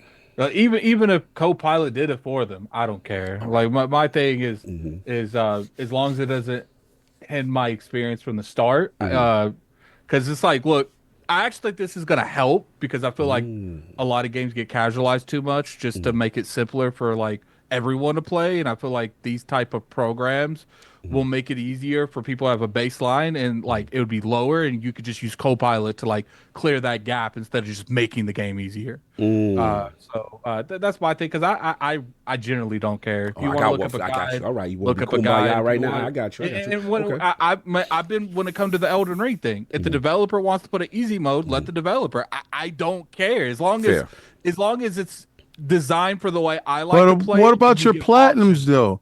Should you be able to access your platinum if you played on easy mode? I was gonna do that one too. I don't care about that either. Like, when have you ever had me screaming? I think I'm just being. I got one for you. I got cool. He ain't biting. I'm gonna try to bite. All right. What about this? What about all right? You love the content creator community, but now gaming arena addict God channel views is going down. Because Copilot said, "Hey, you can come to me. You ain't got to go to Addict Game Gods Arena. What's up with that? Your views is there. What's up?" It's content creation. Pick a lane that's not going to be replaced with AI. I don't know what to tell you. Do conspiracy theories. But AI gonna take your God channel out of business. That's just how the cookie crumbles. Like, so what about your views? You got to pay the rent. Oh well. Okay, then make guides on something that Copilot's not doing. Like, so Copilot got to get the data from somebody. They still gonna need you. Do a hip hop channel. I heard they hot. Maybe people like Maka guys need to figure something out. Oh, we coming for Maka. We coming for Maka. I was thinking of someone that makes solely like how-to guides on like achievements and stuff. Here's the thing: they're already doing that. There's literally a button right now. All right. What about the dude you played where to go in Overwatch Marvel Rivals, and you overhear him say, "How do I beat gaming addicts?" Cloak and Dagger, and they gave him the play-by-play how to stop you the counter. How is that it messing with the integrity of the multiplayer? Hold on. Man. See, no, this already exists. That's why people are killing me with it. Okay, I actually told Cognito what they doing that this wasn't going to be an issue, and he disagreed with me. Talk to me. He making an issue. I am making an issue because it's AI. He likes to be. I wait till I get the kick. The fun is going to begin. No, the fun is not going to begin, but you can have fun with watch. It literally exists. Oh, so this exists. Here, you have a phone, correct? Yes. Hey Google, explain to me how to get the achievement for Coordinate of the King on Metaphor. She ain't listening to you. Literally, right there. Like, okay, all right. So you said we already here. Shut up. It's already there. All this fear mongering you doing is fraudulent. Okay, shut up. You ain't got to agree so strong for it. Hey, hold on. Hey, Google, tell me how many achievements is in Metaphor. According to Reddit, there are 44 achievements. We own it. So we Copilot. All right. I see what you said. It's here. All right. I'm out here fear mongering. Okay. All right. Making it to where you have this technology in the game. in your headset. All right. I got you. You shut me down. All right. Cool. Right now, Copilot already exists. Amongst every phone. I can literally ask my phone everything. And most likely, because maybe Ariel Knight will be able to talk about this particular, if there's mandates on it, if they want you to put it on there, because what about that? Let's go. That's a good one. I got that. I'm gonna attack that mandate question in the next topic. All right, hold on. Yeah, so now Ariel, you want to be on the platform, you better Copilot. What's up? Wow. Yeah, there are a bunch of platforms out there. All right, fair enough. Man, you might take your business to South Beach. Some more lucrative than others. Okay, all right. Forcing devs into AI. Yeah. It's a feature set as part of the suite, and you gotta have that. But PlayStation got those cards. Remember, they was pushing those really hard. Man, you took my whole thing, bro. Oh my bad. and nobody want to use them. So that was good. That's my thing. It's like, I thought they were dope when I first saw them, and I was like, "Oh, 33% through the level." Here's the thing, I stopped looking at them. how many features do these console manufacturers, these publishers, they implement into a game? No one uses them, and like, oh, that was a bad idea. Maybe we shouldn't have invested into that. Maybe Copilot's one of them. Maybe it's not. But it's just like, look, I find it hard to believe that people are going to ask their system or ask Windows. Because Copilot is literally, hey, Google, what is Copilot? No, it's existed now. Yeah, one thing. Microsoft Copilot is a generative artificial It's literally already in my phone. Yeah, no, great. Now, granted, the initial implementation will be falling. They're going to have to do something that is going to make it different than just asking your AI already in your phone. Because here's the thing: it's going to be a buddy. Break it to you, Microsoft. You can't compete with someone that already has the phone. You know how many times I hear just traveling, someone say, "Hey Siri." Yeah. So now you have to compete with the people that would say, "Hey Google" or "Hey Siri." Yeah, because Apple made Siri your assistant. Oh, my bad. Someone said Addict just activated everyone's phone. Yeah, he's got everybody. What Microsoft is doing is turning Copilot into your sidekick. Yeah. There's a difference between being what is that butler for Batman? Alfred. There's a difference between being Alfred and being Robin.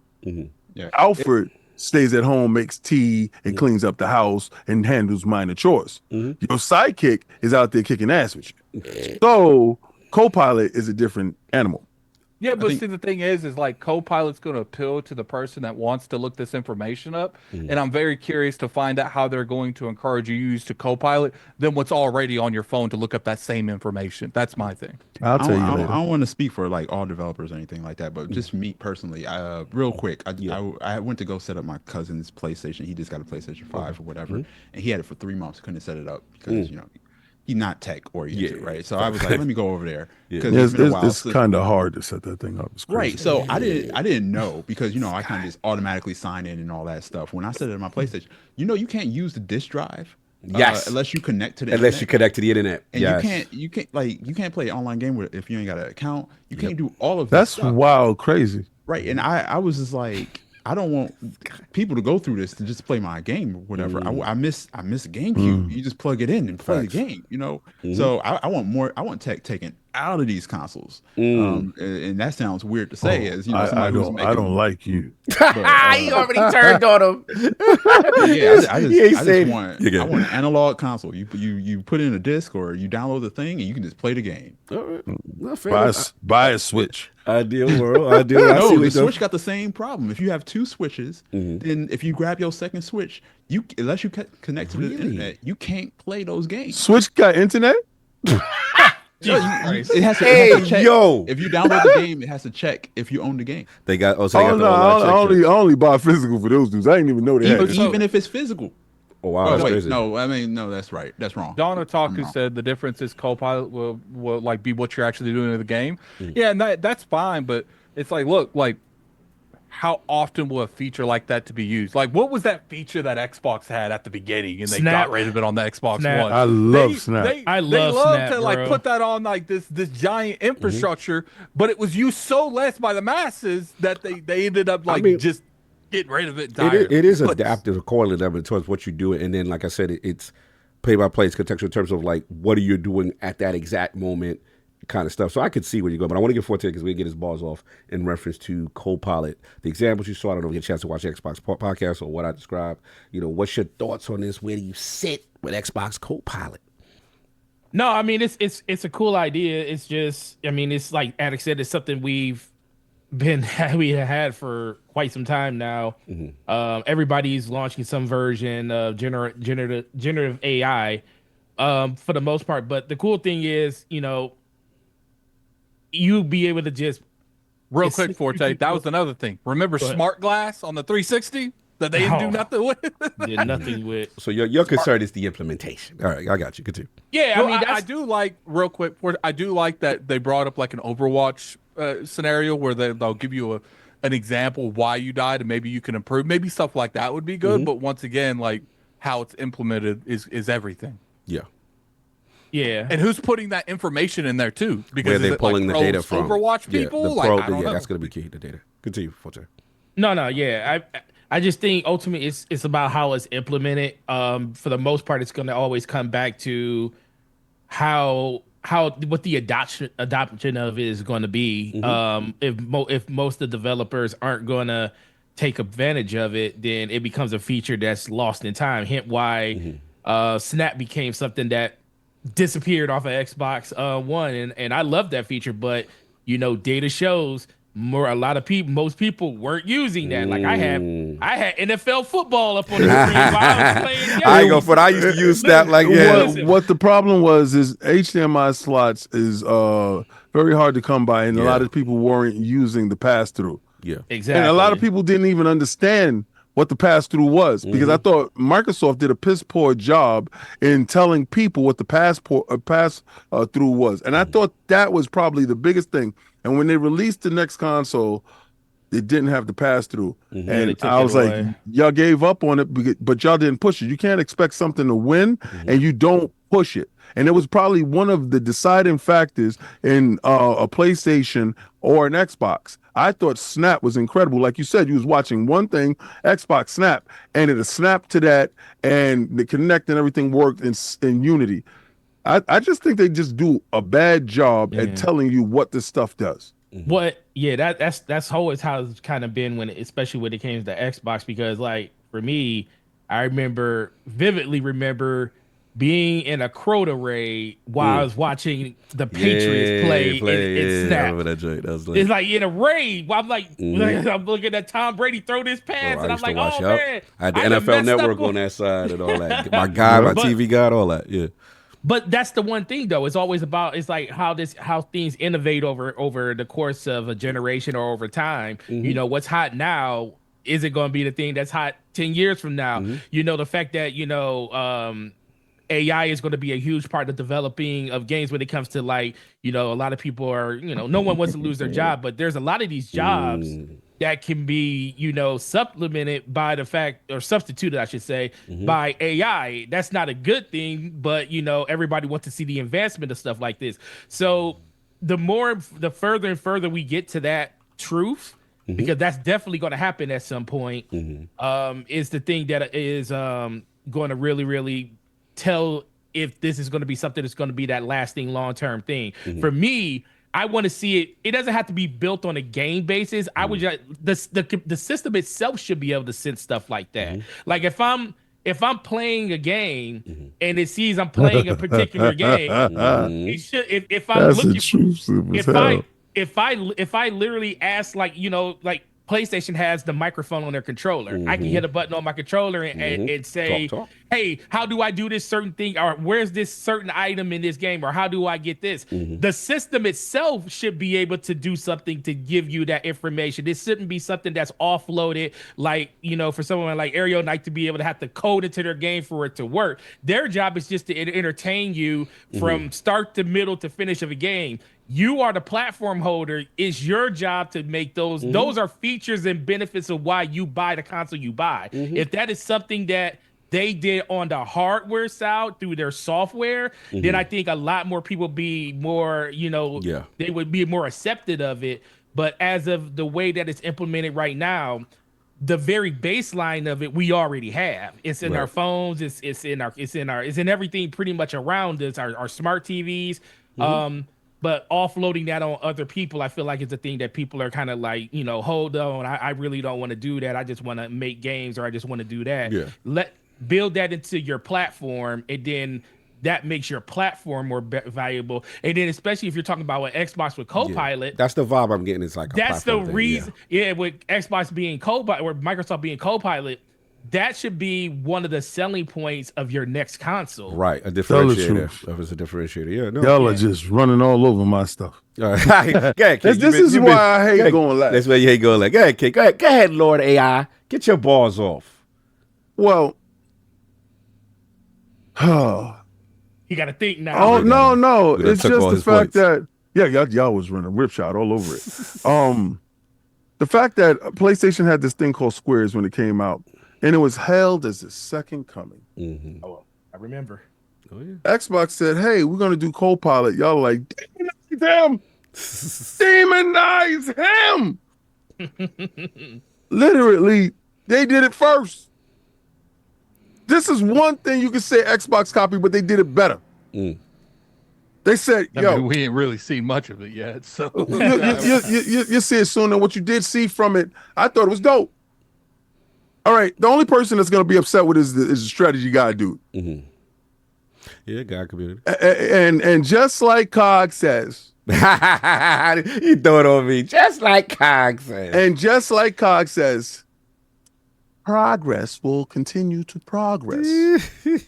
The horse and buggy was no longer a thing when the automobile came along. The horse and buggy guy was complaining at the you know the thing though, King is like how they going to tell me where the best place to farm in an RPG is. That's the dopest thing about it. Themselves going to put that in there, or are they going to yank that from the internet? So okay, so check it out. This is what I think about it, right? And I'm gonna give y'all scenarios. And Forte took one of my things, man. I'm sorry. No, it's cool. It's cool. Being the fact that Xbox is everywhere and everything is Xbox, and the fact that soon your phone will be an extension of yourself. We already are Android, right? We're a walking, talking Android because we have AI in our hand. We use this thing to make phone calls across various places in the world. We use this thing to find locations, and we use this thing to actually book places and do all types. We are cybernetic right here.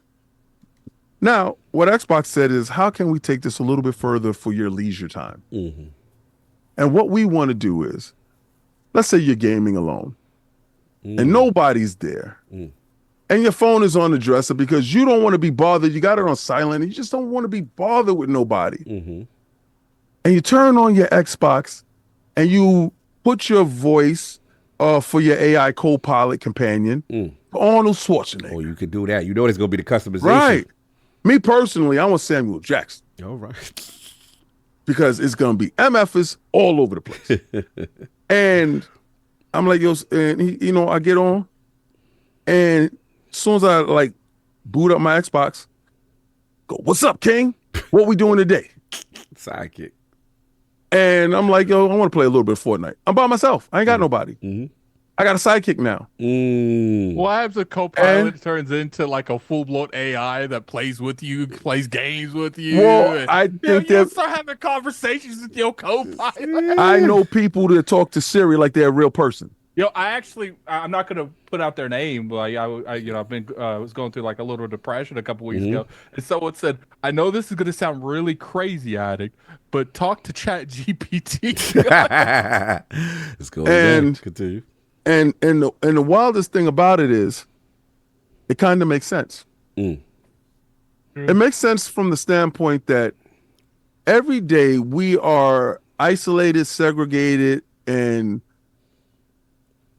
into ourselves. You walk down the street, you see people into their phones. The majority of the time, if you're online, if you're not playing a multiplayer live service game, some people play multiplayer live service games and don't have a mic. That's true. Because they don't want to talk to nobody, but they want to partake in the game. Now you got this little sidekick guy, and you get stuck in a board. You're playing Elden Ring. He goes, King, I noticed you died there a couple of times. Maybe if you have this inside your inventory, you can use this. This will help out. We at the level of Milo now. We at the Project Natal phase. Milo. I always felt that they wanted AI to be a companion to you because they give you agents. Now, if anybody looks at OpenAI, they're agents, and your agent is probably your personal assistant or your chauffeur, if you will, in life. You want to have you want to book a flight or whatever. Listen, I need you to book a flight for me because I'm leaving this time, and I need the Uber too. But also, when I get there, I need to have a hotel, and I also need to have dinner because me and Amy is going to, and she doesn't like sushi, so make sure that it's not a sushi place. Here's all that, and it does all that. Now, that's in other aspects. In gaming, we don't have that. We don't have a companion. Now, being that Microsoft is everywhere, and Copilot will be in all Xbox approved devices. We definitely gonna assume some form of it in next gen Xbox tech, right? MPU or something. Could you imagine you pick up your handheld and it says, "Hey King, going outside the game today?" And it has your location on where you're going. Yo, I know a wonderful place in the park if we're doing some leisure time, if we're not going to work. And we can sit down under the tree, touch some grass.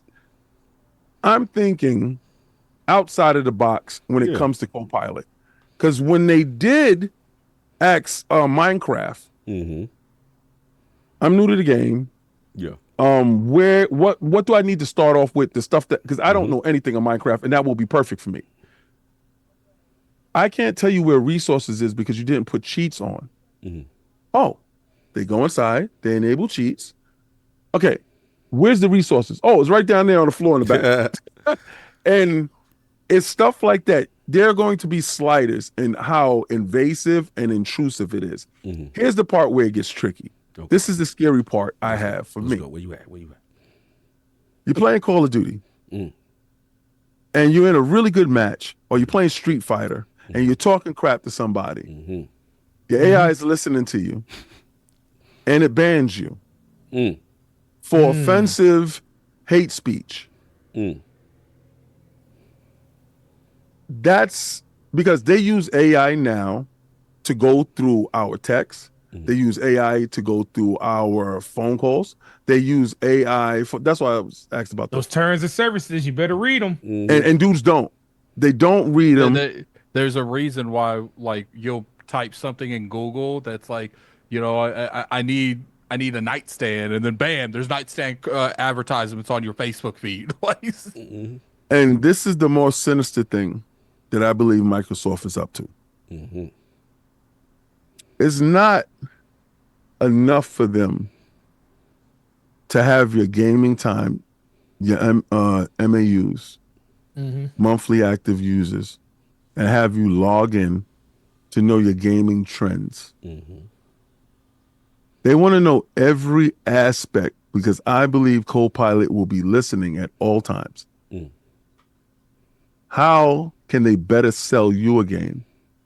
How can they get you into purchasing more stuff? What stuff can they make more visible on your dashboard that will have you more impulse buy? Based on your tendencies. Right, because I notice on one of my Xboxes, when I go to the dashboard, there's some ads that's not on the Xbox that's downstairs. And I say, because I don't play on that one upstairs as much as I play on the one downstairs. I will have more Fortnite stuff, more Marvel Rival stuff that they know I will click on to purchase. Upstairs, they will say something like World of Tanks, because they don't know what the hell I do up there. I think it's just more insidious. They just want to be more intrusive, know more about your spending and buying habits, and trying to steer you as, you know, we're a friend of you. We're your sidekick. They use a word for a reason. And to get you comfortable with this little guy, and then this little guy takes over. I don't believe in AI at all. Oh, no, you do, because you use AI thumbnail, sir. Yes, I listen. No, yes, you do. And use AI wait, time out. Addict dude. Yeah. Oh, yeah, but it's part of your channel. You support. So you're Lord AI, sir. You're Lord AI, sir. I'm gonna use AI all you like. With those our AI avatars. You've been sleeping with Skynet all this time, sir. I'm still sleeping with Skynet right now. Anyway, look, it's a great point. I'm joking with him, but I'm sorry.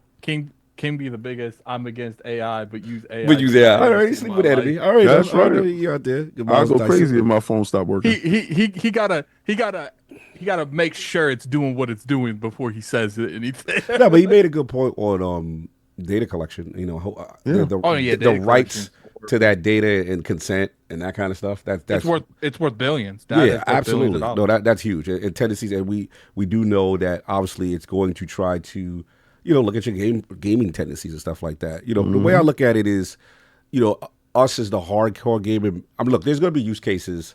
I can tell you some games that definitely can use it. I'll tell you, like, I ain't gonna hold you. KCD2, I love you, but there are times where I'm like, man, the onboarding on this game is rough. And I'm just like, man, I would like to know, okay, how do I, you know, find the soap to wash my clothes and get something done? And I would use that. You know what I'm saying? So I understand the use cases. The key for me is going to be, I think it's more target. I think this is what they're doing. They're looking at the console market and they're looking at, man, we're kind of stagnant. We're not getting new players, right? So to me, what happens when you send, you know, little Johnny that's not a hardcore gamer, or you send an older person and you show them this with all these buttons and all, this is intimidating to a normal person. Yeah. See, we are conditioned. A normie. Exactly. We're conditioned to be like, yo, this is the premium way to do it. Right? Yeah, we're upset that they don't have back buttons. One button is more than enough for a lot of people. You know what I'm saying? So to me, I look at the statistics on achievements, completion rates. They're looking at that. People are not finishing games. People are not spending a lot. They're jumping out of the game quick. They leaving it quicker. So how do you get that person to stay on, right? Stop making games. You get them to be like, okay, I'm stuck. Because let's be honest, a lot of people are embarrassed to say, I don't know how to do something, whatever. But if you put something in the privacy of your own home, all you got to do is say, hey, Copilot, what it is you got to do. Okay. And that's where the coaching and the side, they're going to be a use case for people that is going to use that. They're going to look at that data. Closeted users. Yeah, like, bro, there's going to be, because look, if I'm full disclosure, there were times I was like, KCD, I don't know what I'm supposed to be doing here. And I go, YouTube, the video, how do you do said thing? But we've been doing that all our lives. Game facts. Strategy guys. Why is this something new? We just don't have pen and paper no more. Facts. And what it is, we literally doing it now. You know what I'm saying? Like Attic was saying, we're doing it now. So again, this is just the implementation. Now they got to get proof of concept. They got to get it involved, stuff like that. So that's it. The questions I have is from obviously the guide community. What I would like for them to revamp their achievement system, because you know how like they got Forte, you know how they got true achievements right now, right? You go, you click the true achievements, you're trying to figure out how to get that achievement, you get it, and then it sends you to a guide or whatever, how to do said thing. I would like it for them to work with the content creator, because look, the AI has to pull from something. Yeah, they have to have the data from, so you have to ingest it with something. So to me, this is a way you can empower.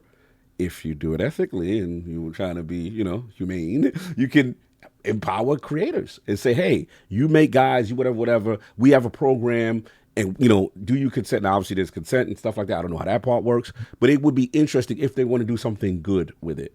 That's something they could do. But for me, to your point, Forte, last thing I'll say, on the platform level, that's what I'm hoping this is. This is something that, developers will be aware. They could choose, I guess, opt in, opt out, depending on their developer vision. Because I know Neil, I know Aaron that he doesn't care, but I am concerned of like a From Software, where to this day they've been kind of pushing back. We ain't doing easy mode. Right. We ain't doing. Now we know people look up guides. That's where everybody's like, people look up guides how to beat the ball. I get that, but my thing is, I just want the integrity of the developer's vision to be upheld if they want to make a challenge game. It'll be interesting to be like if they can say, nah, you can't use it for this. That would be interesting. I'm just curious about how that works. We're going to use it all in Elden Ring. That's all. I'm just curious about that. My main thing with this is that, I like the announcement about Jason Rado with the 1,000 games and the Windows all play. I think that's huge, especially with their vision with getting all these games to be able to play it anywhere. And that's pretty much what I got on it. But it's interesting. Obviously early stages, all this stuff is conceptual, but that's what I got before we move on to the last joint. Let's get these super chats. Let me get the last joint going. Let's refresh. Let's see where we at with these super chats, because today is crazy. All right, we got scrolling. All right, shout out to Champagne Super. Oh, come on, bro. All this talk of UV is making me Ubi hard. Okay, I see what you're doing. We ain't gonna let you alone. We're gonna leave you alone. Lieutenant Helk, $2 super chat. Star Wars Commandos was dope with no Jedi in it. Salute. Bruno Ramos Diaz with the $5 super chat. Ubisoft games, you may not like them, but those games do play well. Good frame rates, good graphics. No doubt, they're OGs in the game. Shout out to Hamish, AK. Shout out to the $2 super chat. Much love, y'all. Much love, Hamish. Again, with $5 Australian, I believe. As long as the AI isn't making art, story, or music, I don't care if people are asking for tips, but I would still prefer to look up a YouTube tip video. Salute. I give you a tip. Pause. AI is doing all those things you said that they do. You don't want. It's like I said. Is AI going to be able to determine the best place for me to like grind at a game or something? Yeah. Right. Champagne Supernova files. But chat, Xbox was like, IGN, you want to tax us? I bet. Copilot, take their game guide foot traffic. Best believe the game journalists will be out for blood. Wow. That's right. You ain't doing that this month. Donna Taku, $5 super chat. Difference. Yeah, we said this already. Copilot will be contextual because we see what happened in your game real time. Crimpy, $2 super chat. Just woke up. What's the punishment today? It's on hold. Road to Tokyo punishments are on hold till next week. Hollywood Rules, $2 super chat. We needed a break, guys. Yes. Ready to talk to my AI like Stark talks to Jarvis. Oh, you know they're going to have the Jarvis one. You already know. THX11138, $2 super chat. Cortana is my AI. Let's get her back on the next Xbox. If they're smart, they should have that as a voice option. No, no, he said, King, you know what that? Yeah, no. All right. No. It didn't take off. Oh, okay. Fair it enough. was a dud. Yeah. Half the people got on Windows and was like, what this is Cortana stuff? And everybody's not a gamer, B. Right. But everybody do need a co-pilot. A co-pilot is a sidekick. Get with the times, bro. Brandon was dope, though. Brandon was dope. Yes. Yeah, it was dope as hell, but didn't sell. Dexter's Joe, $5 super chat. AI is going to be used in every aspect of our lives. Before we know, people are going to make ILP Chat GPT bot to fight King. Wow, crazy. We're doing it now. It's called Guzzling King David's Glizzy. Yeah, he outside. Hollywood Rules, $2 super chat. Cortana voice AI part of the next console prints money. All right, so we are finally at the final topic. We made it. Jesus, it's a long show today. All right, MLB The Show. A lot of news. King's topic. We got to talk about it. Won't be PS5 Pro enhanced. Shout out to, let's see this Kennan affiliate he found. PlayStationLifestyle.net. Shout out to them and the Kennan affiliate ways. An upcoming. Did you say PlayStation affiliate? Yeah, Kennan affiliate ways with PlayStationLifestyle.net. It's my peoples. Yeah, they rep hard. They definitely do. He found this one. An upcoming PlayStation Studios game will not be PS5 Pro enhanced. Its developer announced following an incorrect PlayStation Store listing. San Diego's MLB The Show 25 was really thought to be PS5 Pro enhanced because it carried the tag on the PS Store. However, an official game fact confirms there are no enhancements. So they said they think that it was a blooper because it was a first-party game. And they said while the game runs smoothly on PlayStation 5 Pro, it does not include any exclusive enhancements or features beyond the standard performance, the fact reads. PlayStation Store has since removed the tag from MLB The Show's 25's page. And yeah, this is King's topic. King, your thoughts are on MLB The Show. It's wild crazy how you can say by September 15th, all games being made for the PlayStation 5 Pro must have PlayStation 5 Pro enhancements. And you, the console manufacturer, the first party developer, have put out, will be putting out a first party game with no PlayStation 5 Pro enhancements. How can you mandate something to your developers and your third party developers and you don't do it? How the hell is Microsoft in line with your edict and bringing over games to the PlayStation 5 Pro with PlayStation 5 Pro enhancements and giving you a list of what they are? Forza Horizon 5. They told you ray tracing in games. They told you upwards of X amount of frame rate. They told you hyper resolution graphics. They told you all types of things.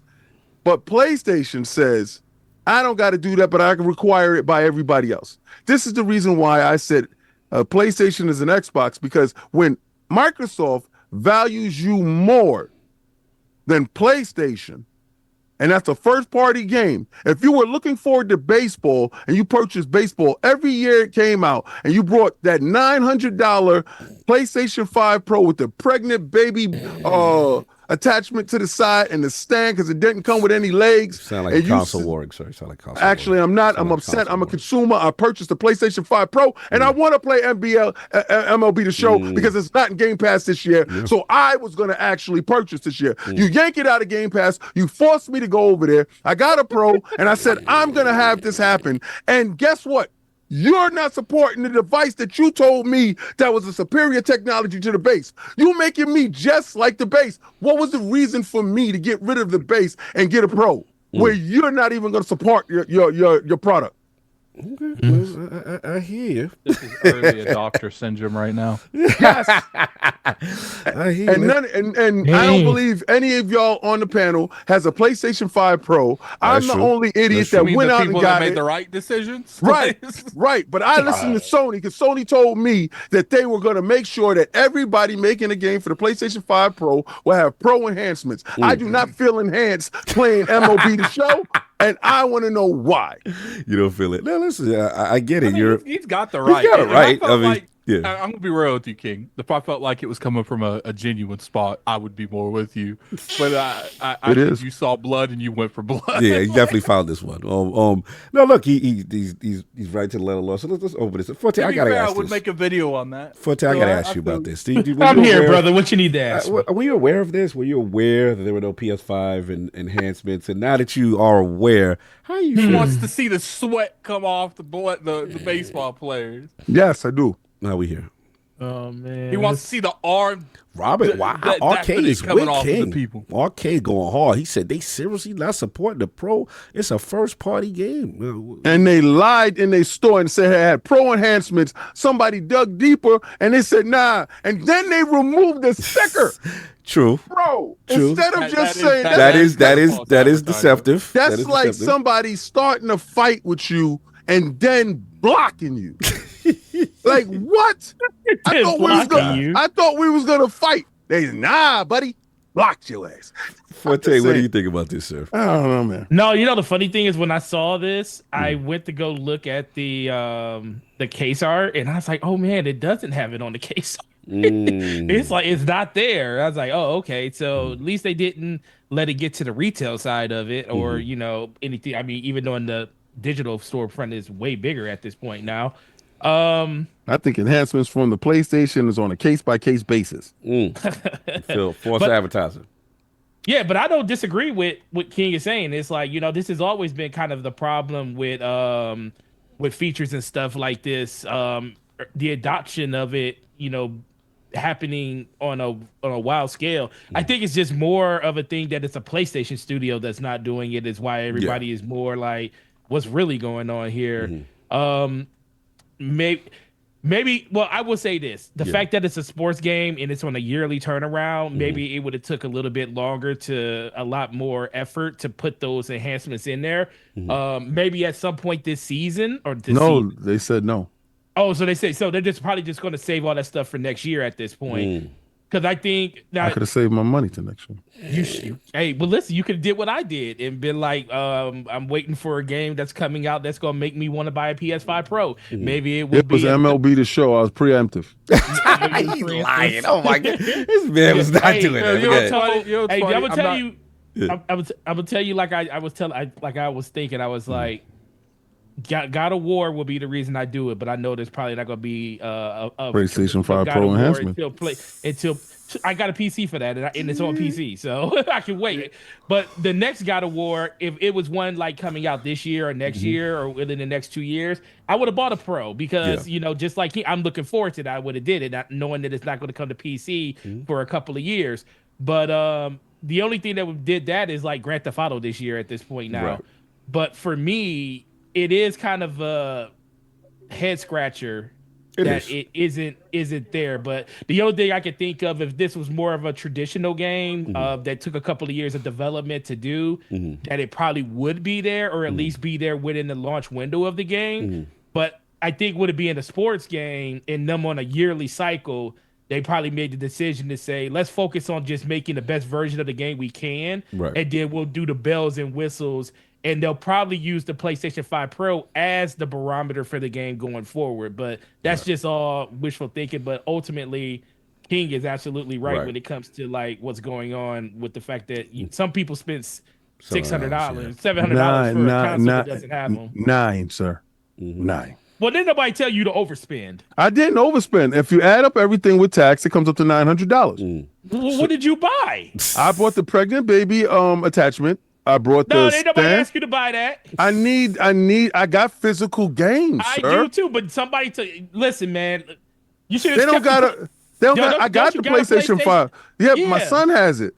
Okay, and then how you want to play, and anytime you wanted to play a game No, that that's has all the a way physical upstairs. drive, you go use his PlayStation. No, that's all the way upstairs. I don't go inside his room. No, Aw, and he should not killing touch me. my Pro. Listen, You know what's funny? King is all year long. I don't use this, but now he got to use this. I'm like, he got to have access well, to it. here's the problem. I can't trust you any longer. Trust is broken. It's usually broken, right?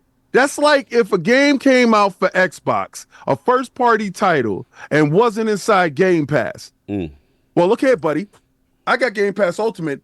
You told me all the titles will be going inside Game Pass. You say for the letter of the law, it's disingenuous. Like that from a feature standpoint, you were told that games would have PS5 Pro enhancements, and the fact that this is a first-party studio game in conjunction that does not have that, and it was actually removed. I get what you're saying. It is very deceptive. They told me that I will be gaming at the highest fidelity with a PlayStation 5 Pro. I purchased into that lie, and then they pulled the rug from out under my legs and says, no soup for you. And we said, well, at least tell me why. They removed the sticker out of the store and left me on scene. And I said, now. And that's the best part of your argument is the removing the stickers. That's flagrant as hell. Because that's no accountability. That's not like saying, yo, listen. That's true. We got a patch coming after launch. We couldn't do this, that, and the third. But we understand for our PlayStation 5 Pro customers, we do value you, and we will do an update patch. Like every other game has been patching their ass all the way through with PlayStation 5 Pro. I'm upset. Your console No, this is not console warring. This is consumer warring. I'm a consumer that purchased a device, and they told me that all these games will be doing this, especially from them. I feel that. Right? If they put out the white papers and they said, if you're gonna make a game for the PlayStation 5 Pro, it must have enhancements. All games must have enhancements. And everybody adhered to that. Well, one of these kids is doing his own thing, and one of these kids isn't one of the same. I'm just saying. No, look, I'm upset. To the letter of the law, is no fighting you on that. We get what you're saying. I don't want to make excuses. You know what I'm saying, for a platform, because if any other platform did that, there would be fire in the street. There would be hell to pay. People would say it anti-consumer. I get Remember when people said that Xbox should put Forza Horizon on PlayStation with no PlayStation with a PlayStation 5 Pro with no Pro enhancements. Right. And I was like, hell no. Right. Like, why not use the tech that's in the box? And as a third-party publisher, you do have mandates, and one of the mandates is supporting the hardware. To the point where some Xbox fans were in their feelings that the PS5 Pro had enhancements. Oh, well, should have brought a Pro. But look, I don't know if I want to get Ariel Knight in this mess, but Ariel Knight, your thoughts on anything? Yeah, he's shaking his head. Good, yeah, he good. Smart man. Smart man. He good. So yeah, that's all I got. I mean, I don't have much to add on it. It is very surprising. I did not see this. But that I'm in agony over here. And nobody wants to say, yo, it's like King. No, I agree with you. What would you like me to say, sir? Oh, you want me to pick it? You want me to pick it now? That's right. I want us listen, if Ubisoft shareholders, just because they having conversations, right? Or supposed conversations with Microsoft, about selling stuff. Right. This is way more egregious. All right, so we got to get on the front line with this one. An actual crime has been committed. And listen, what I want to say to my fellow PlayStation 5 Pro owners. I can't. This is the part where it hurts the most, because we supported the devs. We supported the company. They would adopt her. We are part of the 80 million consoles sold. To them, we're just a number. They did not look over to us and value us the same way we valued them. I'm so gross. I can't wait. Let them cook. We gave them our hard-earned money. I did extra reviews. I worked extra hard. I cut extra videos. I even opened a Twitch channel and I streamed, showing you the difference between PlayStation 5 Pro enhanced games and non-PlayStation 5 Pro enhanced games. You did all of this just to make content on the PlayStation 5 Pro. Is that what you're saying? Yes. I wanted to support. I wanted to show everyone that the PlayStation 5 Pro is not a sham. The PlayStation 5 Pro is a worthy console. You was outside day one, chest out. And I thought Sony had my back. And I turned around and it was Microsoft standing there with me with all their games. So would it satiate you if they came up with an update and say they're eventually coming with a PS5 Pro? They need to capitulate, bend the knee, and give either that, or for every game that you don't release with PlayStation 5 Pro enhancements, I need a rebate check.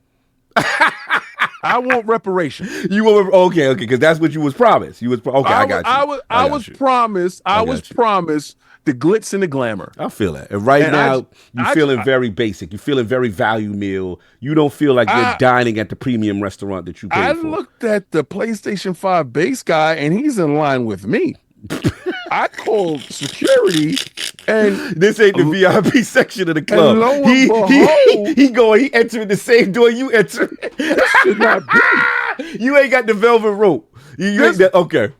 So you feeling like how Xbox Series X owners have been feeling for like the last 5 years? Well, I wouldn't know about that, sir. What we're talking about is this right now. Oh, you wouldn't know about that? Okay. And what I can honestly say is, let's keep focusing. I'm truly hurt. He's about to end this conversation fast. Quick. Listen, I got to get out of here now. Yeah. Let's not compare it to the Series X. I'm truly hurt and flabbergasted at the audacity of them to ask everyone else to do something that they're not willing to do. And I want to see all the energy. PlayStation Nation, I want you guys to stand up. I want to see the tweets about this. I want to see the videos about this. Don't talk about Copilot. Talk about why Sony left you in the lurch and left you on scene and MLB The Show. This year, they valued you. They took it out of Game Pass and said, if those Xbox bums want to play the game, they must buy it. And we said, okay, sir, I see your challenge. But I said, I have a superior piece of tech.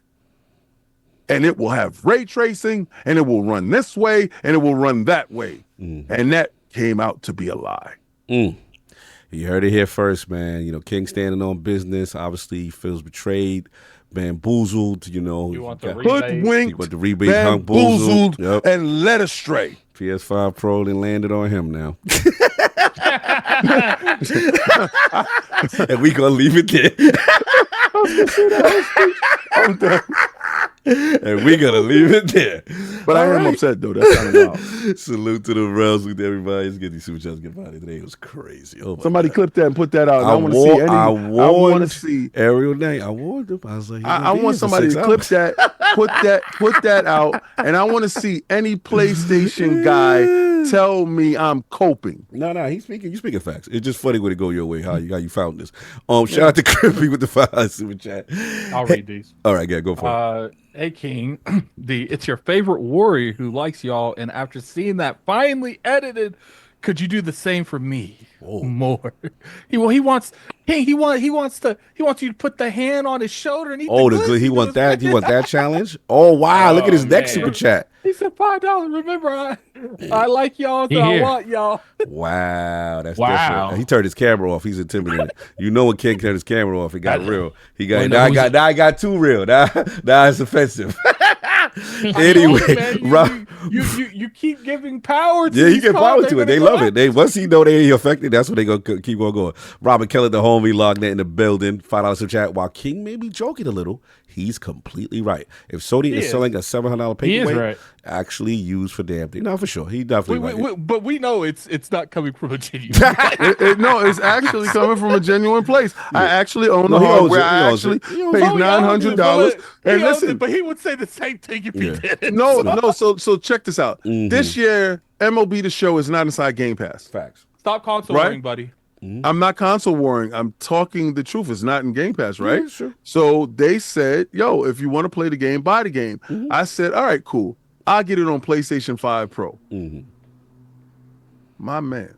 I feel you. It's not enhanced. Yeah, you're getting the best out of the system you purchase. I mean, maybe if they sent developers those consoles. Ooh, San Diego Studio. Yeah. They are the people. Like they You have talking the about console. Sony Studio? Yes. This is listen. The wildest thing is Hiroki came down and said, "Yeah, ship it just like that."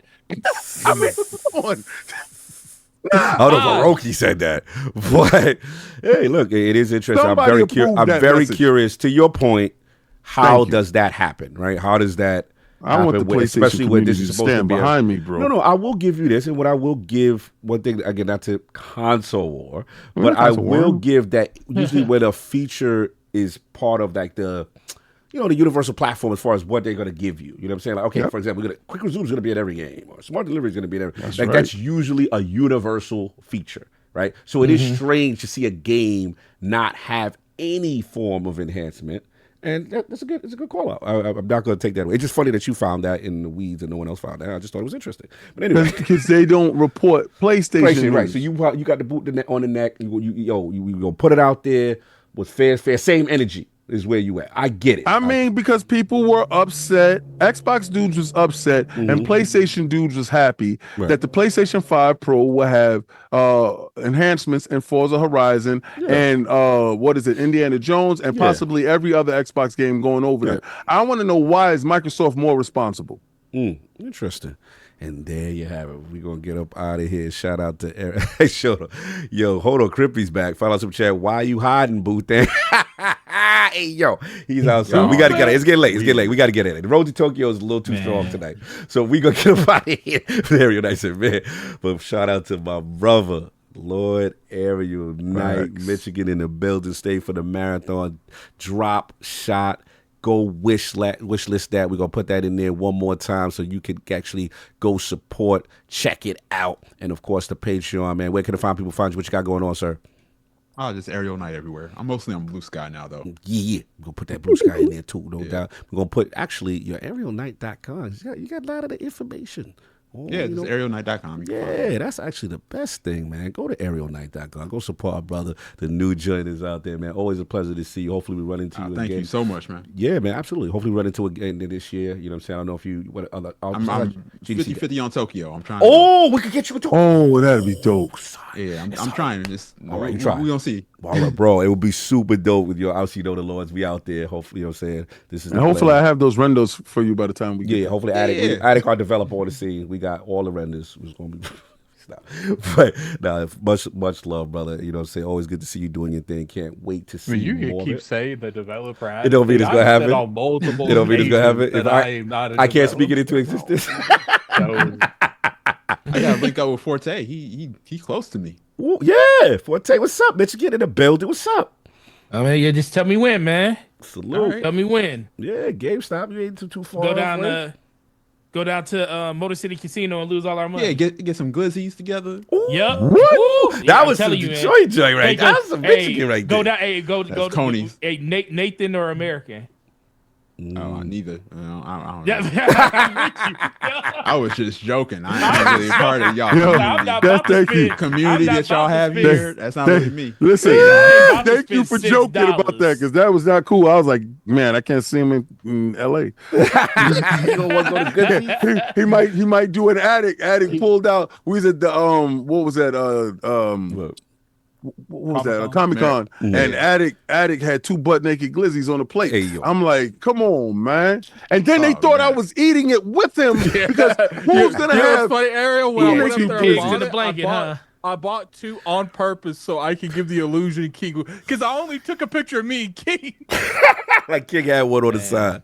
And they looked at it. Everybody looked at it, was like, ooh, that ain't street dog. That's inside dog. Like, dude, knew where his hot dog came from, son. That's a house dog. That ain't no street dog. Yeah, man. He ain't had no battle strap, no nothing. That's wild, nasty. He was just all shriveled up, looking all weird. Oh, wow. Oh, hold on. Slow-mo coming at you, Forte. He said the suggestions of Forte are solely the suggestions of Gaming Forte. DPS Gaming does not support too many glizzies. Yo, your co-host came at you crazy, Forte.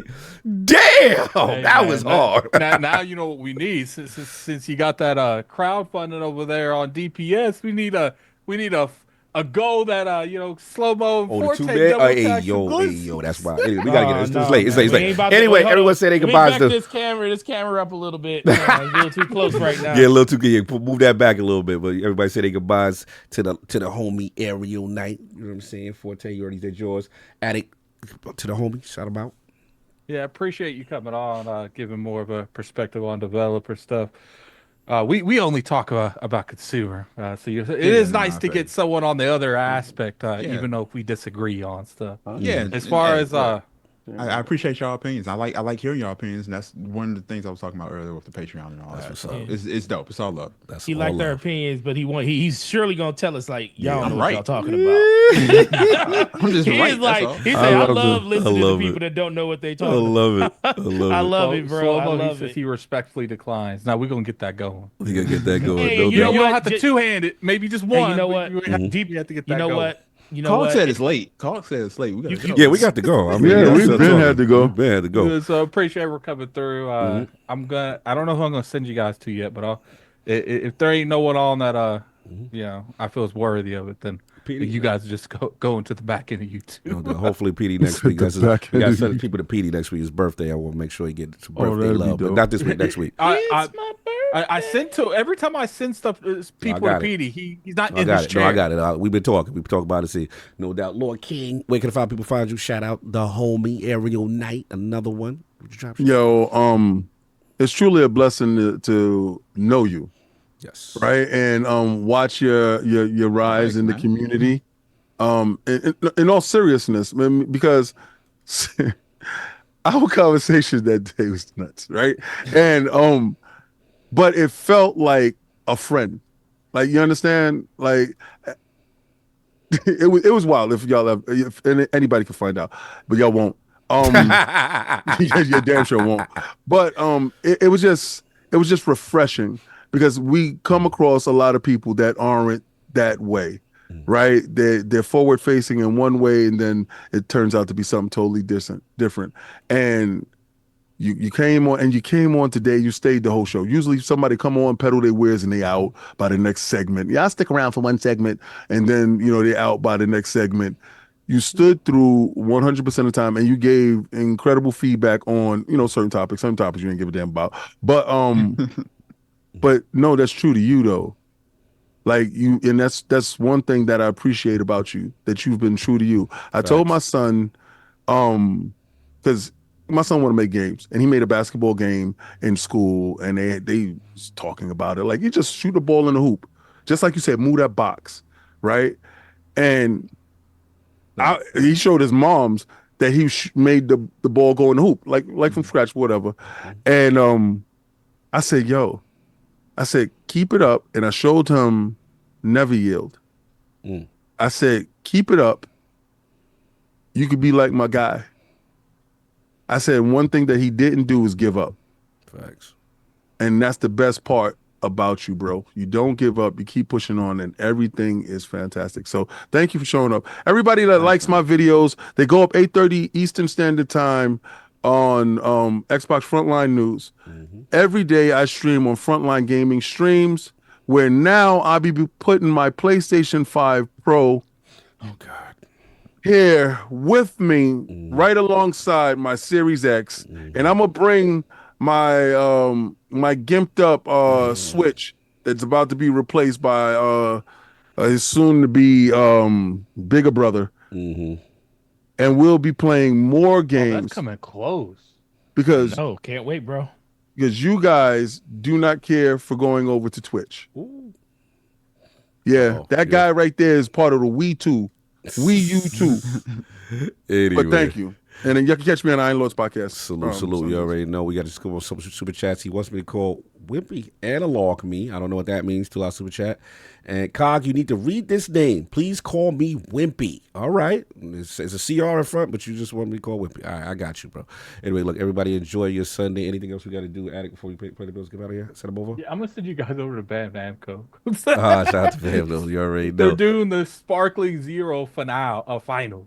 Oh, okay. All right, everybody. Enjoy nice. your Sunday. We up out of here. Peace. Peace.